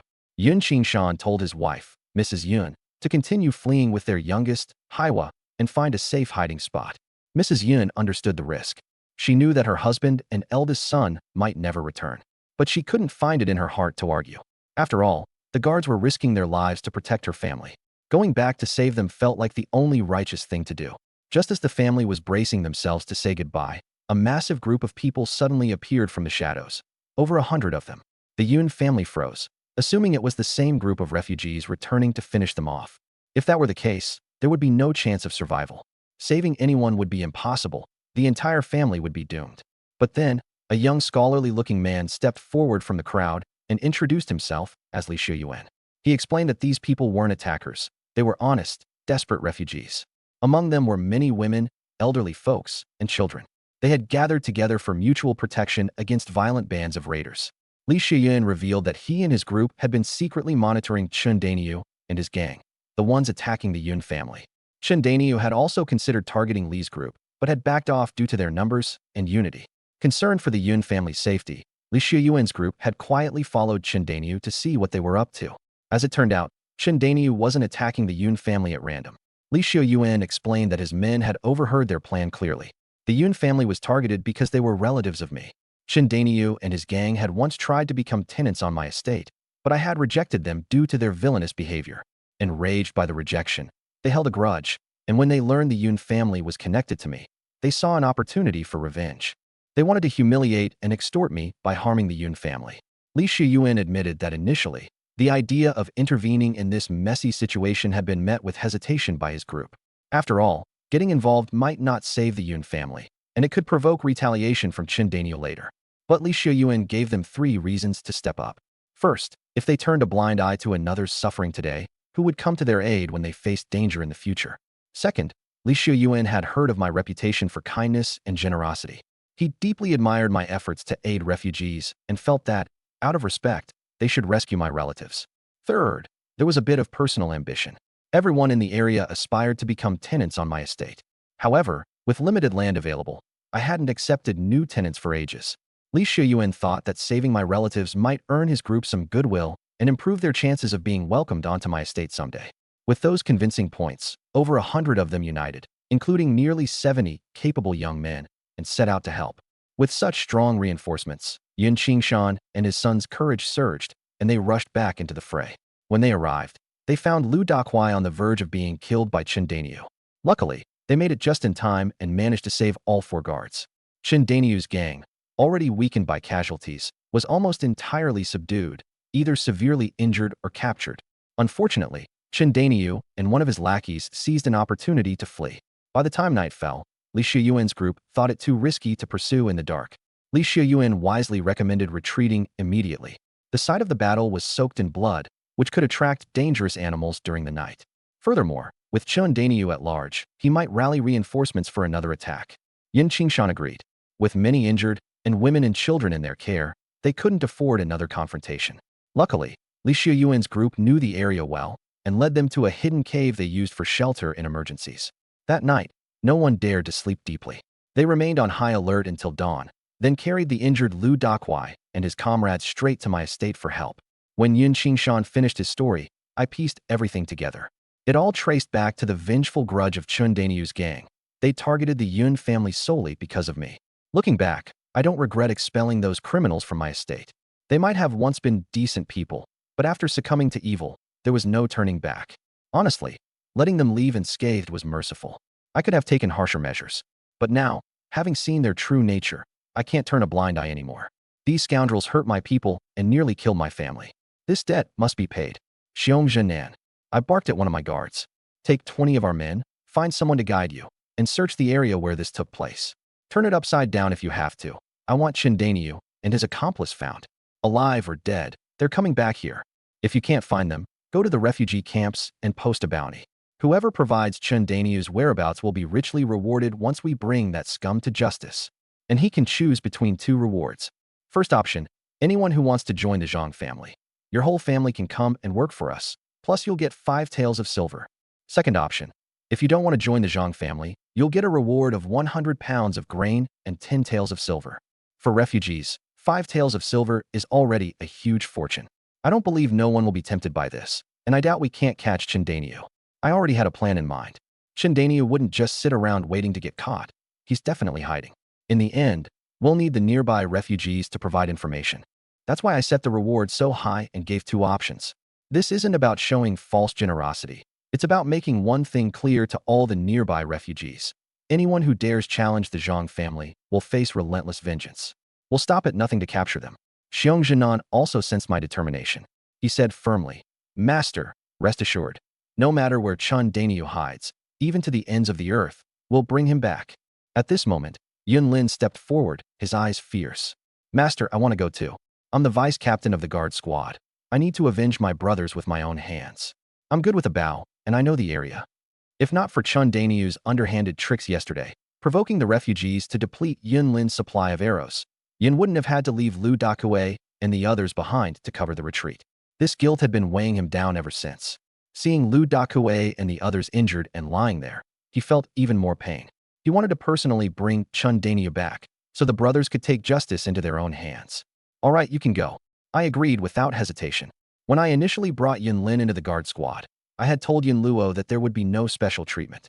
He would train like everyone else and go on missions like everyone else. Blood relations or nobility wouldn't change that. After Xiong Zhenan and Yun Lin led the fully armed guards out, Fu Bo arrived in a hurry with the physician, Li San.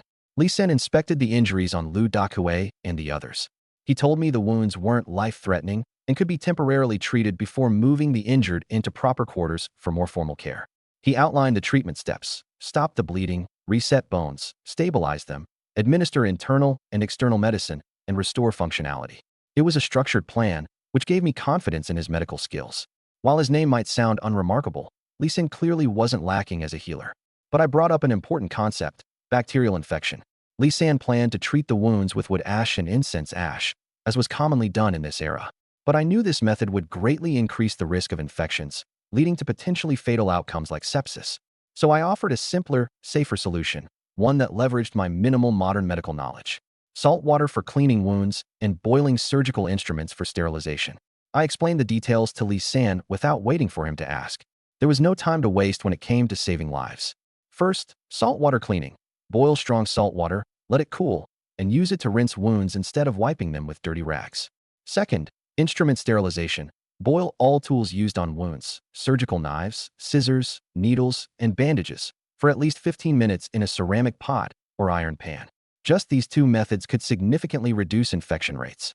Otherwise, if wounds become infected and develop tetanus or osteomyelitis, survival chances could drop drastically. Historically, in wars, many soldiers didn't die on the battlefield but succumbed to infections afterward. I may not be able to help everyone, but when it comes to the Zhang family, especially those who've contributed to it, they won't fall victim to the shortcomings of ancient medical practices. Li San respected my medical insights from the time I saved the young boy. Even though he'd never heard of bacterial infections before, he trusted me completely. He was thoughtful as he learned the techniques, thinking to himself, if this method from Master Zhang proves effective, it could save countless lives if it spreads. After Li San took the injured off for treatment, I turned my attention to meeting the group of refugees led by Li Shuyuan. My father-in-law, Yun Qingshan, acted as their introducer.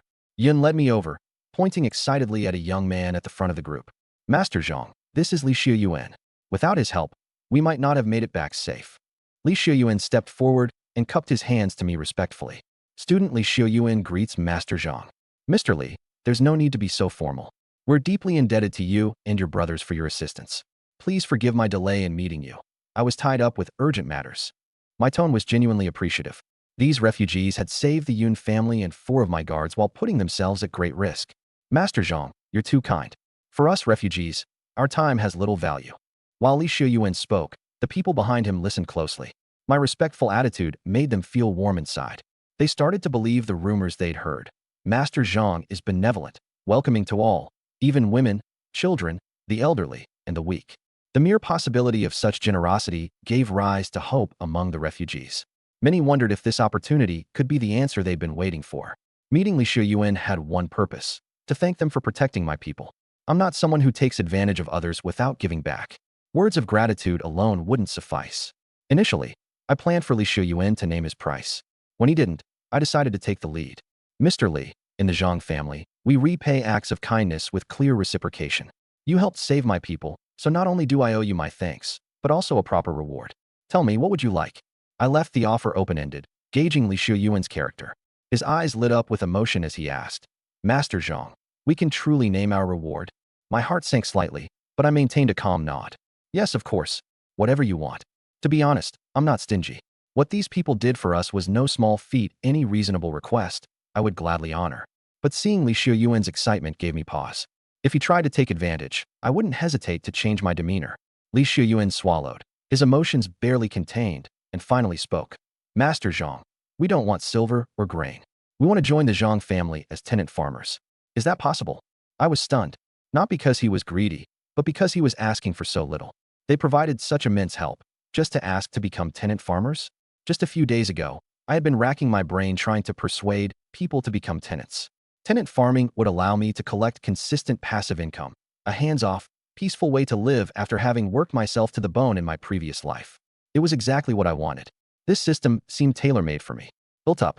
When I was recruiting tenant farmers before, I racked my brain. But now, people are coming to me on their own. I stared at Li Shuyuan. Are you sure? No requests for grain or money. Just want to be tenant farmers? Are the others the same as you? Li Shuyuan nodded resolutely, gritted his teeth, and spoke his mind. Master Zhang, I'll be honest. Yes, we are displaced refugees. We lack silver and grain. But if that were all, we wouldn't have acted yesterday. This piqued my interest. Oh? Then tell me, what makes becoming a tenant farmer worth risking yourselves to save me? Li Shuyuan took a deep breath. 3 reasons. First, no matter how much silver or grain you give us, it won't last long for over 100 people. Once it's gone, we're back to starving. Second, a sudden windfall of money and food might not be a blessing. It could become a curse. We're not robbers or thugs. We can't hold on to it. Third, saving you from money and grain would mean offending Chen Danyu and his band of bandits. We'd face their vengeance soon after. Master Zhang, you might say you've already sent guards to capture Chen Danyu, but we had no way of knowing that when we stepped in to save you yesterday. The reason I want to bring everyone to work for the Zhang family is because of your reputation for kindness. As your tenant farmers, we'd have a real chance at survival, far better than any short-term handout. Plus, we wouldn't have any reason to fear Chen Danyu's reprisal or deal with other bullies harassing us. That's the truth I used to convince everyone to take the risk. This is our selfish motive. We just hope for the chance to be your tenant farmers. I believed him. In times like this, even local officials rarely intervene in such disputes. Why would refugees go out of their way to risk their lives out of pure altruism? I didn't buy it. But selfish reasons? Nothing shameful about that. In fact, I appreciated his candid honesty even more. Besides, their so-called selfish motive? That's it. I looked at him again, suppressing an amused smirk. Li Shuyuan, that's the only request? Nothing else. A glimmer of hope lit up his face. That's it. The other refugees were staring at me with wide eyes too, blushing with excitement. All right, the word agree was about to leave my lips when a sudden realization hit me like a thunderbolt. I didn't have any vacant farmland. In my groggy state, bad sleep last night, woke up too early this morning. It had slipped my mind. Every inch of land under my name was already leased out. There wasn't even a single acre I could offer for them to farm. Li Shiyuan and his group were all eagerly awaiting my response, their anticipations palpable. I froze mid-sentence, speechless. Nobody dared to push me for an answer, but I could see the torment on their faces. After all, I was basically about to become their new employer. Who would dare to risk offending me? Summoning my courage, I finally spoke up. Mr. Li, dear villagers, I must apologize. I just remembered, currently, all Zhang family farmland is already leased out. For now, there's no space, so we aren't accepting new tenant farmers. What? You're turning us away? Then what are we supposed to do? But you just said you were going to agree. Voices erupted in panic, some breaking into sobs. The emotional whiplash was overwhelming. They had just glimpsed hope, a path to survival, only for it to be yanked cruelly away again in an instant. Who could bear that? Some even collapsed to their knees, weeping. Even Li Shiyuan, who had maintained a calm and gentlemanly exterior, went pale, his forced smile freezing awkwardly into silence. If I'd started cold and indifferent, maybe they wouldn't be so devastated now. Especially him. He'd stuck his neck out convincing others to take the risk of helping. How could he explain this outcome? Faced with the heartbreaking scene, I quickly raised my hands. Everyone, please calm down. I only said we're not hiring tenant farmers. I didn't say I was rejecting you altogether. They all fell silent, staring up at me in confusion.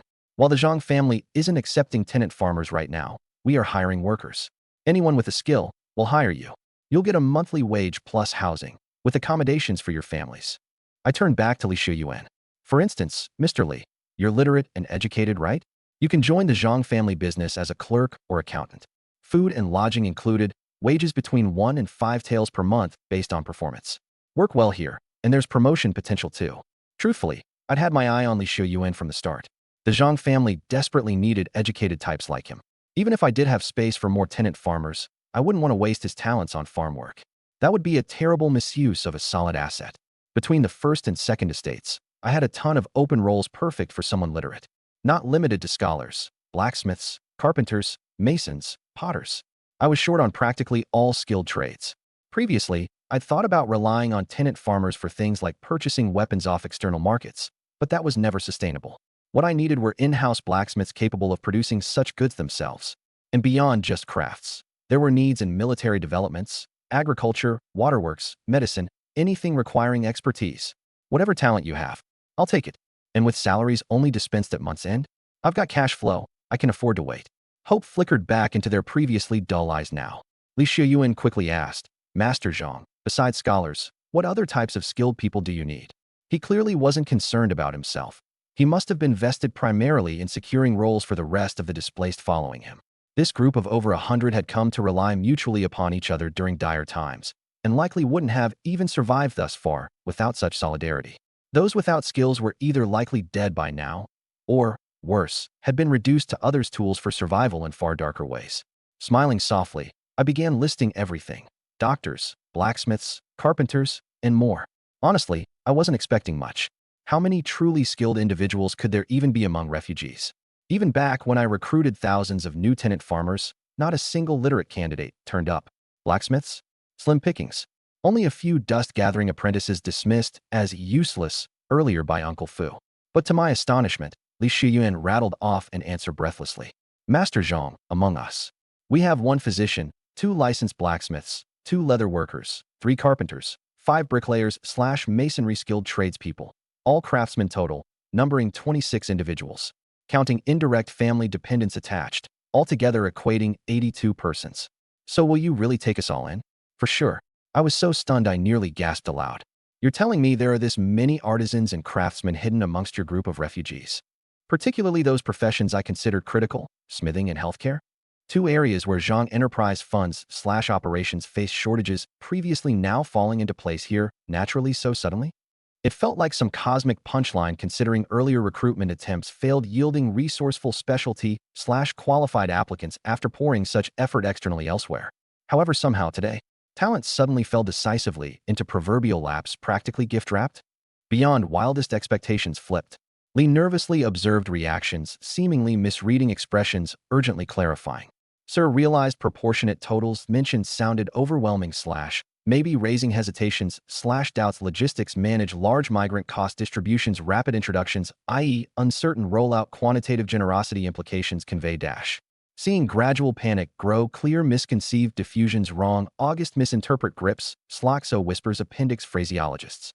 Everyone had hoped he'd keep pushing forward, earn even higher honors, and bring glory to his ancestors. But fate had other plans. Right when he was preparing for the provincial exam to become a Jiran, his hometown was struck by a severe drought. Not a single crop survived. The famine devastated the whole village. Many families were forced to sell their children or flee their homes. His parents, however, insisted he keep studying. But in a year of famine, they didn't even have food to eat. Where would they find silver to support his studies, let alone cover travel expenses and lodging for the exam?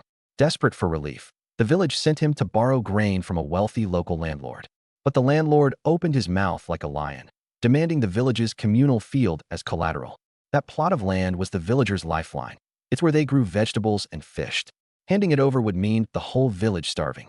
To protect the land, Li Shuyuan refused, and in doing so, made himself an enemy. This landlord was a real tyrant in the area, bribing officials and running roughshod over the law. Not only did he show up demanding repayment, he even framed Li Shuyuan's father for interfering with his business. With their lives on the line, many villagers packed up and left to save themselves. After a drawn-out legal battle, the Li family lost the case and was forced to leave their hometown. After that, I became a drifter. My family was torn apart. Li Shuyuan's eyes reddened, his voice heavy. They didn't strip me of my Xiaocai title, but I've got no face left to talk about a bright future. All the neighbors who once helped me, scattered to the four winds.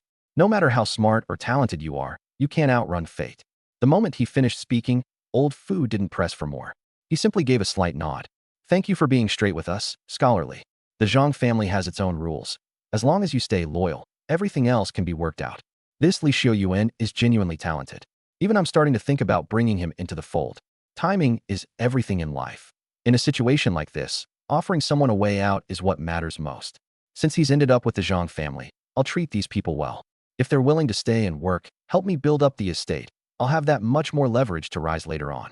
Old Fu, put Scholarly in the community school. Make him the headmaster. I made the call on the spot. The position wasn't a major one, but it'd make it easier for him to look after the refugees and give him a chance to reclaim a scholar's dignity. Old Fu nodded and made a careful note of it. You've got to have some heart in this world. In times of chaos, winning people over matters far more than all those so-called efficient exploitation tactics. With my wits and the system on my side, I don't need to slave away like everyone else. My vision is to be a leisurely head of household, someone who enjoys life, free from the whims of disaster and misfortune, not some power-hungry tyrant. Li Xiyan stood off in the distance among the newly settled craftsmen and refugees, looking my way with a mix of exhaustion and quiet gratitude. I knew this kind of goodwill would hold up far better than a relationship built purely on self-interest. At the very least, on Zhang family land, I could give them room to breathe. So I gave a casual wave and put on a relaxed smile for the crowd gathered before me. Work hard, folks. This is your new home. Eat well, sleep well. As long as you've got the strength, put it toward the Zhang family. Yes, sir. Thank you, Master Zhang. This is the pace of life I've come to enjoy since being transported to this world, steady and built for the long haul. No reckless ambition, no putting on airs. If my goal is greater security and freedom, I need to strike the right balance in every critical decision. People, money, loyalty, interest, making sure everything moves forward gradually and stays rock solid. Half a measure of rice was all it took to hope that one day he would achieve the highest honors.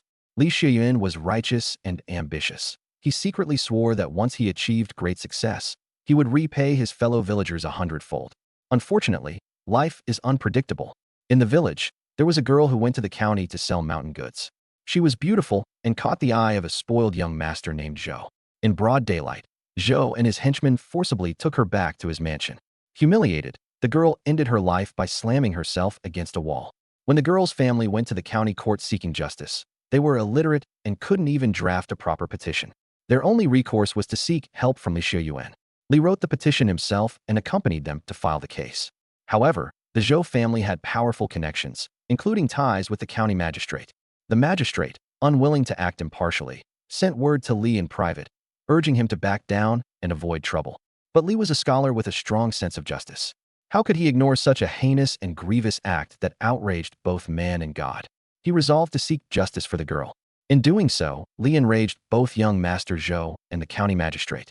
They fabricated evidence, bribed witnesses, and turned the case on its head. They falsely claimed that the girl had schemed to seduce young Master Zhou on her own accord and willingly offered herself after arriving at his home. When Zhou refused to marry her, they said she tried to extort him by threatening to die at his residence, and when Zhou stood his ground, she deliberately killed herself. Even more outrageously, Zhou claimed that before her death, the girl confessed that this entire scheme was orchestrated by none other than Scholar Li. According to Zhou, Li had advised her to seduce him in hopes of becoming a wealthy noble lady, or, failing that, extract a handsome sum of money for her family's benefit. And so, in the eyes of the so-called wise magistrate, what was clearly the wrongful taking of a young girl's life was twisted into a case of scheming and blackmail. The real culprit walked free, while Scholar Li became the scapegoat. Li was stripped of his scholar title, imprisoned, and his family targeted by the Zhou family. Their land was confiscated, leaving them to survive through begging. Later, their county was struck by natural disasters and societal unrest. With the magistrate continuing to exploit the populace, enraged villagers ultimately killed him using farming tools. After the uprising was brutally suppressed, an investigation allowed wrongfully accused individuals to be vindicated, and Li was finally released from prison. But despite being cleared of wrongdoing, young Master Zhou's powerful backers ensured he faced no punishment. Moreover, during Li's imprisonment, Zhou made it a point to torment his family, resulting in the starvation deaths of his parents. Disillusioned and heartbroken, Li saw through the darkness of the judicial system. Realizing he could never defeat the likes of Zhou, he left his hometown with his wife and children to live in quiet obscurity. Upon hearing this, Uncle Fu admired Scholar Li greatly. And as I said, capable people like him should shoulder more responsibilities. Uncle Fu spoke up. Scholar Li, you'll take up the position of the estate's clerk. For now, you'll also temporarily act as the head accountant. Li Xiuyuan clenched his jaw, feeling the weight of it all, but decided he could handle it. But Uncle Fu wasn't done. Oh, and the master has long wanted to set up a school here on the estate, a private academy for the children. For now, you'll also temporarily take on the role of teacher. Li was dumbfounded. Who would have thought? Li Xiuyuan's actually a scholar. And now, that scholar is being worked like a mule by Uncle Fu, taking on 3 roles single-handedly. Had I known. No, wait, I am Master Zhang. I do know. And Uncle Fu deserves a big thumbs up from me. Well done. If someone's capable, they should absolutely take on more work. As managers, our job is to unlock the potential in our people, maximizing their value and helping them realize their talents. Especially now, when the Zhang family estate is short-staffed. If we're deploying the elderly and the young, why not work the able-bodied adults like mules? If you don't hustle while you're young, when will you? Of course, hustling has nothing to do with Master Zhang. I'm exempt from this concept myself. After putting all matters in Uncle Fu's capable hands, my mood felt exceptionally light today. First, the Yun family and their 4 guards returned safely after I worried all night about their fate. While the 4 guards were seriously injured, all survived, which is a blessing. Second, I had assumed I'd need to reward Li Xiuyuan for saving my people, perhaps with money or provisions. Turns out, not only did he refuse any reward, he and his group of refugees asked to join the Zhang estate on their own. Even more thrilling, they brought over 100 followers with them. Among them are more valuable talents than the thousands of tenant farmers I've recruited recently. All skills my estate urgently lacks. Talk about the perfect solution to my problems. I was bracing myself for expense, but instead, they volunteered as manpower and resolved my talent shortage, all while remaining endlessly grateful to me. Every win in the book is mine. How could this not be immensely satisfying? Of course, I know, no good fortune comes without reason. Li and his group risked their lives to save my people and declined all reward because of the seed I had sown earlier. Lowering rent to 30%, offering interest-free loans for land and seeds, providing free housing, paying my guards well, and taking in families. Why did I do this? Not just for profits, but to rehabilitate the Zhang family's reputation, so my name as a kind and benevolent master would spread far and wide. Reputation brings peace and loyalty among subordinates and makes attracting talent easier. Li Xiuyuan and his group represent the fruits of this reputation. At noon, I asked my second wife, Su Tainer, to prepare a splendid feast for the Yun family's safe return, to celebrate, and to formally thank Li Xiuyuan and his family for helping rescue them. It was during this feast that I learned Scholar Li's full backstory from Uncle Fu. Not just a scholar, but a licensed one, an official Xiaocai. Xiaocai might not sound that high up the ladder, but above it are Zhu Run, Gong Shi, and Jin Shi rankings. In truth, being a Xiaocai is already impressive in this era. Achieving that rank involves passing the county, prefectural, and governmental exams, with an abysmal acceptance rate of roughly 1 or 2 per year per county. From an elite selection perspective, becoming a shiozai is like passing the modern equivalent of getting into a top college, a 985/211 tier institution in China. But to me, it's harder. Lee's from a farming background, with limited access to education resources. Without support from his family and village, he wouldn't have made it through. Given his age, if fate hadn't intervened, he might have qualified for the next tier, Zhu Ren. What a waste. No, wait, a gain for me. Talent. Zhang's estate needs him as one of its workhorses. Especially since we're opening Zhang Estate's very first primary school. Scholar Li is the only choice for the role. Over the meal, I toasted Li heavily. Come, Scholar Li, this master raises another glass to you. The first was to thank you for saving Zhang's. Here's a toast to you, my dear sir, for agreeing to become the private tutor at First Academy and teaching those tenant farmers' kids without looking down on them. Well, I've actually been cutting down on drinking lately. You see, the common folks barely have enough to eat. Using precious grains for brewing would be such a waste. But today you've joined the Zhang family, and when I think about how those little kids will finally get an education, I feel so overjoyed. Even if it's a waste of grain, this cup is worth it, and I must drink it. Truth be told, whether it was my original wastrel self or the modern me, drinking has never been a problem, dad bod or not. I could hold my liquor. It's just that now I can't stand the stuff. It's not about the cost. Come on, I make 120 taels of silver a day. But this ancient booze? It's bitter, bland, warm, and downright atrocious compared to modern draft beer. And to top it off, ridiculously expensive. Not even worth serving to the dogs. But you can't have a proper banquet without wine, right? I can't just blatantly refuse and confess I loathe the taste. I need a noble-sounding excuse to make me, Master Zhang, seem grand and magnanimous. And wouldn't you know it, Scholar Li's eyes went red with emotion. Master Zhang is truly a great man, he thought. All the while, he had been quietly griping about the workload. Keeping the books, managing finances, and now taking on this teaching gig. But in the face of Master Zhang's selflessness, sacrificing his own pleasures for the sake of the common people, Li immediately felt petty and shallow. What's a little extra work? He resolved to give it his all. The meal was a success. Everyone was satisfied and in high spirits. Su Tanner's cooking is genuinely impressive. Even someone like me, spoiled by the delight of modern cuisine, found her dishes a treat. For the Yun family and Scholar Li's kin, who are mere ordinary farmers struggling to get by, such flavors were an unimaginable luxury, the kind that makes you want to swallow your tongue down. But let's be clear, Yun Qingshan and Scholar Li are not simple-minded folks who are merely entranced by good food. Their joy stemmed from the sense of respect and hope I gave them, a glimpse of better days ahead. Both families resolved to work tirelessly to repay my kindness. Especially my father-in-law, Yun Qingshan, who was moved beyond words when, after motivating Scholar Li, I decided to assign him a new role. I earnestly told him, in my eyes, you are someone with remarkable archery skills, a steadfast character, and sound judgment. Were it not for your health issues, I would have entrusted you with leading the Zhang family's guards. This, of course, was all talk on my part.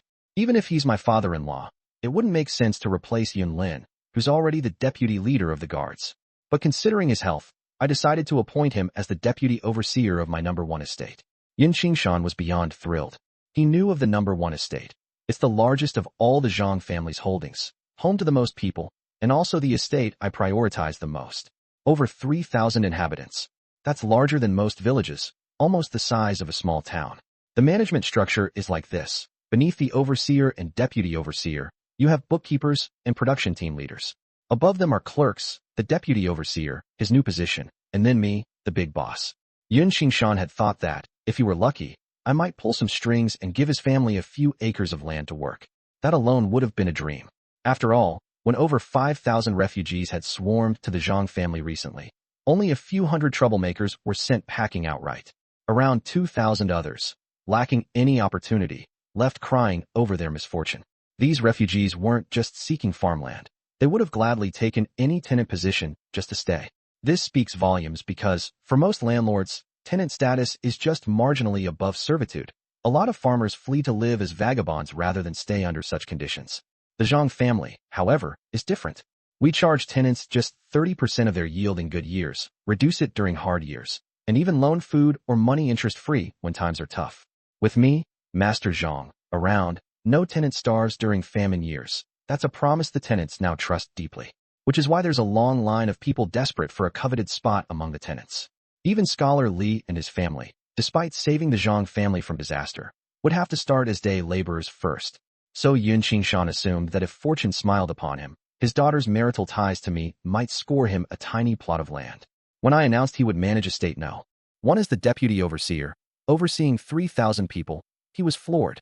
He immediately thought back to his old village head, who got to boss around a measly 100 villagers and was already the man of the hour.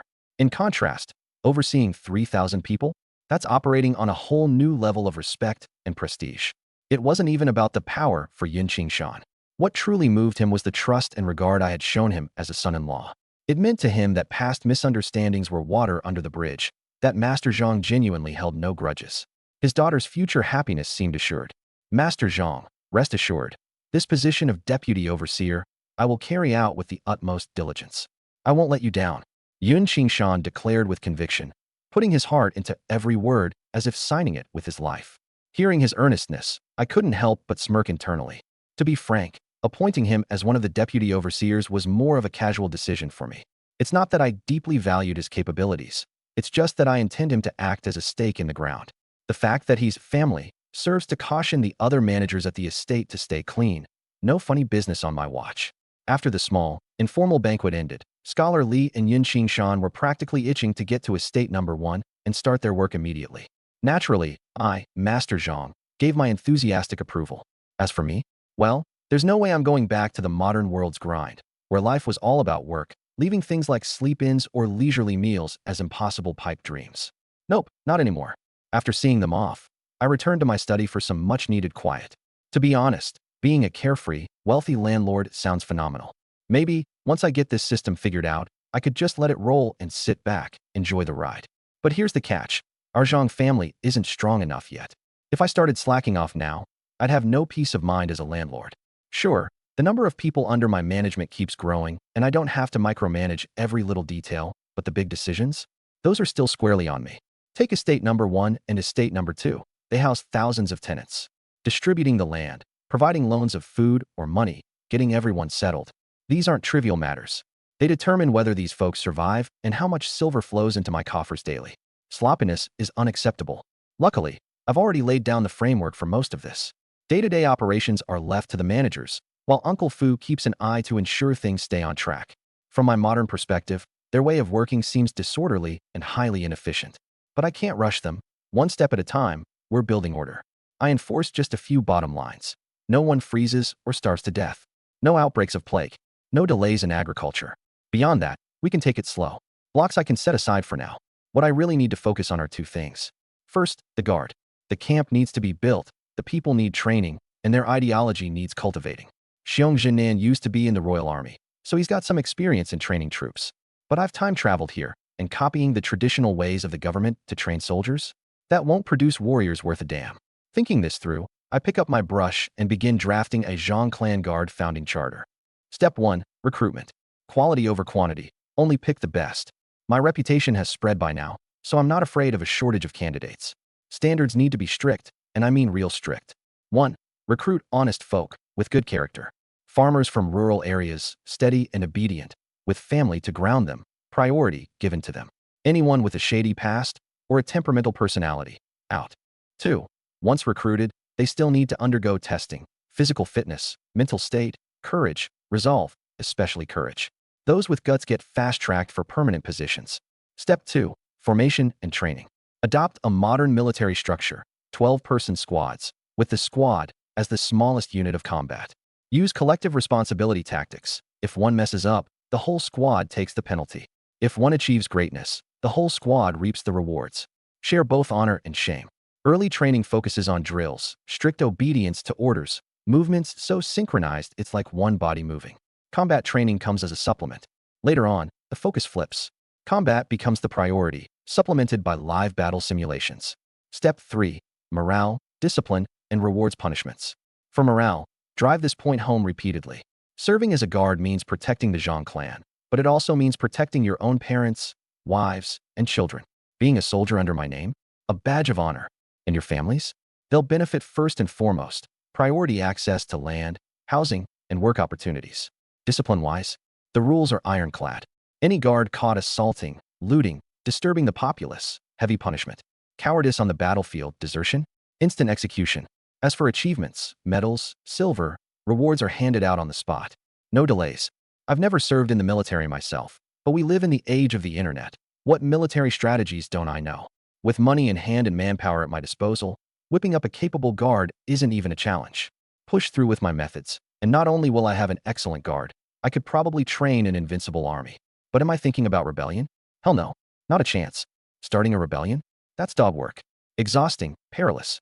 Even if you succeed and seize the throne, what then? You'd still be neck deep in problems, juggling crises, and paranoid about the next threat. Look at me now, head of the Zhang clan, basically a local emperor in my own right. Who here dares oppose me? But a real emperor? They've got never-ending stress, scheming ministers to handle, and conspiracies to survive.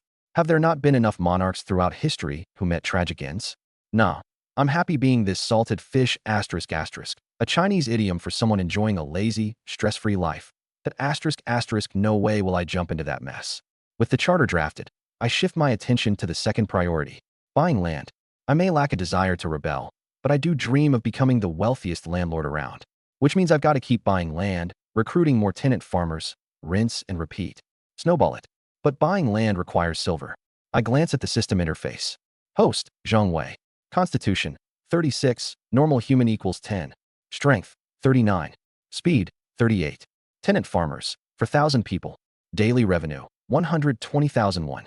Balance, 120,001.